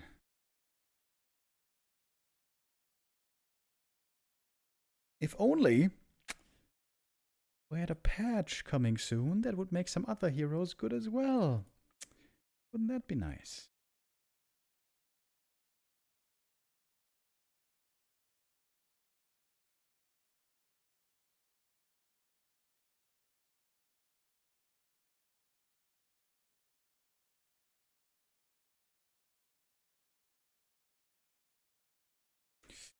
Hammerfall is going to be our third map. Okay, can we crunch the numbers now already, by the way? Let's take a look at the standings here. So, FoCuS has 4 points. Let's just consider the map wins. Map wins are points, basically. FoCuS has 4 points. Moon so far has 1 point. Moon can get 2 more points here. No, 3 more points here. Moon could get 3 more points here to get up to 4 points. So if Moon gets 4 points, and then Kaho beats FoCuS 5-0, FoCuS also has 4 points. No. Moon is out already. No, wait, no, not true, not true. Moon is behind FoCuS now. Guaranteed already. So FoCuS is ahead of Moon with certainty. But if FoCuS absolutely beats the brakes of Kaho, then Moon could still make it through if now he wins the next 3 maps.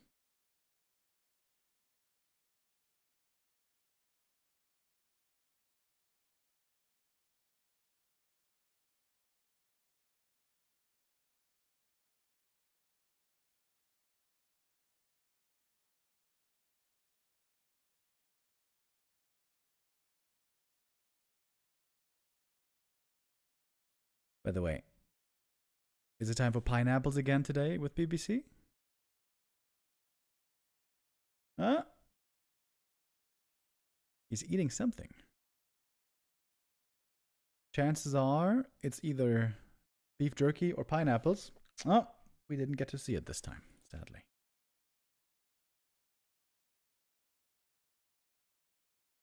Loading into map 3. Moon with small chances here.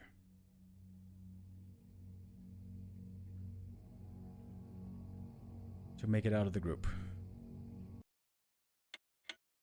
How many maps now played? 7 maps played. 6 maps lost. That is a little bit of a yikes.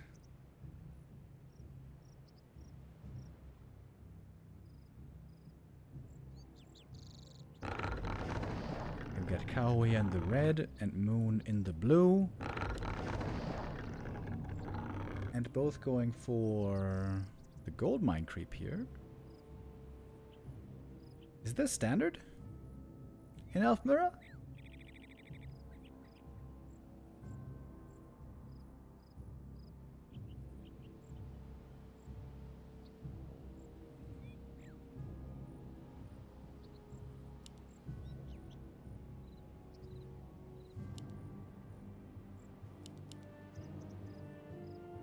If Moon wins, then FoCuS beats Kaho. Moon is through, right? Yes, correct. Is he thinking about a keeper here, maybe? Pretty popular on this map? It is! Keeper versus Demon. Alright, here we go. By the way, Keeper would be very easy to make playable again as a first hero. Very easy, Blizzard. Okay. Keeper just needs one more int, right? One more int. And one more damage on Treants. Boom, there we go. Keeper first playable again.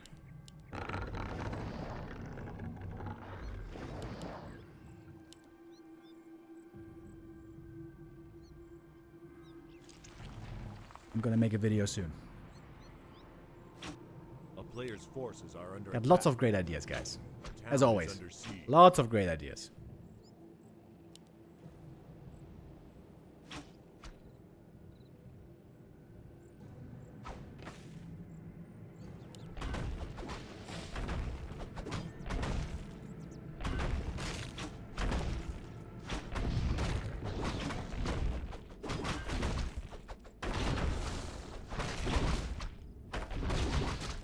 Did Neo win yesterday? Yes, he did. Yes, he did. By the way, why did this creep not work? When you do this creep properly, the rock golem doesn't throw boulders. I don't know. Don't know why that didn't work. This is going to cost a lot more moon juice now for the keeper, which is a bit painful.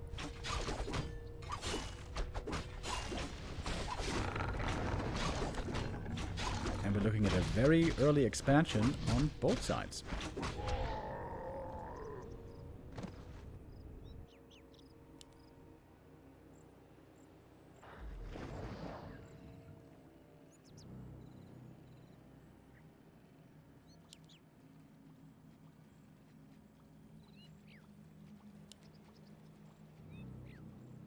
A player's forces are under attack.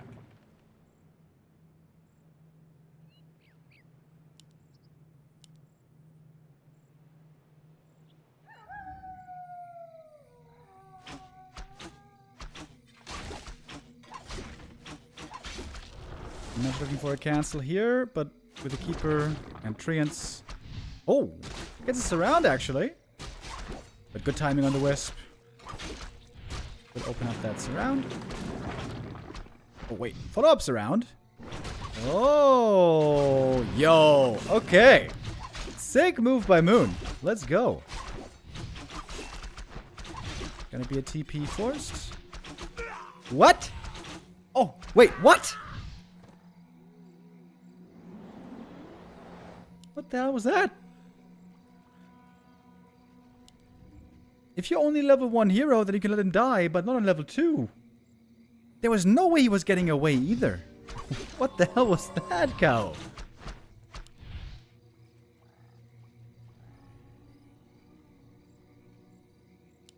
Alright then.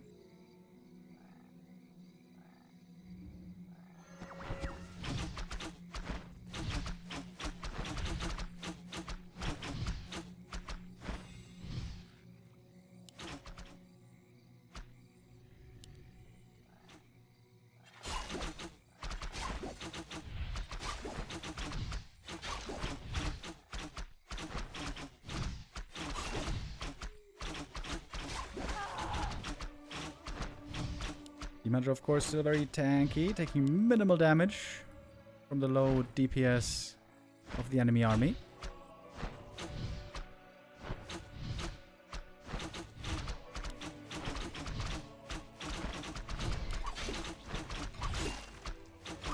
Cancel on the entangled, but it's gonna come at a price.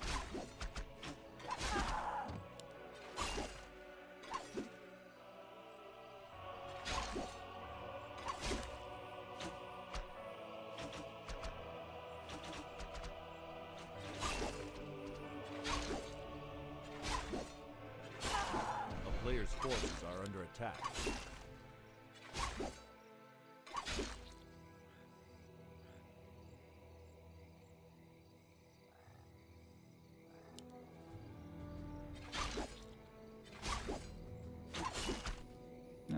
Trying everything to save the archer, can't do it. That's level 3. Sadly, the Moonwells are over here. Not over here. So despite the hero loss, Demeter is way ahead in experience. That's surprising.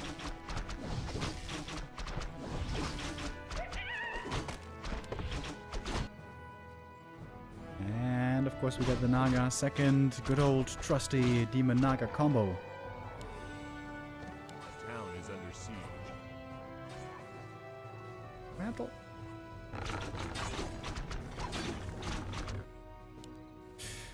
Moon also needs a second hero here.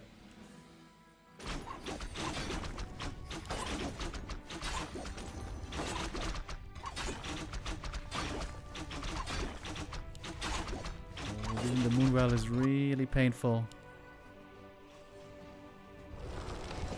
He's gonna creep the natural. Wants to pick up the item right here. Detonate again against the Treants.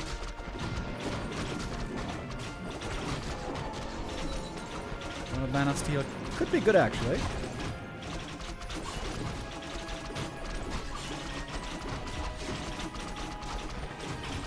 Tango. Gonna have to TP out. The staff. Oh my god. 4 hit points. Holy shit. In the end, only a single archer goes down. Super close call.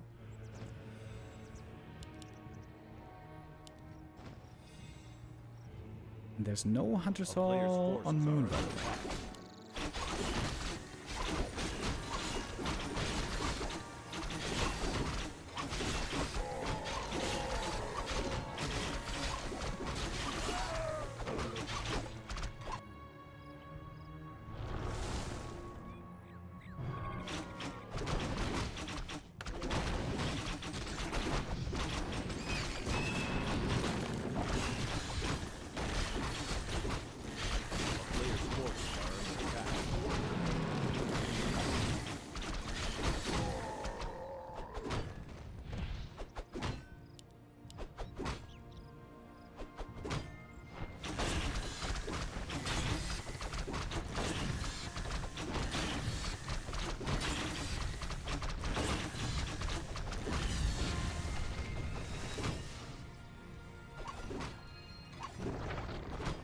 Looks like Moon's going all in with a tier 2 army right here. Mass, Wisp, Ancient of War push. Dark Ranger, I mean the Naga here taking lots of damage.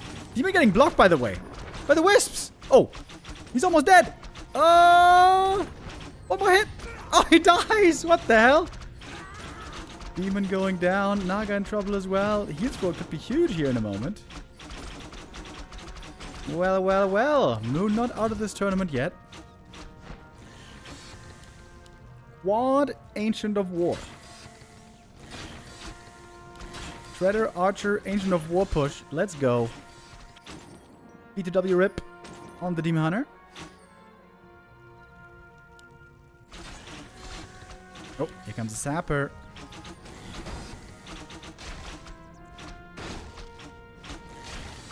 Nothing to stop him.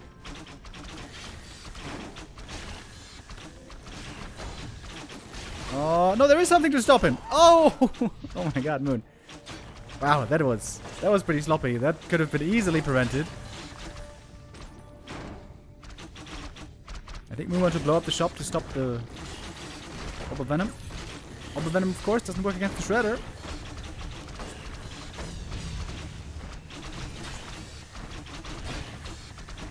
With expansion and all sorts of trouble. Moon's still with tons of gold, by the way. Could make more Ancients of War here.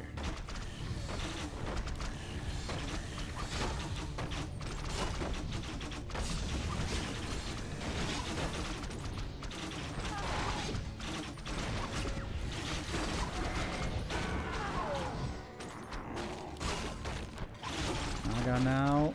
Even the red. Invo Potion saving her last second. Rejuve now on the Demon, of course. Phenomenal.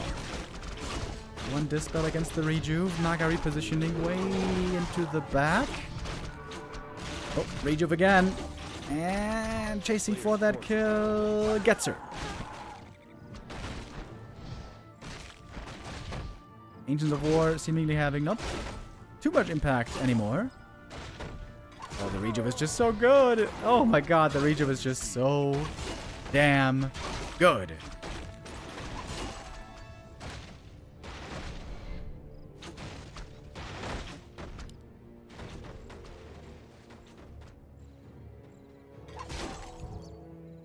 That's gonna be GG called again. Kaho wins the series. With that, Moon is last place in the group for sure.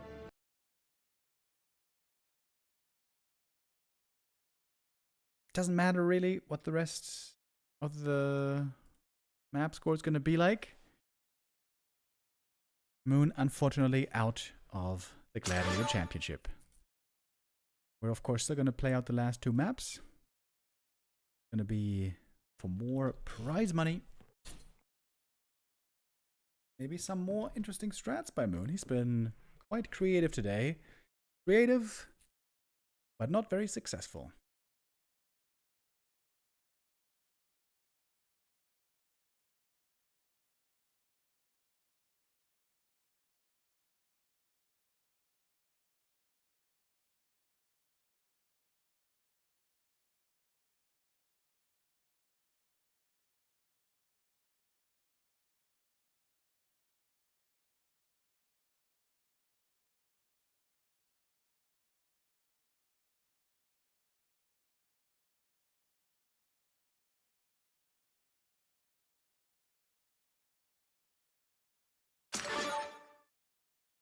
I think I just got re-invited to the lobby. Okay. Alright. We should be now getting ready for the next map. I wonder what FoCuS and Kaho are going to play later, by the way, because these games are going to be fairly inconsequential. They're still worth prize money, though. More prize money per map. But they are guaranteed to make it through to tomorrow regardless. Infi's waiting there, by the way. He was the first to qualify to day 6. And if he wins a couple of maps there, should be making top 3 in the final standings. The way this works in this Gladiator Championship is the final standings are going to be determined by the amount of prize monies the players won. So here, for example, you can see $80, $300, $300 for these players. And now the top 4 are going to be Infi, Kaho, Moon, and FoCuS.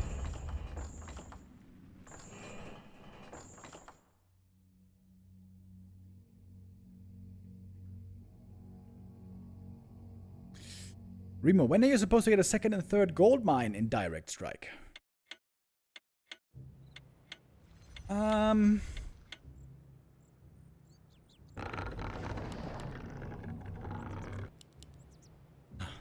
mean,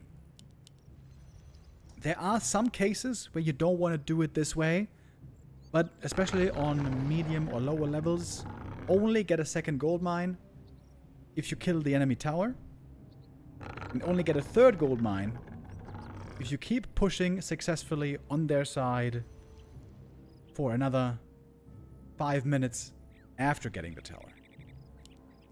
There's some exceptions, but that's roughly the path that can be followed.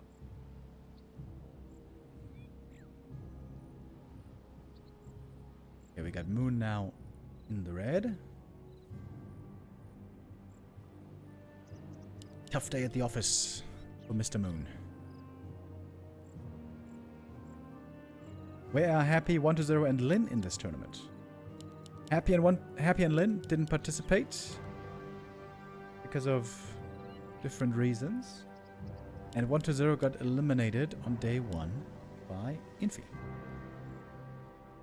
Okay, looks like Moon now finally is going to play some standard with his Demon Hunter opening.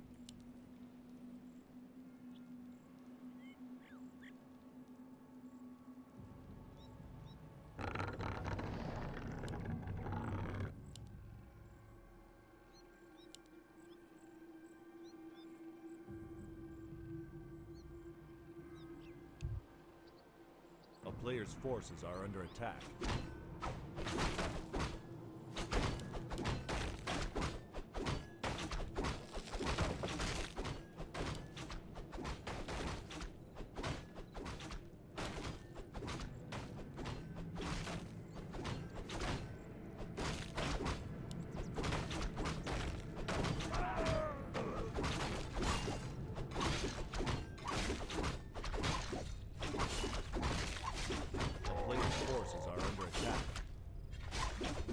I gotta get some water here real quick, guys. You know me. Thirsty. Back.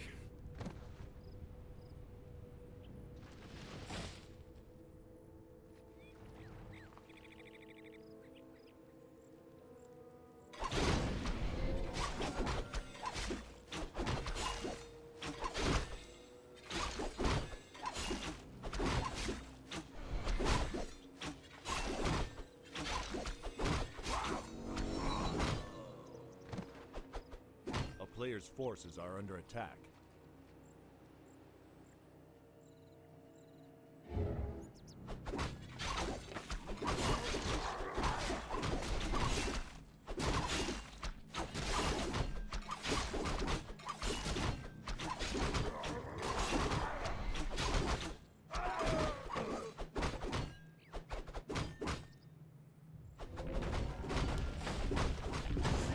Okie dokie. What do we got here?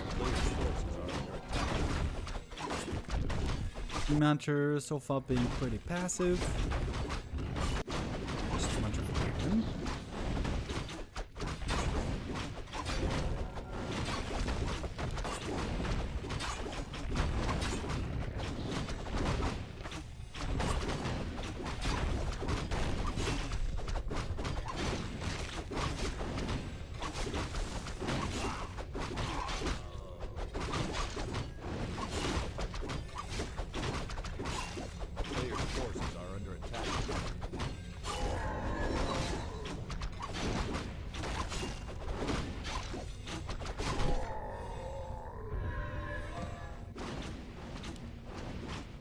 Got some squared bone chimes over here, very nice. Kavuzel, one of the OG supporters, yo. Thank you very much. 105 months of subbing. Camp.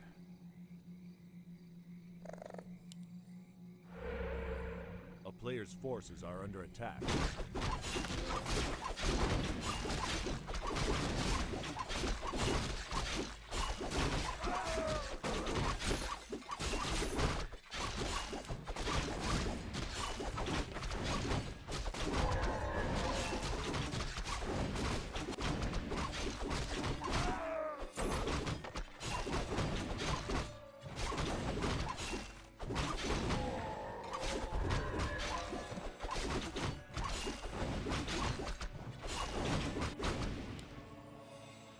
This game is extremely mirrored so far. A town is under siege. I also the TP even. To hold the other A items. player's forces are under attack. Oh. High ground sentry ward maybe? Oh, he's not checking the high ground. He's not checking the high ground, but now he is. Oh, now he is.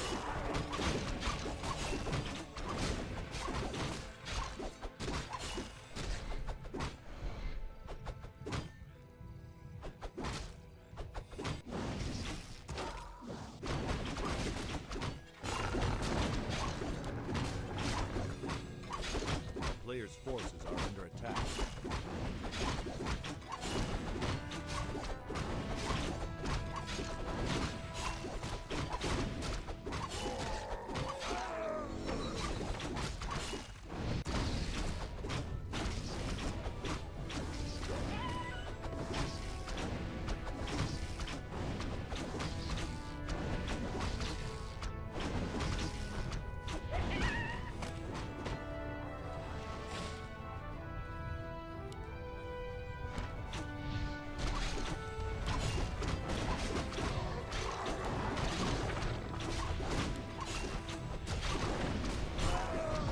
Less than 3. Player's forces are under attack. WC3 are happy with the support. Thank you very much. You must be feeling quite joyous. With FoCuS doing well today. We'll see how he's going to be able to do his Kaho. FoCuS versus Kaho is coming up after this season.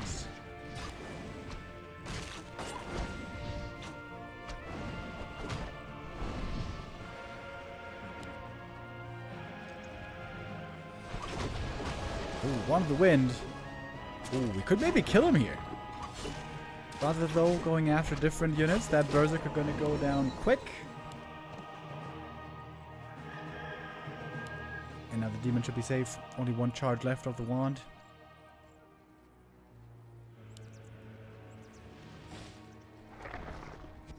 A player's forces are under attack. The town is under siege.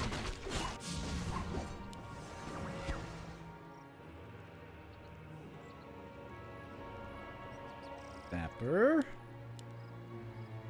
Ooh, TP in. Can you repair? Repairs one of them at least. Oh, wait. Oh.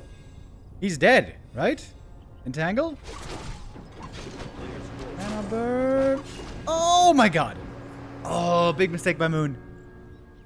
He didn't run the Keeper out of range for the mana burn. I didn't think of it either, though. Missing out on the kill there. Today doesn't seem to be Moon's day. Doesn't seem to be a great day for him.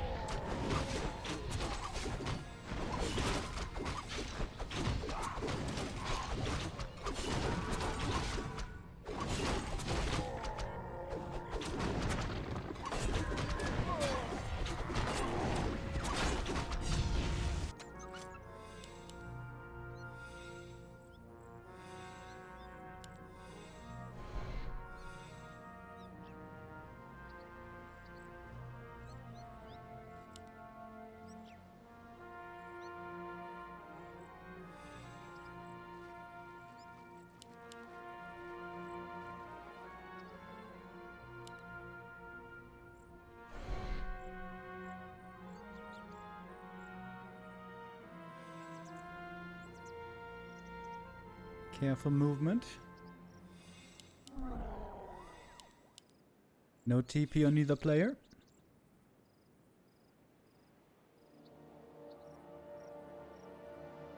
Finally, we get to see a bear mirror game, guys. How excited are we? Chances aren't too bad to see chims, actually. On this map, we see them a fair amount if the game slows down enough. Which normally it does.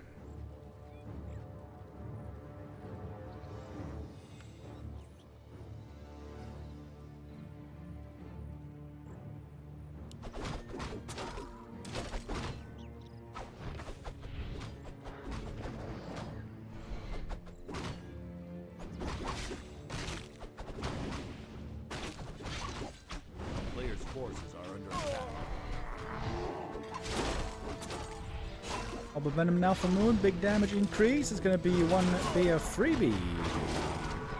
Pretty much. Dry nicely saved. Rejuve running. Creep's still active. Creep's actually fighting with Kaho right now, it seems.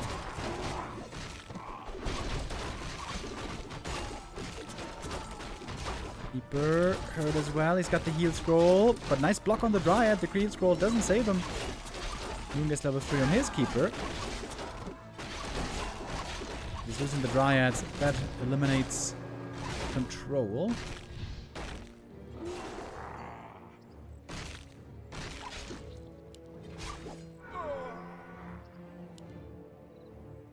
A player's forces are under attack.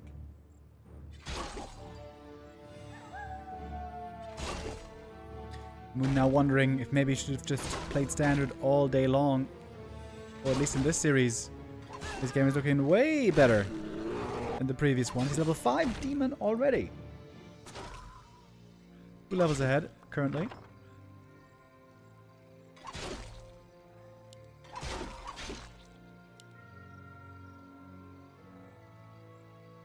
Venom doing tons of damage here.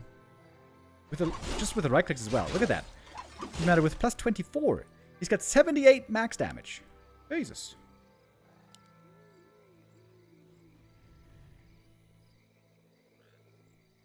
Oh, and 2 bears as well. Stranded. Other side of the map. I don't think there's any saving them here.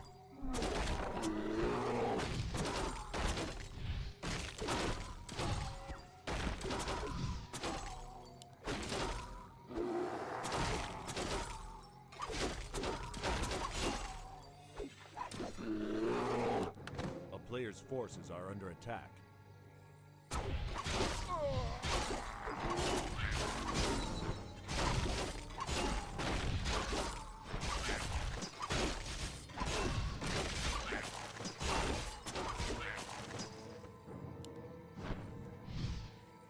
Oh! I'm forgetting about one of his own bears here. But he does have a staff.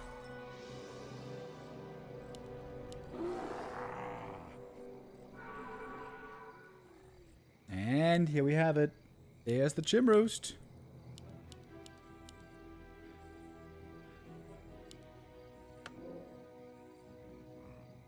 A player's forces are under attack.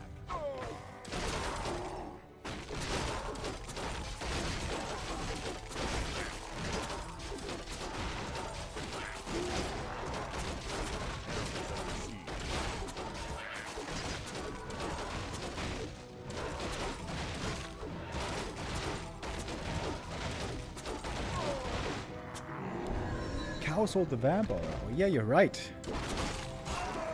That seems weird. Not sure if that's the right call. A player's forces are under attack. Oh, Zeppelin, by the way, great scout. Saw the Chim Roost, sees the production. Loss of breath it is.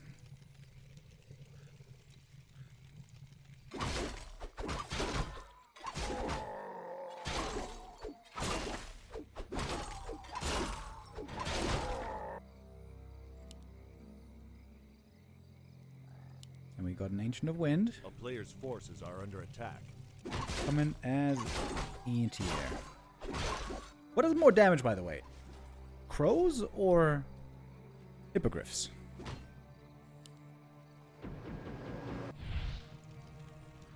Pretty similar, right? They both do a lot.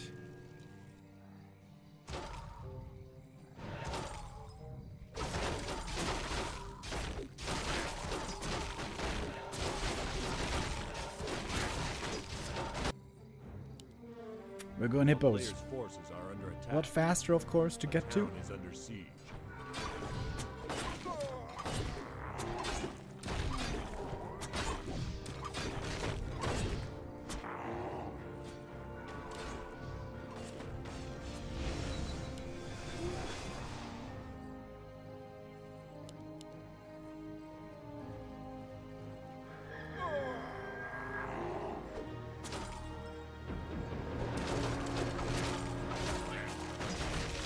A player's forces are under attack.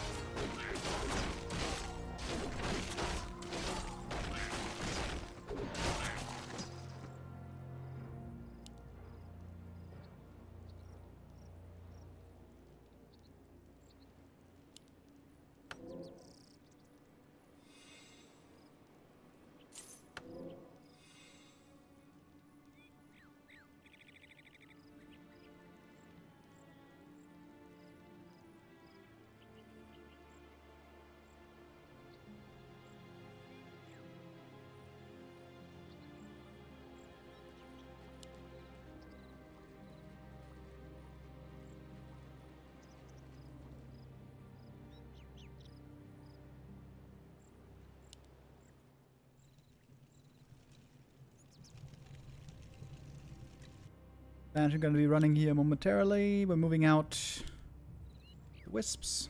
Got the shredder as well. Now he's going crows. Wait. There are only 2 hippogriffs so Players' far. forces are under attack.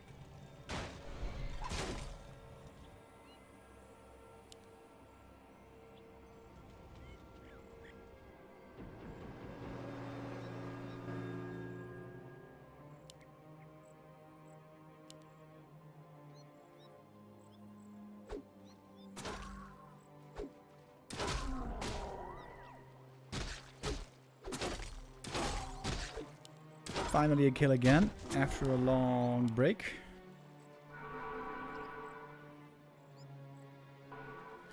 The hippogriffs 51 to 65 damage. 58 average. Oh, looks like he cancels the crows. A player's forces I are was under banking attack. for a long time here.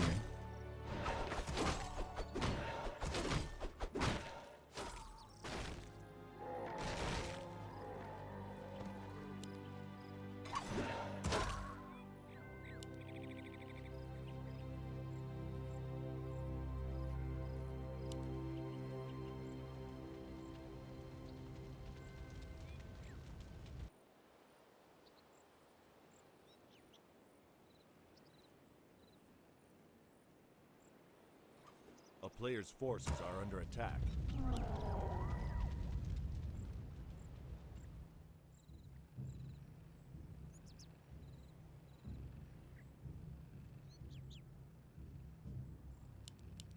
Hippogriffs making their presence very, very known. Bears, hippos, always seems like a great army on paper. The bears own on the ground, the hippos own in the air.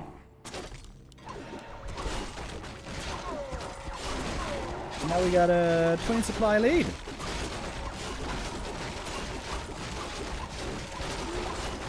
Kaho wasn't able to spend his bank yet.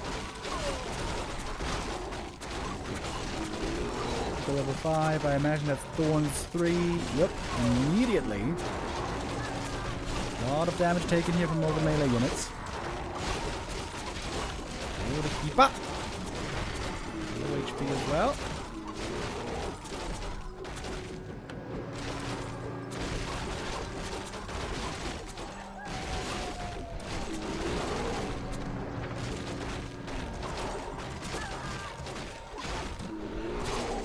This fight, of course, easily goes to Moon when you're up by 20 supply.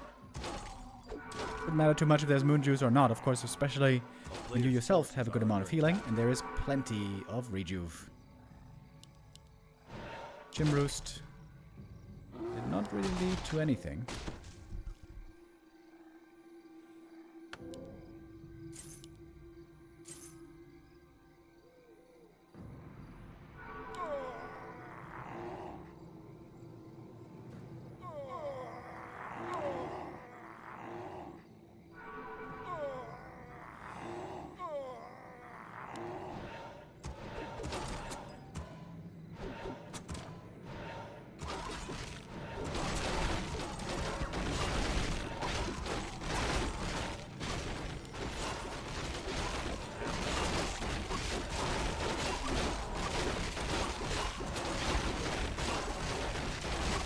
Now trying whatever he can, but this is of course now too steep of an uphill battle.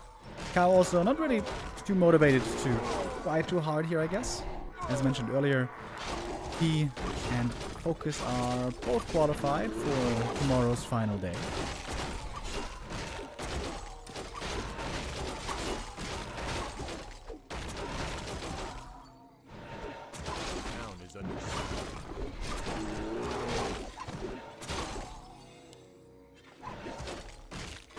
Oh, some more sappers. One gets entangled, but one breaks through. Two Moonwell's about to fall. At least he gets to drink from them.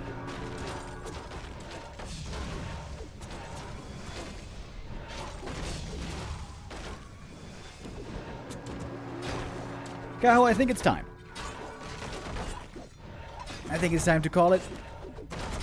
It's nice that you're trying, but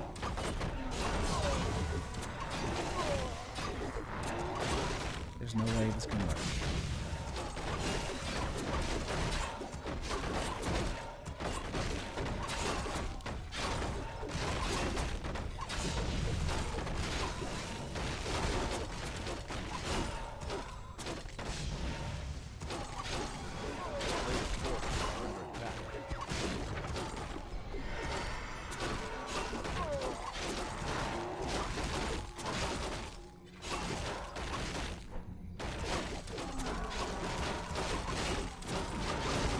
Maybe Kaho doesn't know about the expansion.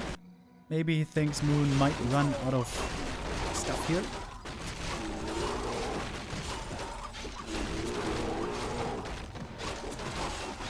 Moon still with a huge supply lead. It's not quite visible right now. Many bears hurt, trying to fall back, trying to heal up.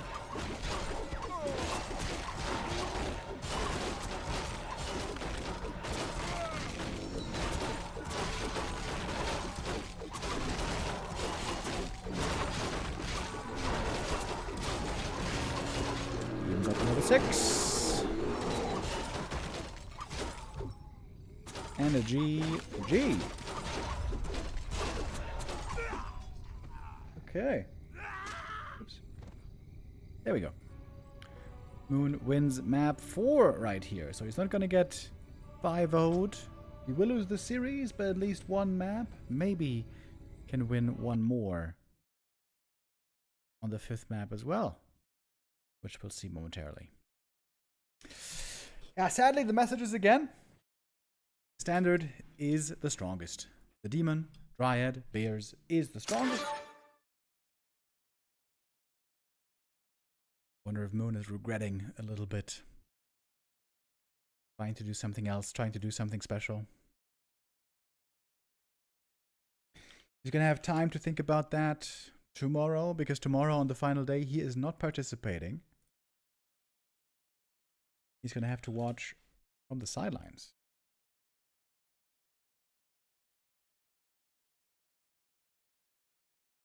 Do we have any tournaments announced yet, by the way, for the follow-up days?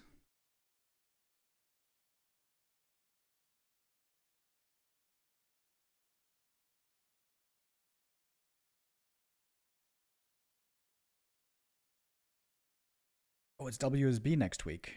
Ah, okay. WSB Season 4 next week. And then the week after that, Gladiator Championship again.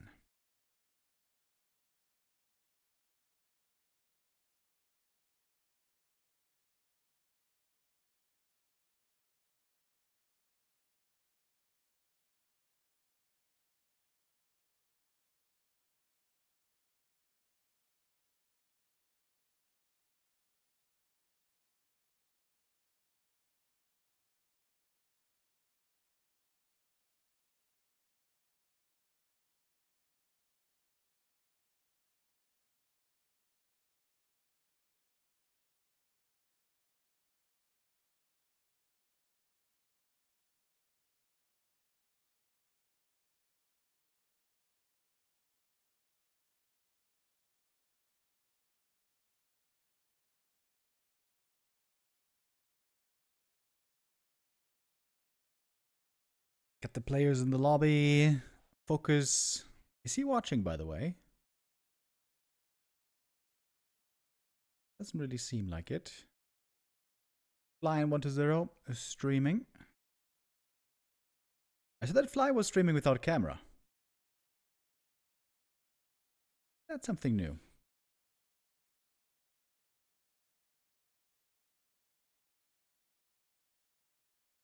I thought normally always streamed with cam on. Maybe he feels like he's a bit too exposed. Sometimes I noticed some streamers stream without cam. I actually also did that 2 or 3 times maybe this year. You know, when you're feeling kind of a little bit shitty, a little bit nasty. Sometimes it's not... Oh, what the hell? I tried to start the lobby, but there was a bug, I think.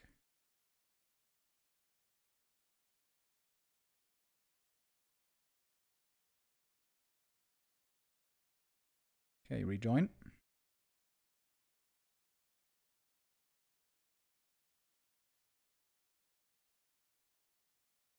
Grubby Invitational Tournament is next week. Do we have a Wikipedia page for that already, by the way? It's gonna be pretty interesting. Upcoming... Don't think so. It's gonna be on the weekend, right? Is it 3 days? Or is it longer?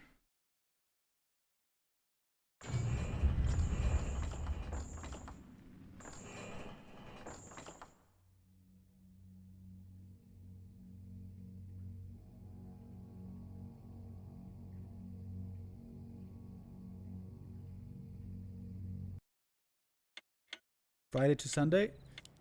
Yeah, that makes sense. That does make sense.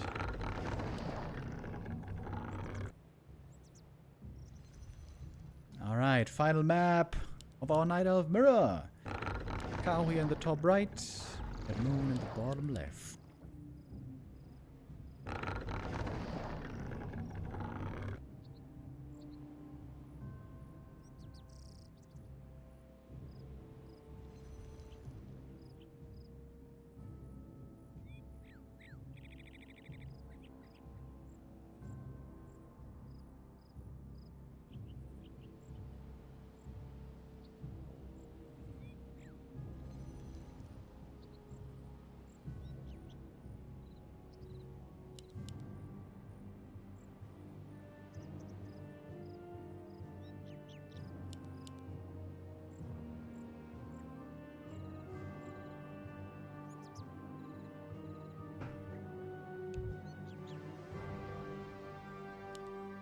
Oh, Moon back to the bottom. Okay. Only 1 game of Bear Mirror today. Thank the Lord.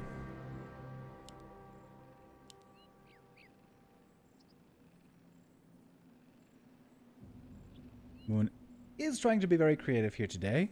Keeper first, bottom first, Tree of Life first, Firelord first.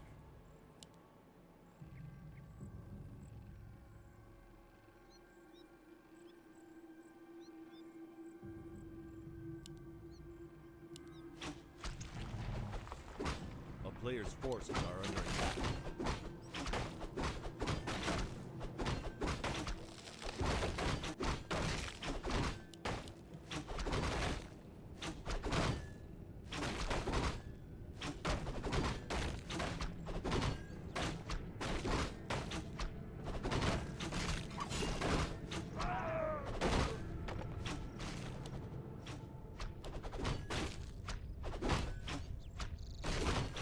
is under siege. Very quick double ancient of war, and this time also a Hunter's Hall. A player's forces are under attack.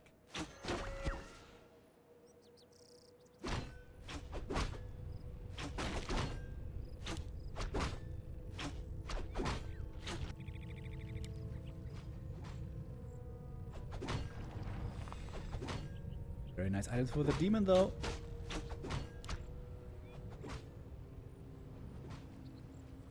Got the claws and the slippers. That CC would be great here for Moon.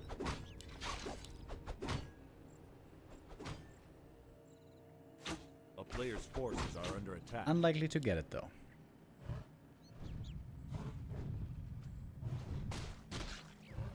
Oh, he's getting one steal. Alright, not too bad.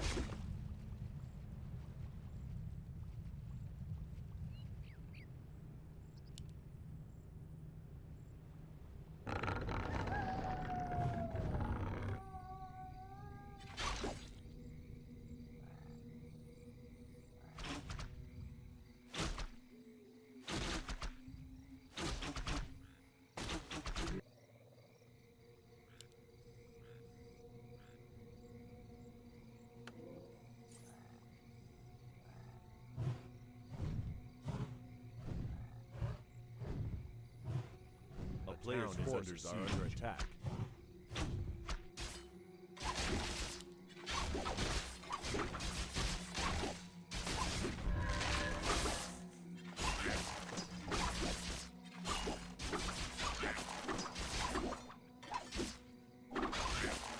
I'm not sure if he got that last hit here. Yeah, he did. Otherwise, Potom would have hit level 2. So far, Potom still humbly staying on level 1. Forces are under attack. It's quick though. Gonna bring her to level 2. Demon thinking about getting aggressive. He's got good items. Not too weak on that level 2. Moon needs to pick up the item here fast before it's stolen, and he gets it. Score the beast. Normally we consider that a bad item, but with a Huntress push build, this can actually be really good. A player's forces are under attack.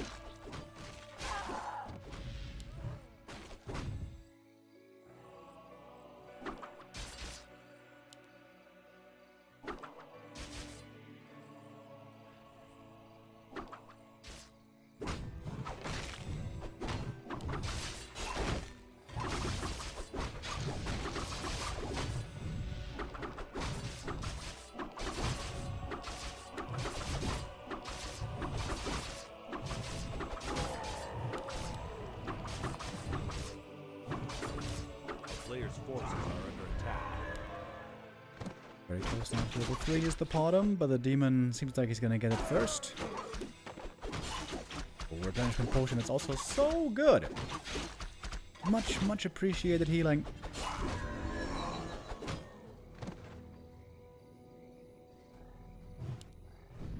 And we got the wisps moving out already. Ancient of War or AP push? AP push, I guess, most likely.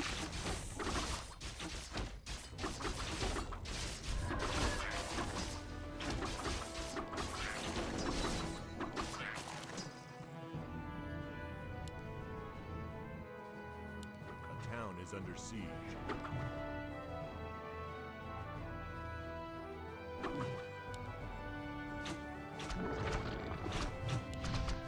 Keeper second.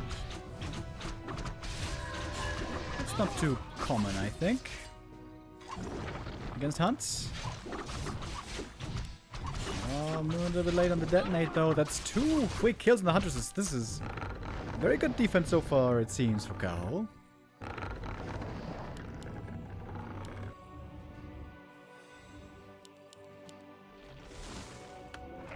Fast ride production can start in a moment as well. We got double heal potion for the Demon Hunter here.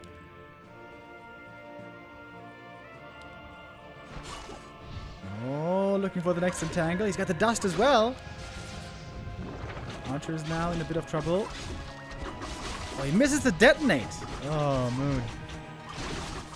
first too late with the wisps and then missing the detonate. This is looking easy for Kaho. Can you even cancel the AP? Big yikes.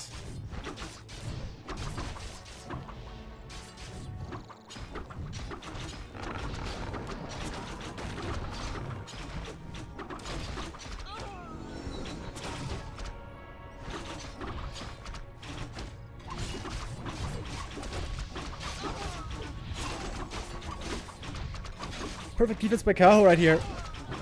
Executing it very well.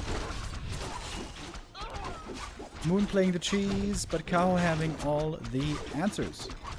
GG it is. Moon with lots of unconventional strats today. None of them work. This another short game. And so Kaho wins 4-1. Only 2 maps for Moon today.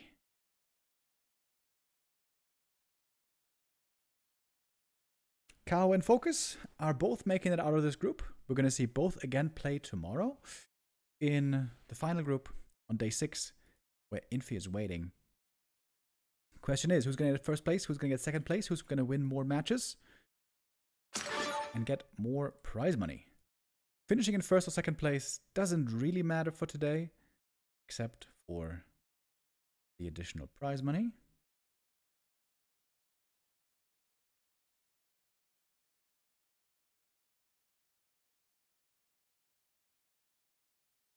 And how much prize money is it, by the way? Because it's a bit confusing about this tournament format as well. It's different amounts of prize money for different days. So day 1 and 2, it's about $40 for each map. And then it ramps up, I guess. $44, $44, $53, $74 on the final day. So on the final day, a nice little boost where you can make up to $750. That would be quite something. Would require 2 5-0s though.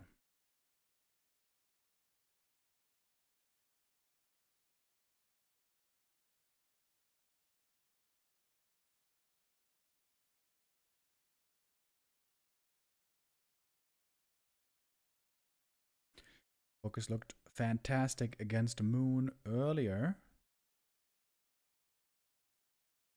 He seemed to know exactly what to do. Seemed to be able to equip his heroes almost every time very well. But even in the games where the Blade Master was sometimes under-equipped, under-leveled, sometimes died as well, FoCuS still fought his way back really well. I was pretty impressed with FoCuS earlier. Just losing that one map to Moon, same as Kaho did. So a good amount of prize money for these two today. We're going to see Moon again the day after tomorrow, by the way. As mentioned, he's not playing in the day 6 final day of Gladiator Championship.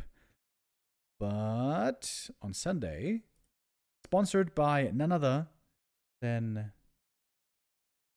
the legend Young Feng. Hold on, I'm struggling right now with my windows. Yep. There we go. Tomorrow, we're going to have Can Humba beat Moon? Day after tomorrow. We had a couple of matches there already. Moon is looking insanely good against Human right now. Absolutely annihilating Chimiko and TH. And the day after tomorrow, he's going to play against Starbuck and Sock. Wait. This is tomorrow. Oh, this is tomorrow. I see. Okay, against Sock and Fortitude on Sunday. And tomorrow against Starbuck. Okay.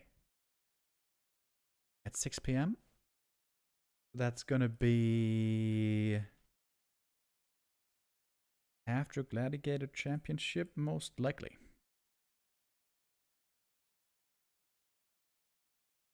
I don't like the way you pronounced Humba. Sorry, bro. That's the way I say it. Lawlide's in very bad shape lately. Is he playing League of Legends or something? Probably he's playing something. Lawlide normally was never a very hard practice player. He practiced a little bit here and there, but didn't ladder too much, didn't grind too much. He had always had some other games on the side. League of Legends sometimes, Dota sometimes, even StarCraft 2. He played quite a bit.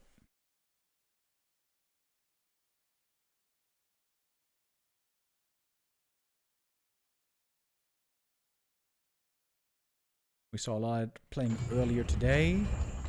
Random versus random show match against Hazy. There, Hazy was looking really strong. Lola got a little bit unlucky with the races as well. We all know that his best races are Night Elf and Human.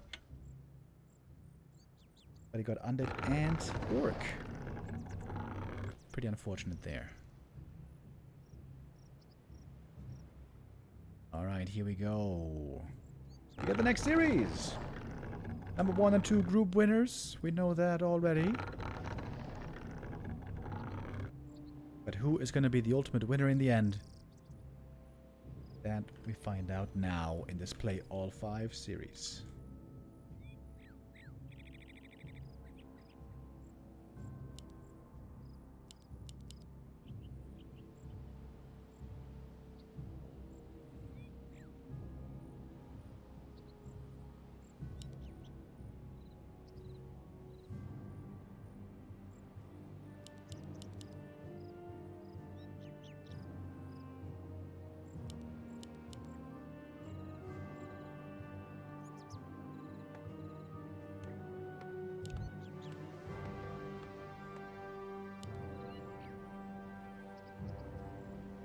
Playing it against Demon. That should be the case here for the entire series.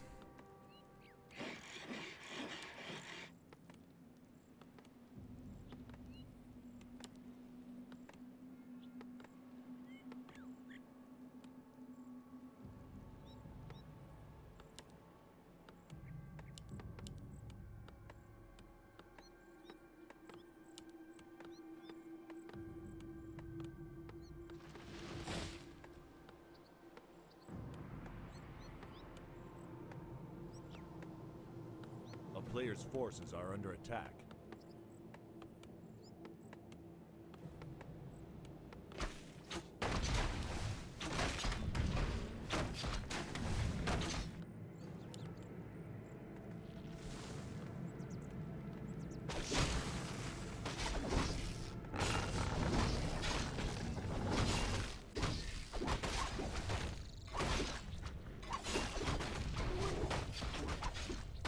Nice creeping here by the Demon, starting off things well with that pair of slippers.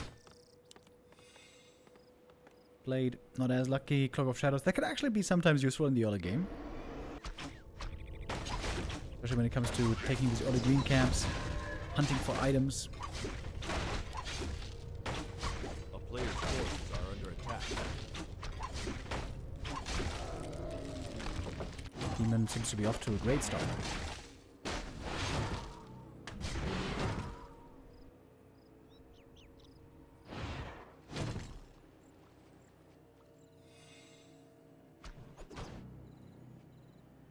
Also, Kaho going for Dust and Circlet early. More and more Night Elves are doing that these days.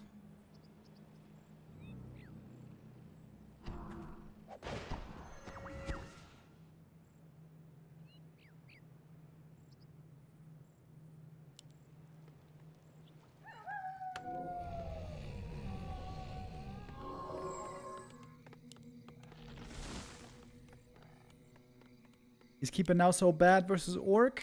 Question mark. Yes, he is. But not just against Orc. Keeper is just very bad as a first hero in general.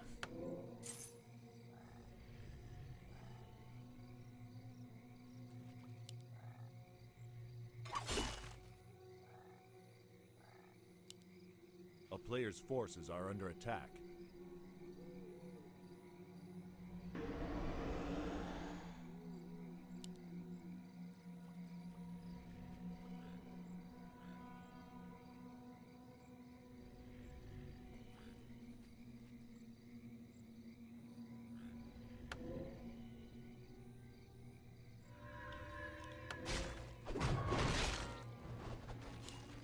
Kaho used the dust. He's expecting the Blade Master to be somewhere here and try to interrupt some creeping. since the blade isn't here... Ooh, Kaho, this is rare. Able to creep the enemy lab, camp away. Would love to get a big heal potion here. Big invuln, also good. Meanwhile, Blade Master... Pendant of Energy. One of the weaker items these days.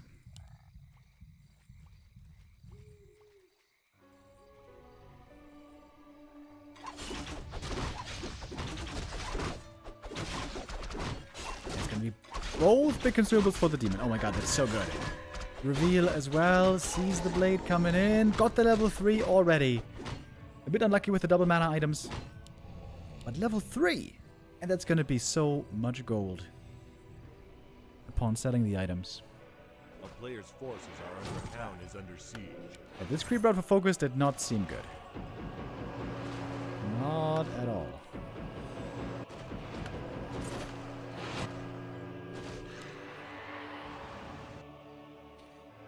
Definitely a lead for Kaho after this early game.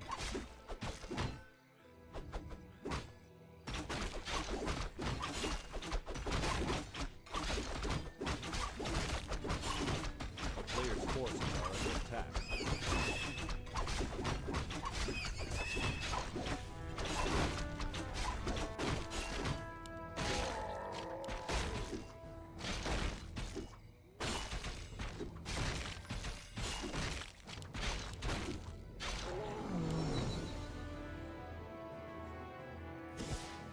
Ring +5 for the blade, that's not bad. Ideally though, would love to have some more damage. A player's forces are under attack. Ooh, blade sees the Night Elf approaching.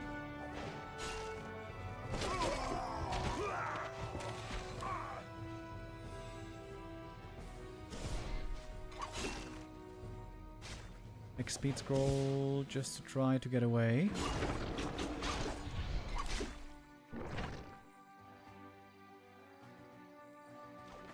In the end, nothing dies.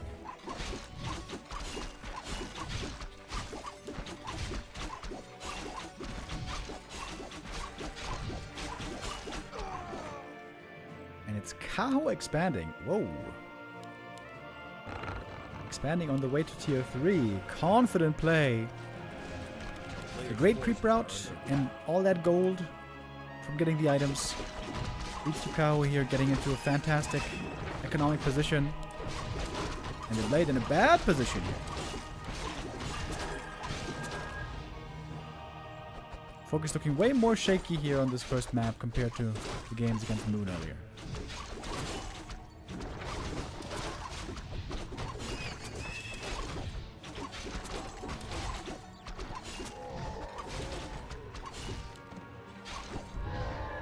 Magic close level 4 already. Another replenish potion. Oh, wonderful.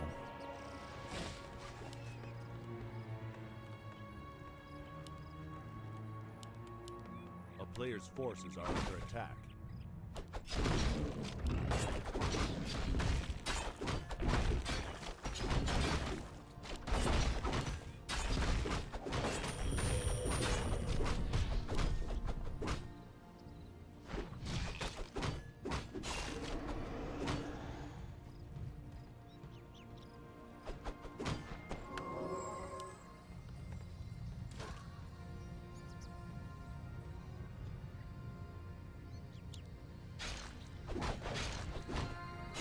Player's forces are under attack.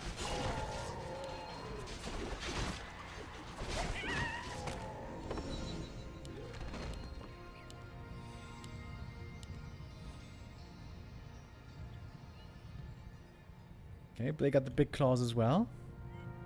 No, wait. Never mind. That's the Kodo.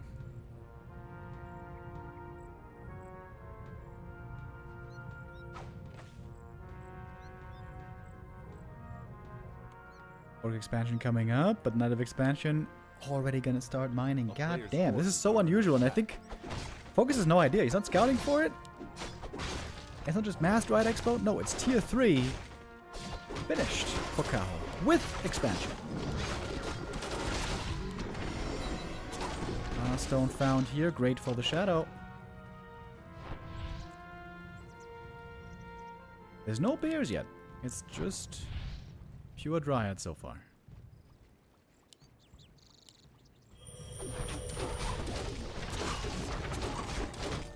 Nice and tangle in the blade. There's no dispel here. Slows him down quite a bit.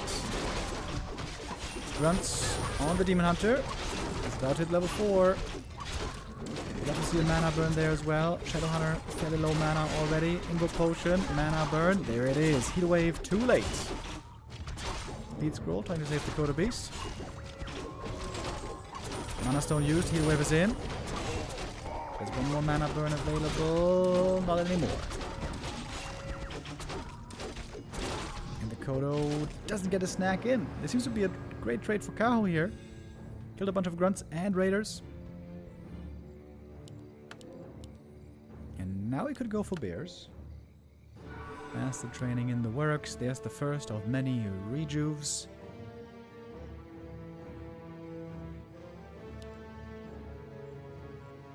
Orc expansion still not running. Players' forces are under attack. Joe Blogs with the resub. Thank you.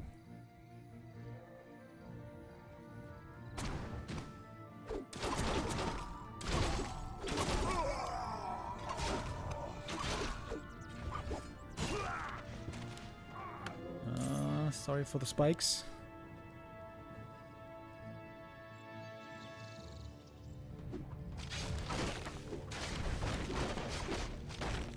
Blade really needs that level 4.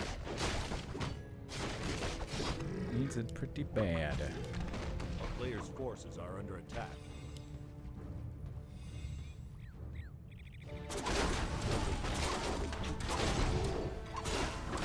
Meanwhile, Demon Hunter's looking strong on level 4. Got some good items. Keeper about to hit 3 as well. Game is looking fantastic for Kaho.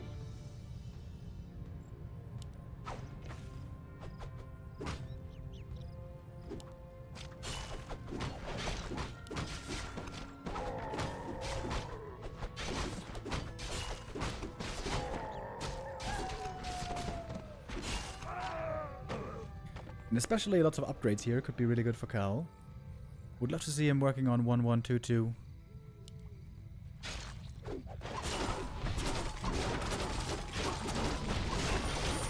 Enchant. Blade Master though still taking a lot of damage here. Gonna need that Invoke Potion pretty soon. Use the heal scroll already. Kodo's coming in, getting off one Devour, second Devour, but that was just a Dryad. And the other Kodo with the bear is gonna get taken out. Heal Ward doesn't stand long there, right next to the Demon Hunter. That's an easy snipe. Level 4 Blade. Good level up right there. It's the last heal wave. Heroes are running out of mana basically everywhere. The Keeper is the only one with a bit of juice left. The Walker magic damage still looking good against the bears. Why was the demon so low mana, by the way? Seems like he probably entered this fight too low on mana. Hardly any rejuve was available here. Any immolation, I mean, of course. Oh, Heal Ward now in the back. That's a beauty. No potion there. Still available on the Blade Master. No end snare, however. Keeper snipes the Heal Ward. Very important. Blade invuln. Almost over. Finds himself in danger. Level up on the Shadow Hunter. He's got one heal wave. Ethereal form. With Entangle and Immolation. Could be some more kills here.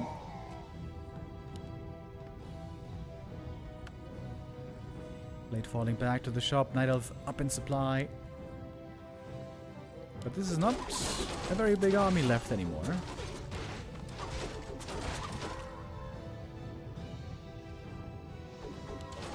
Keep with double hit scroll invul from the shop. That's big.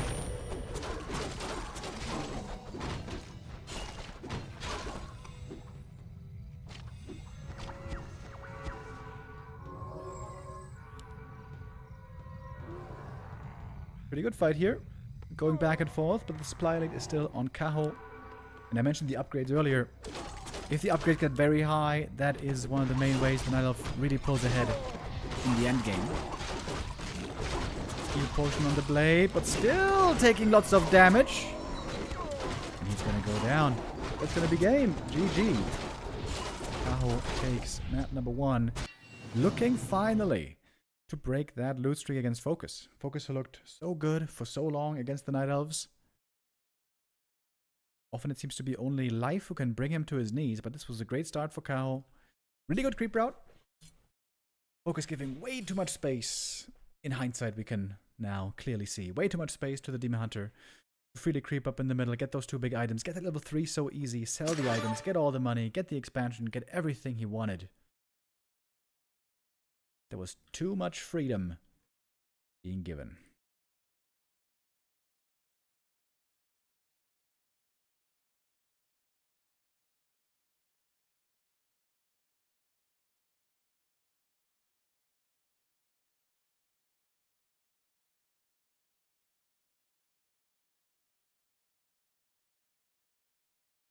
Yoga Dragon with the resub. Thank you very much. 1 full year. Awesome. Recent history between the two, by the way, was looking pretty one-sided. FoCuS right now on a 6-game win streak.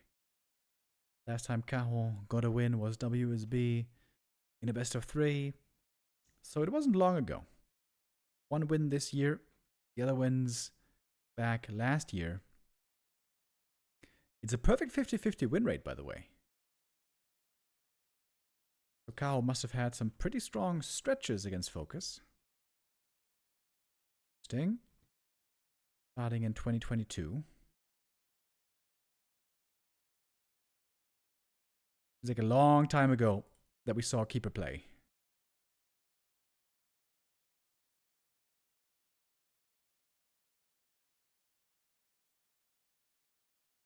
How long has it been Demon Hunter meta? Demon Hunter Dryad meta. It's not 2024, is it? Nah, no way. Early 2025. Oh, we saw some of it already.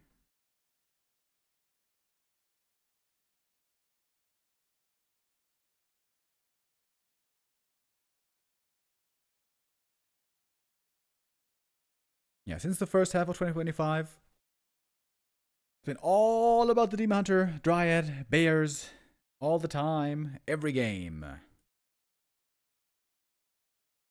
Hopefully, on a new patch, that might change.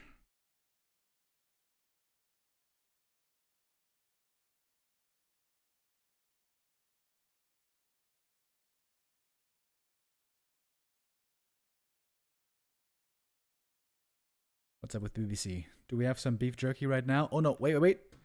We got some new fruit being advertised today. Oh yeah. Look at the stump. Don't know what that was. Can we see it one more time?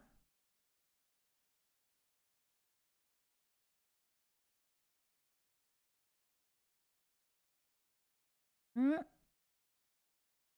I think the presentation is over.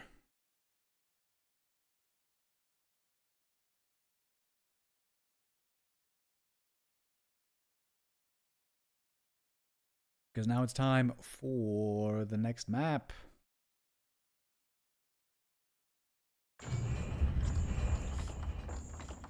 We're gonna have Northern Isles coming up next. Always seems to be a really good map for the Blade, because it seems like here you always reliably get good items. Same goes for the Demon Hunter though.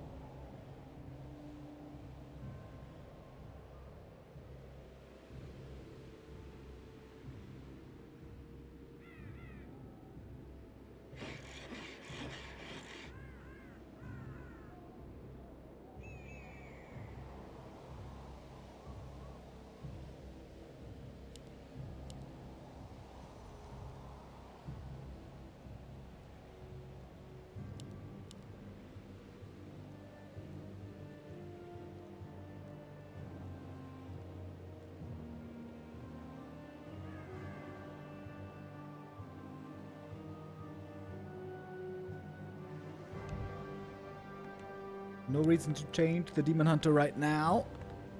I would have thought today we would see at least one game of Keeper. Both Kaho and Moon still sometimes play him against Orc. Not to say he's a very strong choice, but...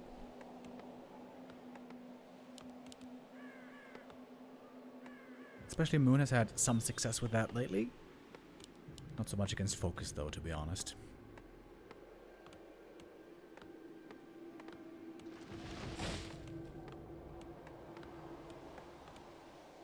A player's forces are under attack.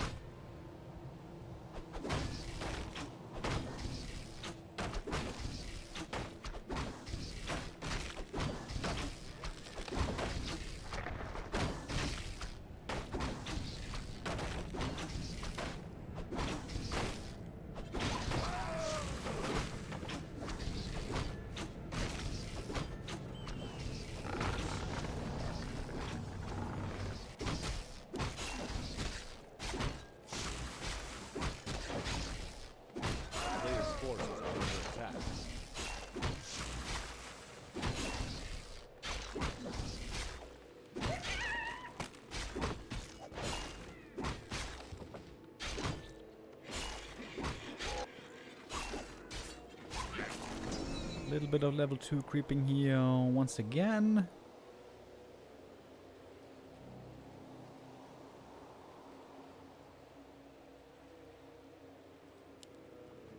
A player's forces are under attack.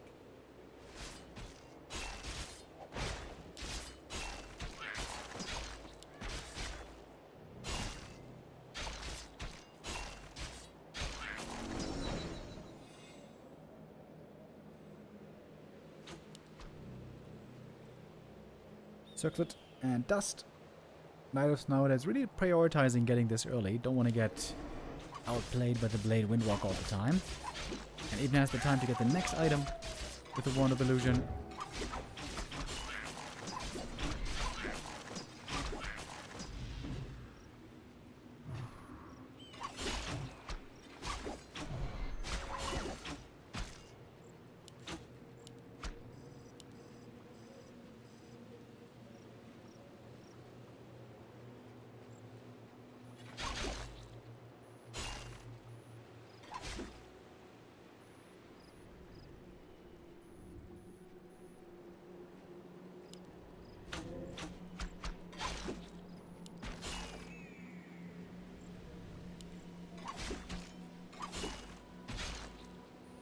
Nothing bought yet for FoCuS here.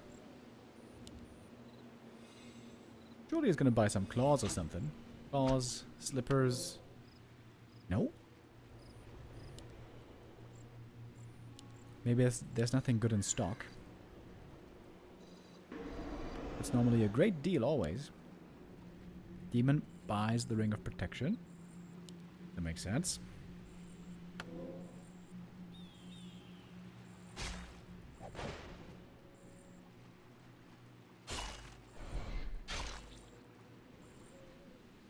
Okay, the Blade clearly is looking for something. Clearly. But not getting nothing.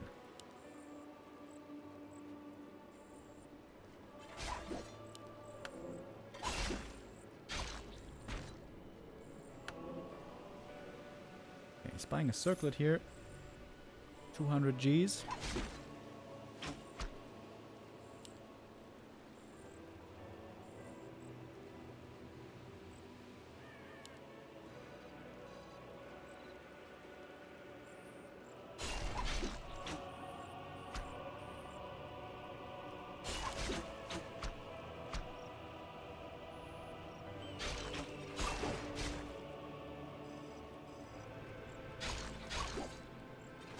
Ooh, almost a nice surround there, I'm sure.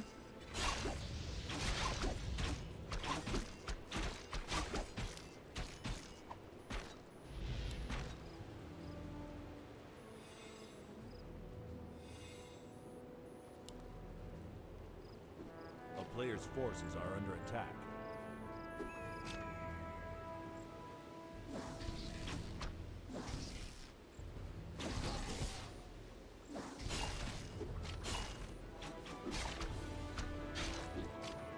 A little bit of Hex creeping. Oh, the keeper would love to see this last hit. That would be so good.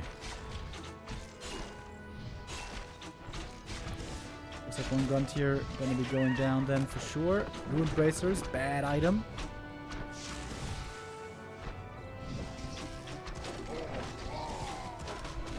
Not quite the deny there.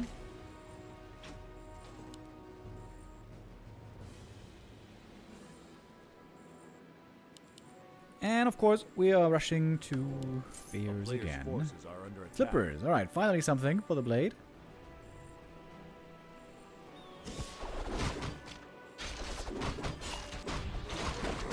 Kind of falling back, creeping up. If you get the Talisman of Evasion here, that would be so sick. It would be a Giga Tank Demon. Carry up. Also very nice.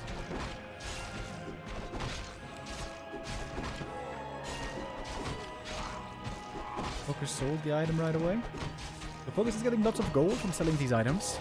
The big consumable here. And the Rude Bracers from before.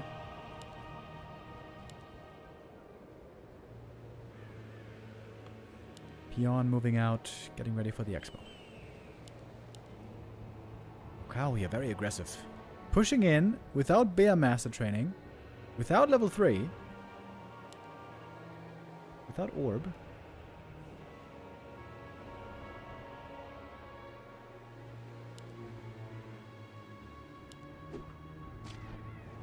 Just by him being here, slowing down the expansion. Big item right here. Up for grabs.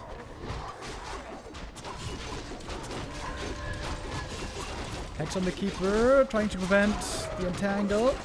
Entangle was successful. That's the Circlet, the second one for the Demon Hunter, by the way. Keeper might be dead here.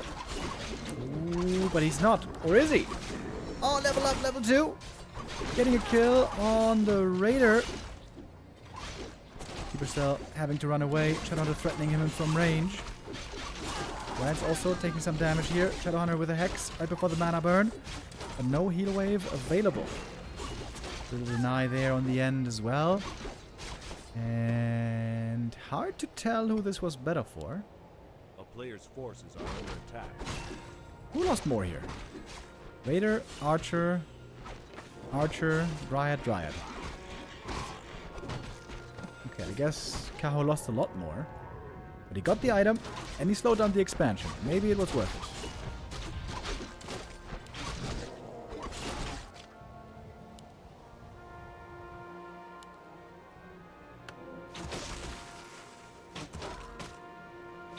Field scroll, invul, very big to claim for FoCuS.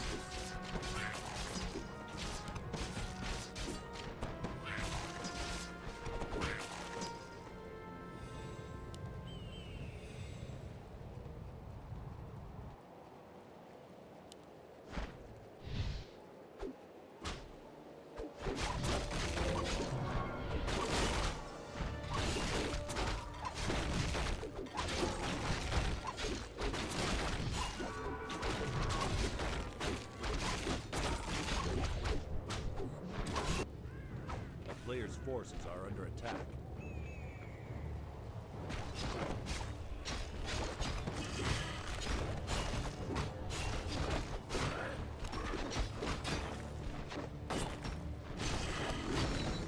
Double phase for the Blade Master. He's gonna have crazy attack speed now, however, not that much damage.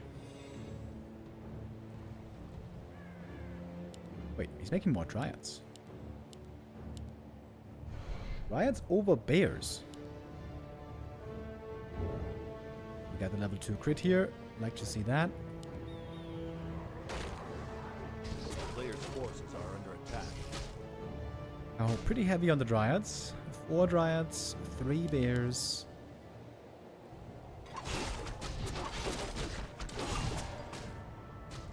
Going up to 5 Dryads.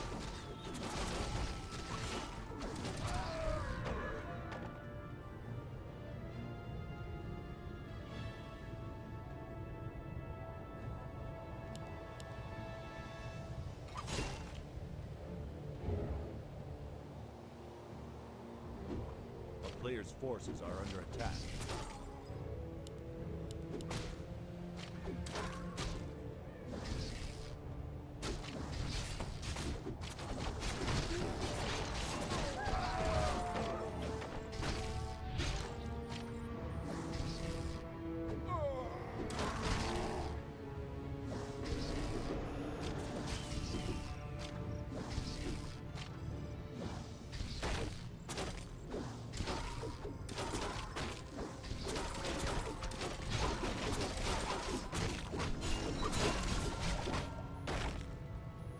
Only one Kodo so far. Seems like they are more neat against the bears.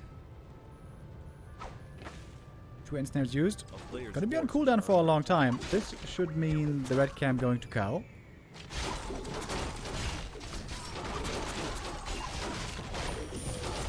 No hex on the demon. Fresh bears coming in though. Blade really hurt. Demon now getting targeted, but he's got the big invo potion. That big invo, fantastic. He's healing so much with the rejuve. And the Blade, uh-oh! Blade getting stunned by the big boy. Heals Gold trying to save him. FoCuS panicking. What's he doing with the Shadow Hunter here? Panicking! Running in the corner. Blade dead. Red cam goes to the demon. Oh, that's bad news for FoCuS. Very bad news. GG. Kaho wins map 2 as well. FoCuS all of a sudden, not looking so strong anymore. Not looking so effective anymore. Getting a bit over-eager, maybe. Is that a cam he had to fight for? He could have gone for a counterattack instead.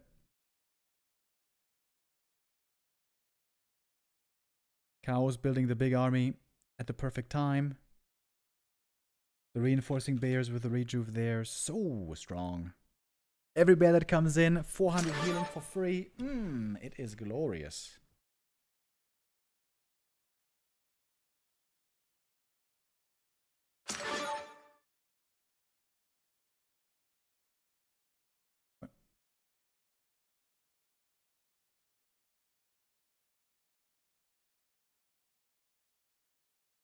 The right lobby?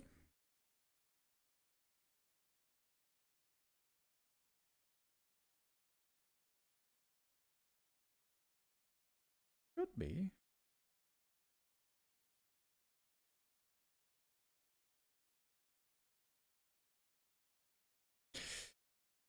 We are in the lobby for map number 3. Autumn Leaves come up next.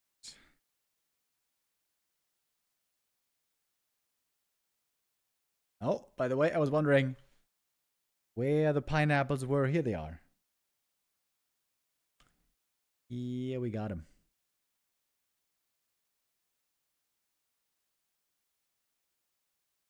I still haven't bought the pineapples, you know? I've seen them on the stream so many times. They are looking pretty damn fine. Summer is coming. Delicious fruit in the stores. And especially on the BBC stream, we are a big fan of the pineapples. Yeah. Look at the marbling. Look at the juiciness. Look at the color.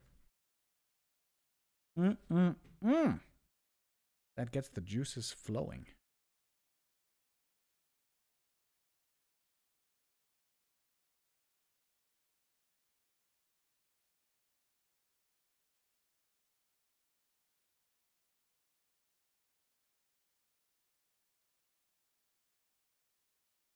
I'm craving a pineapple now. Yeah, I had that feeling as well.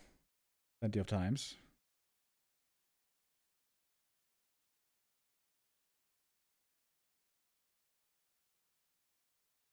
Remo doing free advertising for pineapples. Dude, if pineapples... Let's say there's a pineapple factory. Or a pineapple, I don't know. Pineapple conglomerate. If they want to sponsor us here on Back to Warcraft, I am in. Pineapples and mangoes. Hit us up. Send us a message on Discord.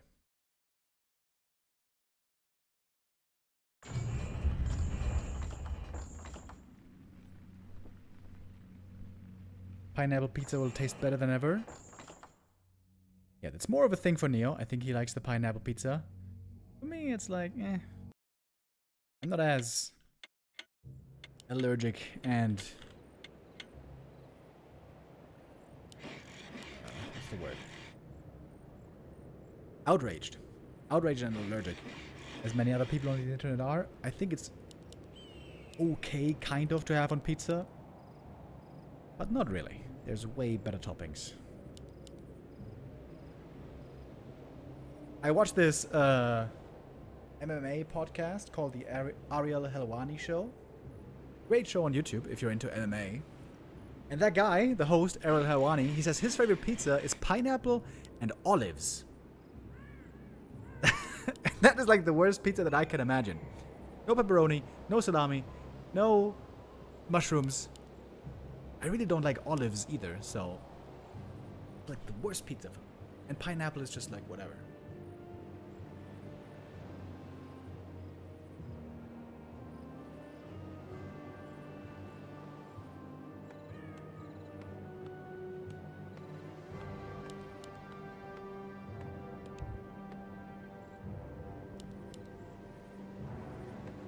Kaho only one map away from winning this group here today.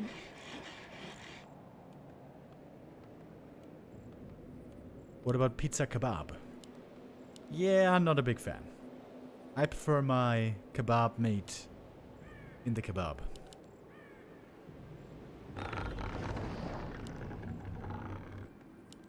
I like my pizza Italian and my kebab Turkish. Thank you very much. Also stuff like sucuk pizza. It's not that great.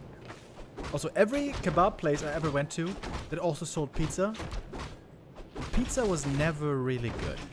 It was serviceable, certainly, often, but never really good in my opinion. I mentioned this many times. I'm a bit of a pizza snob. I've had so many different pizzas from so many different places in my life, and I feel like most simply aren't that good. Call me a snob if you will.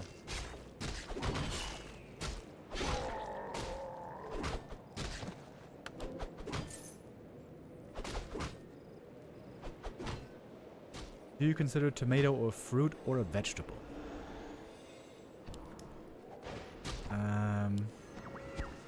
I mean, it's a fruit, right? Technically, it's a fruit. Forces are under attack. I know what you mean, though. It doesn't taste very fruity. It doesn't taste very sweet. It does taste great, though. Love tomato. I actually know lots of people, friends of mine, that don't like tomato. They don't like the taste, or they don't like the consistency, or they don't like the squishy bits in the middle. And also lots of friends who don't like onions. Tomatoes and onions, very iffy for many people, apparently. Also cucumbers for some. I got some very picky eaters as friends.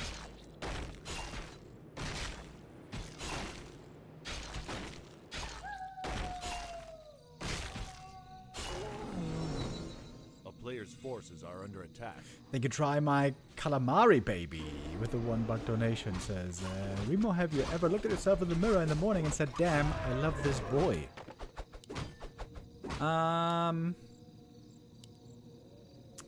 Not so much in the mirror in the morning, but when I'm going out and I'm kind of drunk, yes, all the time. I'm like, oh my god, look at this guy. What a handsome devil. Oh my goodness. Nobody can resist. Yeah, when I'm drunk, that happens all the time.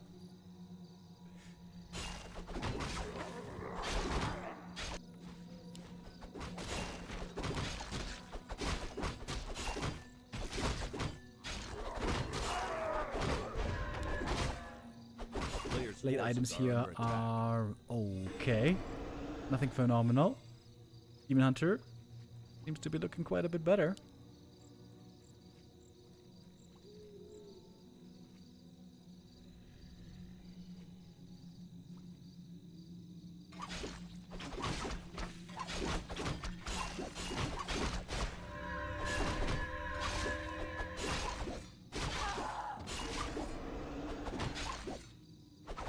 Forces are under attack.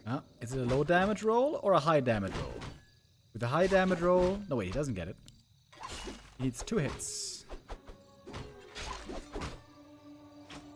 Ah. Ah. Oh, nice. Got it. Good movement, good patience by FoCuS.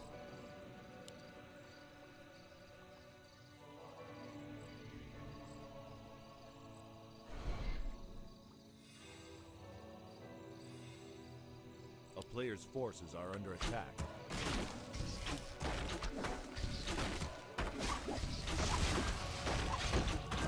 They creep right here. Legion of War being super efficient on this map, as often. Next big item. Loot. Alright, that's not good. But level 3 is great.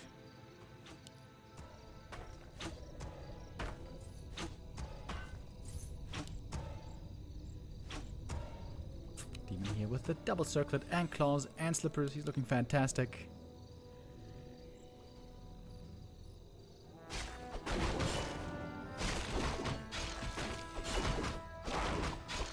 I like the Burzy.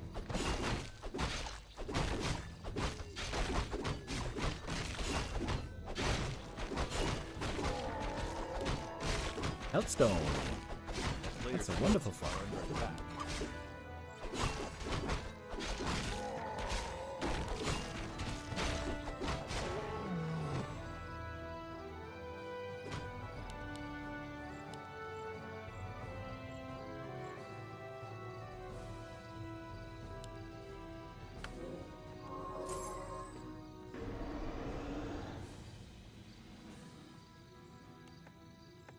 At some point we know FoCuS gonna aim towards an expansion.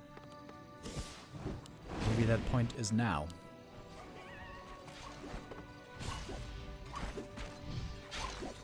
They could see the last hit here, but that would cost him also lots of mana thanks to the burn.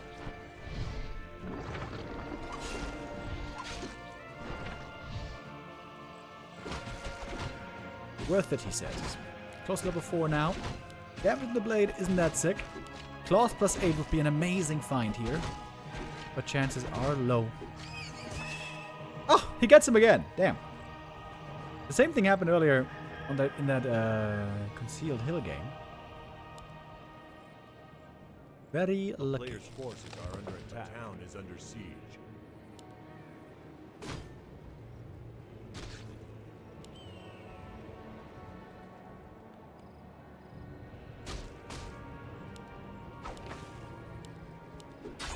Pretty early wrecked camp here for FoCuS.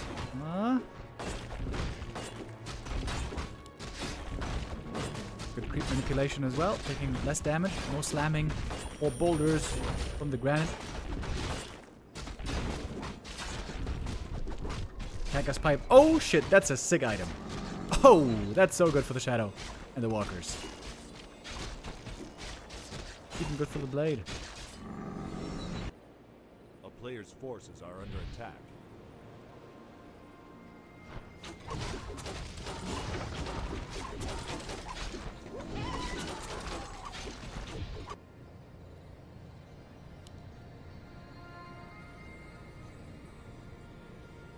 Game is not looking bad for FoCuS anymore, I'd say, especially if the expansion finishes, of course. He's got good levels, good items, building towards a strong army. Blade even sees this little push coming early. No way Kaho can win a fight here. He's gonna have to TP out sooner rather than later. Uses one Dryad and the TP.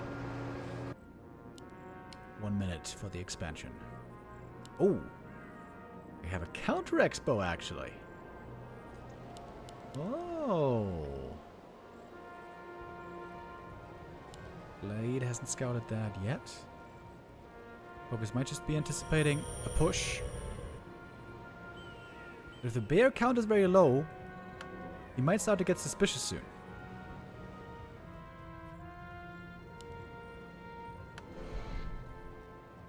Mana burn, still no Windwalk scouting.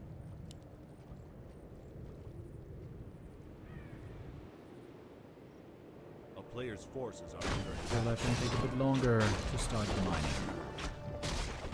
Cactus pipe is so good though. Oh my god, it's so good.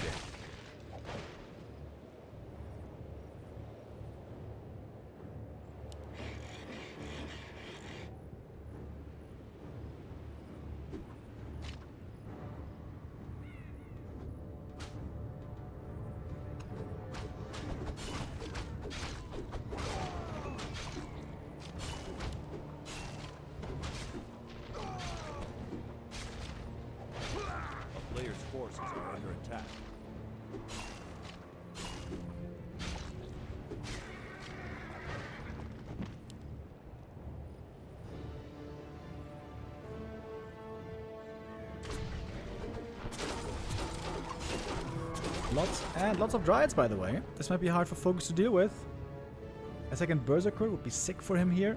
I wonder if it's available. Yes, it is. Okay, now he's got some serious piercing damage.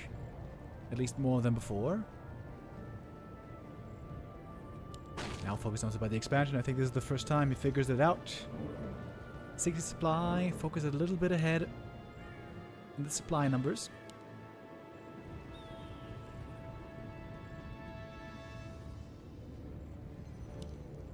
Rare to see Night Elves playing the counter expansion instead of all-inning.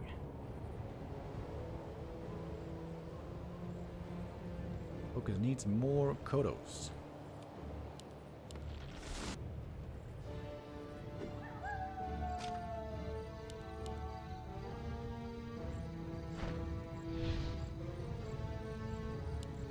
Head on to going to the shop once you get something. Second heal scroll, not a TP.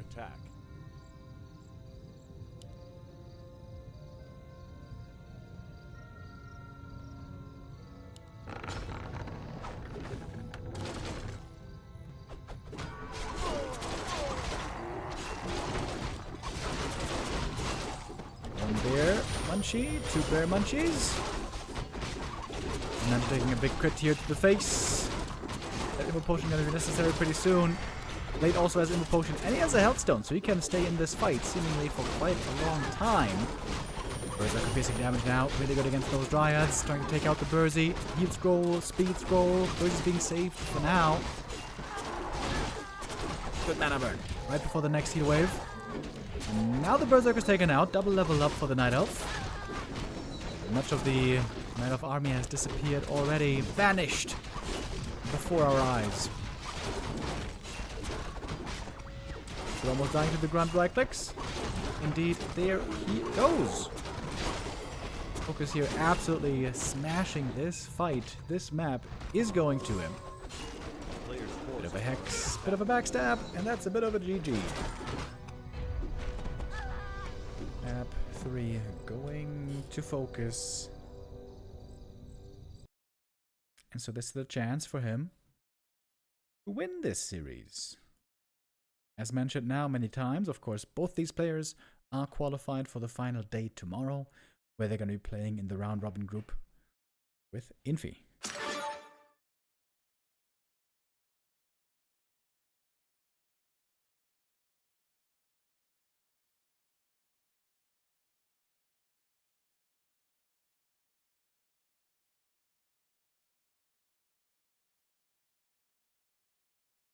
And Concealed Hill will be our next map. Can be a tricky map, especially when it comes to Orc expansion, also when it comes to powering up your heroes with strong items. A little unreliable, you might say, in those regards.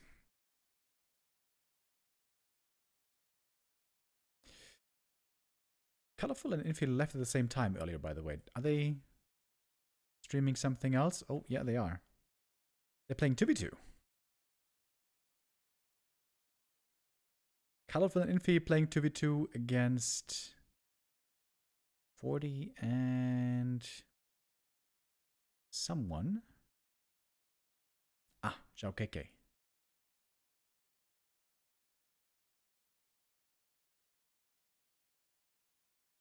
Why don't we take a little look here before the next map starts? We are in the very, very late game here. In the 2v2 that's going on in another little show match. We're on the UTL stream here.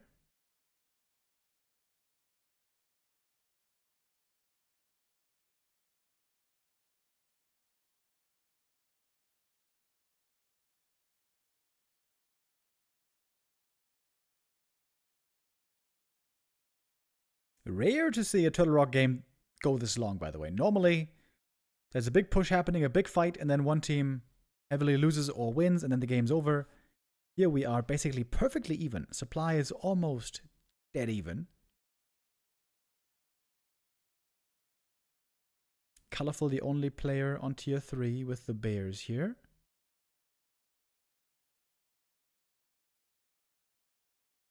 Lots of AoE. Blizzard, Fork Lightning. I guess it's kind of it.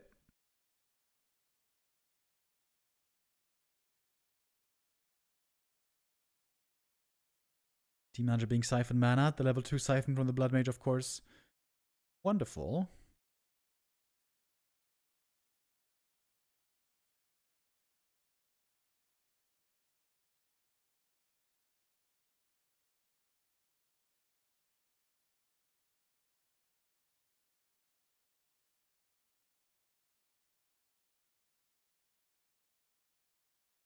Oh, I think we're loading into the next map, if I say that right.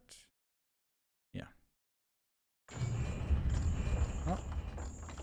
Might be a little bit of a join bug here.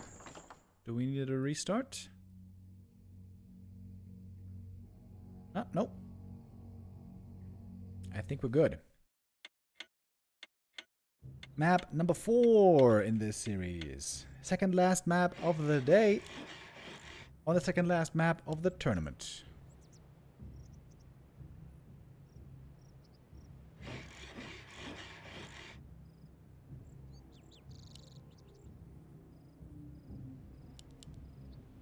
An ultimate day of the tournament, we could say.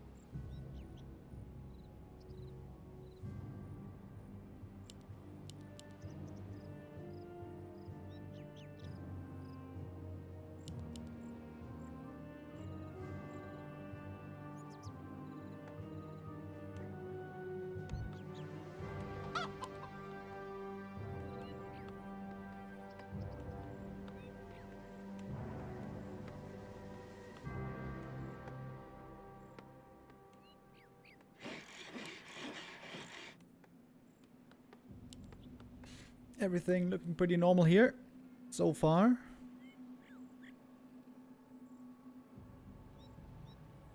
I feel like orcs have been struggling lately. Creeping well early game on this map. They would take the item here, get some heal salves, go for the circlet here, and then try to go for the green camp here, and creep here for the tome and more experience towards level 2. But Nidals lately have been creeping this camp early. And I haven't seen a great punish for that so far.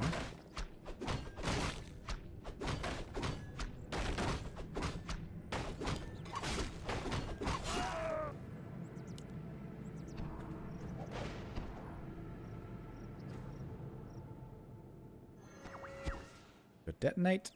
Okay, here we see the punish attempted. FoCuS is not creeping this camp first because he wants to be in position to creep Jack here if the demon is over there.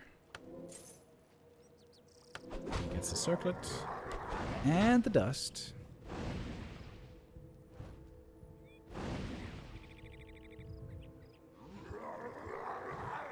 A player's forces are under attack. And now what?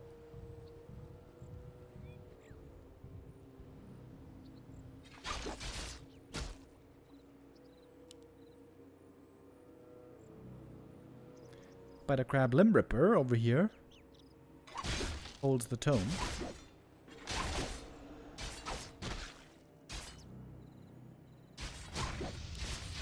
Archer and Snare could be a kill, but Blade rather wants to get the last hit right here.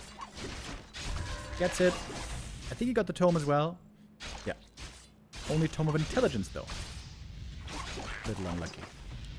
Ooh, and Snare. That's a bit unlucky for our Night Elf.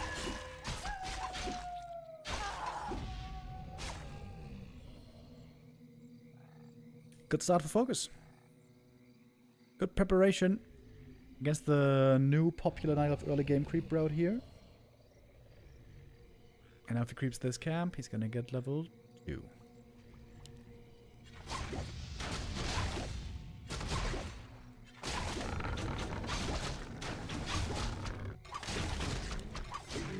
A player's forces are under attack.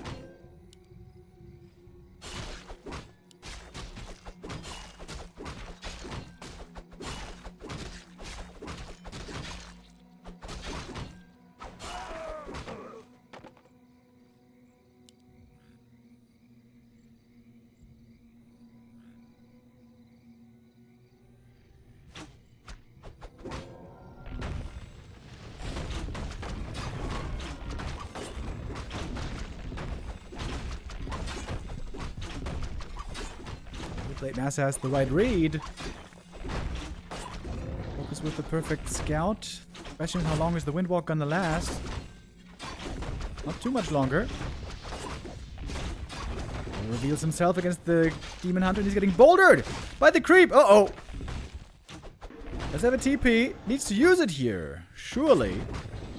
Oh, that's a huge steal. Archers, can they try to steal the last hit? Maybe that would be big as well. No, don't get it. That is a sick creep jack. Demon Hunter almost dead. That takes so much moon juice. TP as well required. This should be an easy expansion for FoCuS here. He wants to go for it.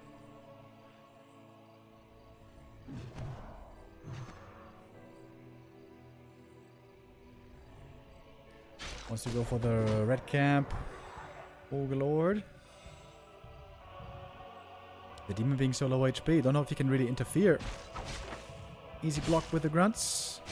A player's forces are under attack. Oh, this is a crazy good early game for FoCuS. Incredibly good. He's not too blessed with sick items. Didn't get any claws yet. But that's the only little wrinkle so far this game. Claws plus 12. Boom! Goes the dynamite.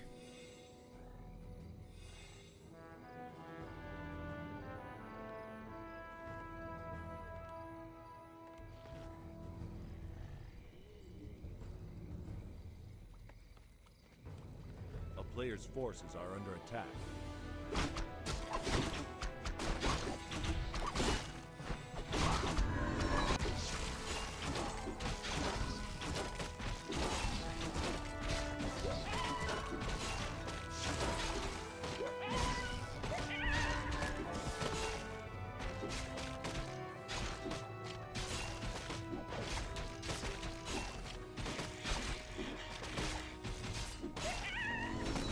Forces are under attack.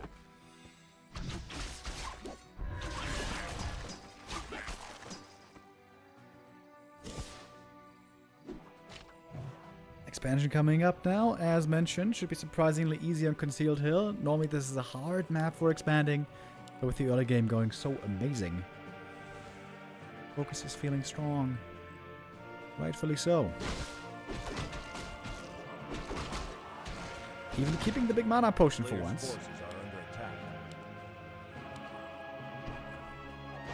Leading the main base. Killing some wisps, canceling the shop. Man, this is a disaster game for Cahoo. That ain't no good.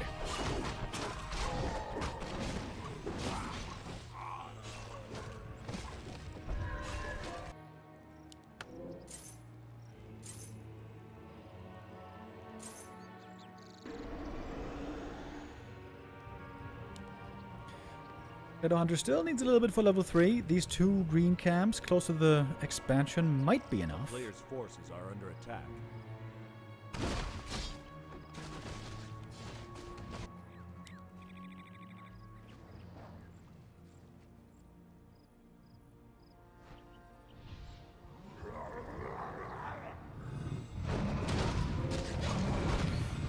What is map 5 gonna be? I don't know. Gonna find out soon. I got a feeling this map here isn't gonna last too much longer. Let's just FoCuS all the way so far. Going for the Keeper as well. He knows there's no TP, there's no Invul Potion. This Keeper is edge.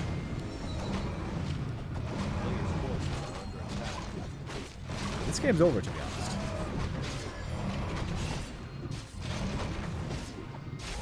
This game is pretty much over. Next big item, Quantalos. Oh shit! Oh my god, this Blade Master is crazy.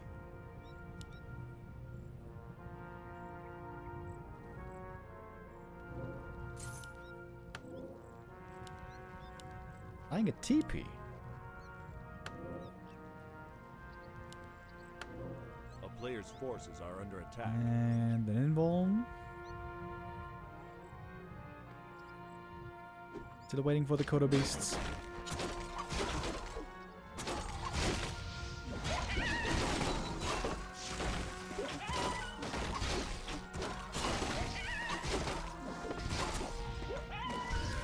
Hunter has some good items now. He's got some good levels now. But it's just so far behind tempo. All these losses this game.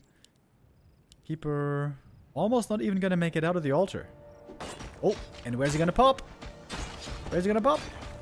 Poppy pop! There he is. Next to the shop, I guess he should be safe. Maybe. Maybe not. He's surrounded right there. And he is dead again. Even without level 2, Critis Blade Master is putting out a lot of damage. Almost dead now is the Blade. FoCuS TPing out. Panicking a little bit there. Maybe overly cautious. But yeah, this game's over. GG. Very good play by FoCuS right here. Yeah, that's a nasty, nasty creepjack. On this top pro level, normally you don't come back from a creepjack like that. Sick read by FoCuS. Just added that premonition.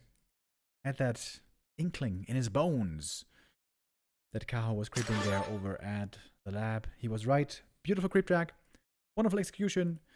And the chat was asking what map we're going to see for the last one here. This is going to be Springtime.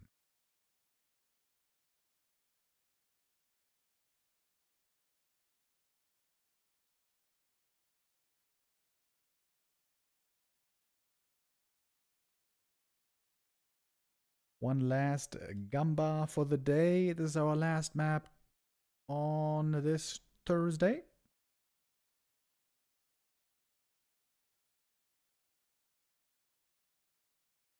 Alright, now I'm curious how the 2v2 ended.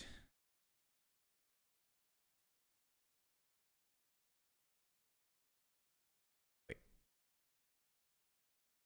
Doesn't say the score? Infi and Colorful won. Okay. We didn't get to see the final fight there, sadly.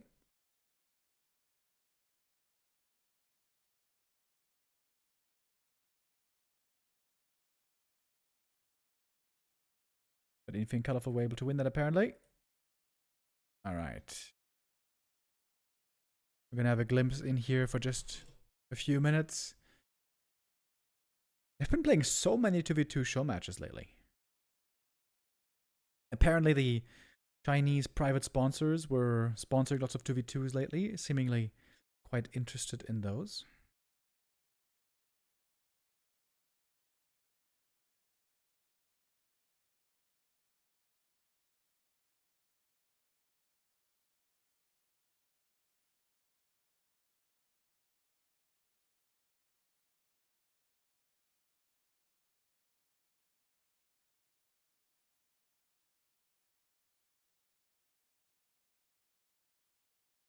We didn't have much time here at all. Okay. Loading into map 5 already. For the final map here and the decision. Who's going to be the winner of the group? Of course, both players are qualified for the final day 6 tomorrow. In any regard.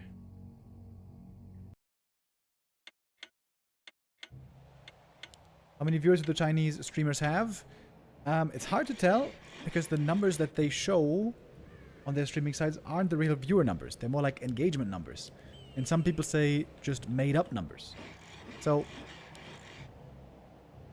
there's no way to really tell.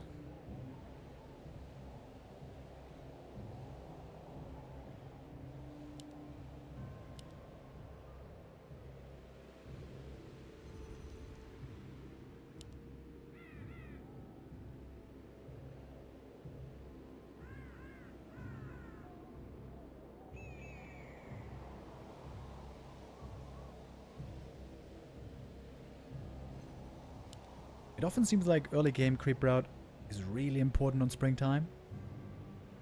You gotta make sure to get good progress on your hero while also ensuring the opponent doesn't get too far ahead. That goes for both players, really. Blade and Demon, you gotta know about your strength timings and the opponent's.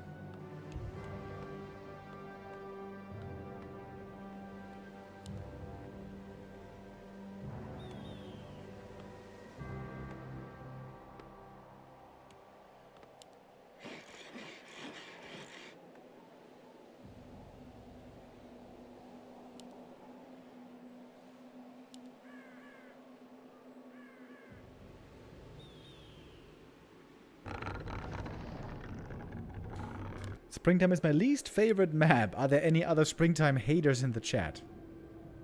Why is it your least favorite map? I feel like Springtime is okay. It's not a very special map. It's kind of small. It's, you know, decent.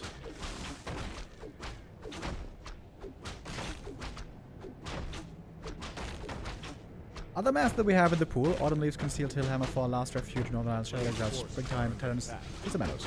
So I'm always a big fan of making way for the new by getting rid of the old. But I feel like Concealed Hill and Northern Isles and Last Refuge, these three maps have been with us more than long enough. So I would like to see these three removed.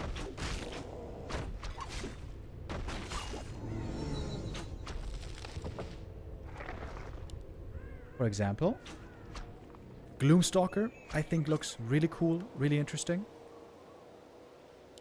Ruins of Ashara, I think is still very slept on.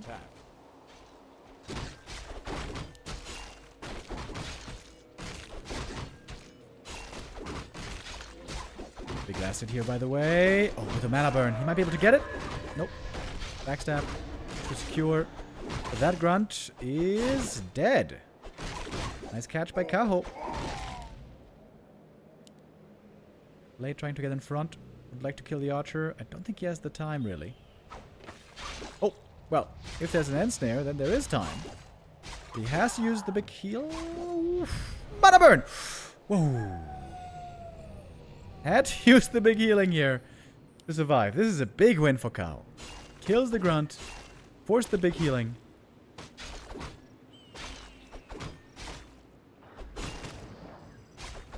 That should be good for him.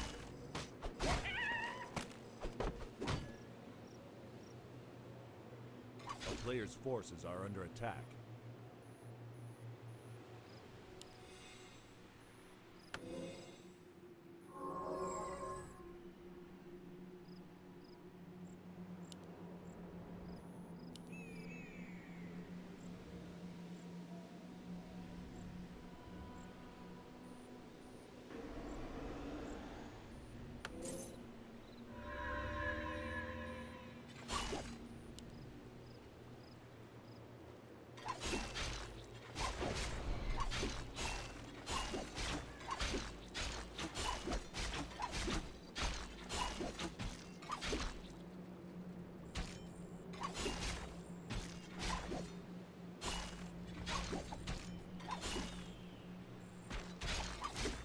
The speed scroll, trying to get another kill here. That is level 2. I was about to say, if we didn't get that, that would have been a little bit wonky.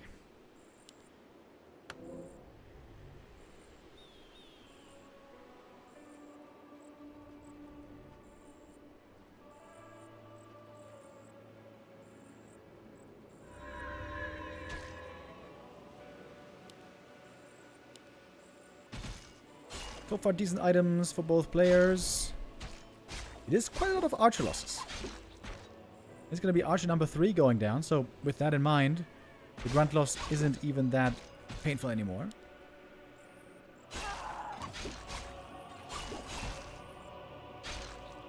Because indeed, right now, Kaho has 0 units.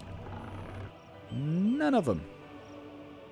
That means he definitely cannot take these early tier 2 fights well if they are to break out. Most likely he's going to have to play this passive for the next few minutes. Oh, demon staffing in. The one unit he has is a wisp. He can look for a last hit steal here, by the way. Unless there's a hex. Oh, hex perfectly in time. Nicely done. And the grunt pulled into the back to save him there. That's cool as well. That grunt's probably still going down, though. Oh, or is it? Speed scroll. Escape. Pretty neat. One shard of the one of mana stealing used already. I think you should keep that for the shadow. This can be a very, very good item. Please don't sell.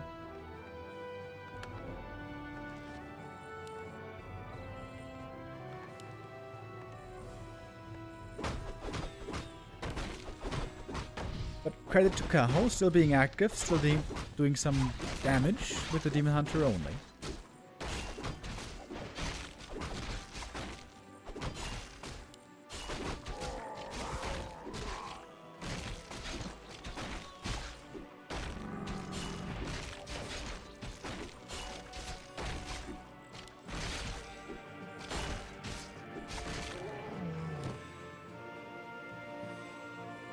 Second circlet for the blade.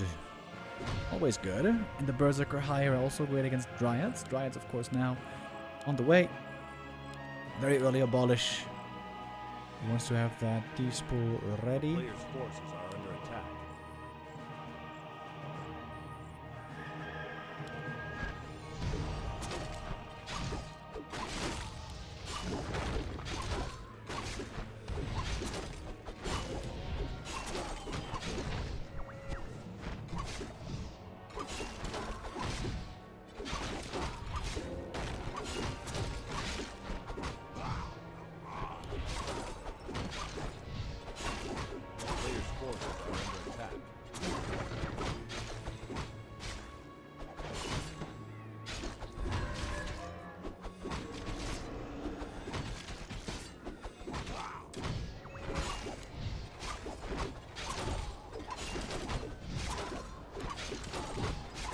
Lionheart of Stormwind, I would say that's pretty nice for the Night Elf. Blade now level 3, level 2 Windwalk. We got Scourge Bone Chimes other side for the Vamp Aura.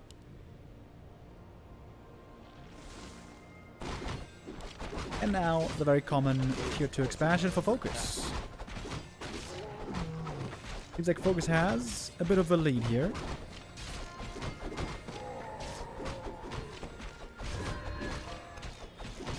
Not insurmountable. Kaho's gonna most likely go for an all-in push. Got some good items here on the demon.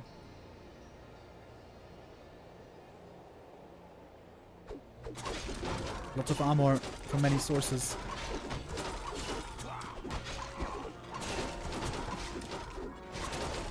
Not having a TP is a bit scary though. Oh, claws again, by the way. Down at the natural. Book tracker. Circlet. Damn. FoCuS items were partly banned on the last few maps. This game, the items are incredibly good.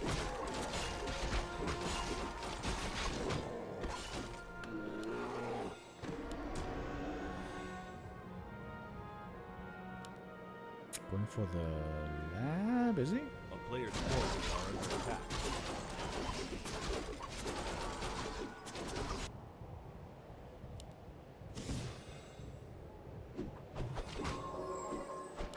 There's a little Quill Beast over here. Enjoying the view.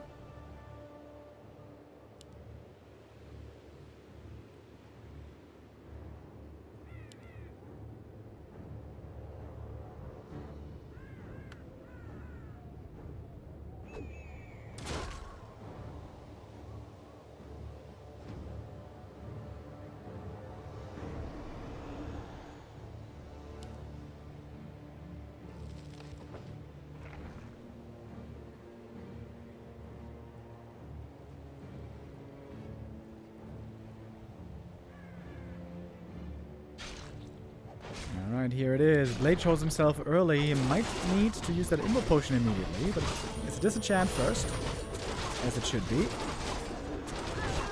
Two Dryads going to be going down very quick. There's no bears here, by the way. Wait a minute. Where are the bears? He's only got a depth training.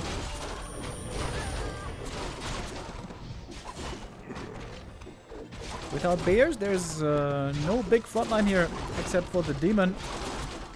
Passing the Invo Potion, that's going to be necessary just in a second. Blade quite hurt. Doesn't use the Invuln! Oh! FoCuS! Huge mistake! Could be a game-losing mistake. Now the Shadowrunner getting FoCuS next. Oh my god, FoCuS. What the hell was that? What? Keeper not gonna get the heal scroll, it seems. Players' forces are under attack. The Walkers, by the way, totally useless. Against the Mass Dryads, not doing nothing. Oh, goodness, FoCuS. Was it sleepy FoCuS again? GG! Oi, oi, oi. FoCuS throws away the last map. Losing both heroes unnecessarily. Ay, ay, ay. I wonder if he saves the blade, the fight might have still been close. You know what? Maybe Kaho would have won regardless. But man, that was... Like, also, it's not like he got chunked down suddenly. You know? From 100 HP to 0.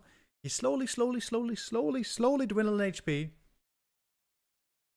Didn't use the Evo Potion. My goodness, FoCuS. Huge mistake. To end the day. Must be aware that that was very unnecessary. But the good thing is, he has a chance to make up for it tomorrow. Tomorrow, we're going to be back with the Gladiator Championship Final Day 6. And there we're going to have Infi and Kaho and FoCuS playing for the last 3 matches, playing for the last bit of prize money.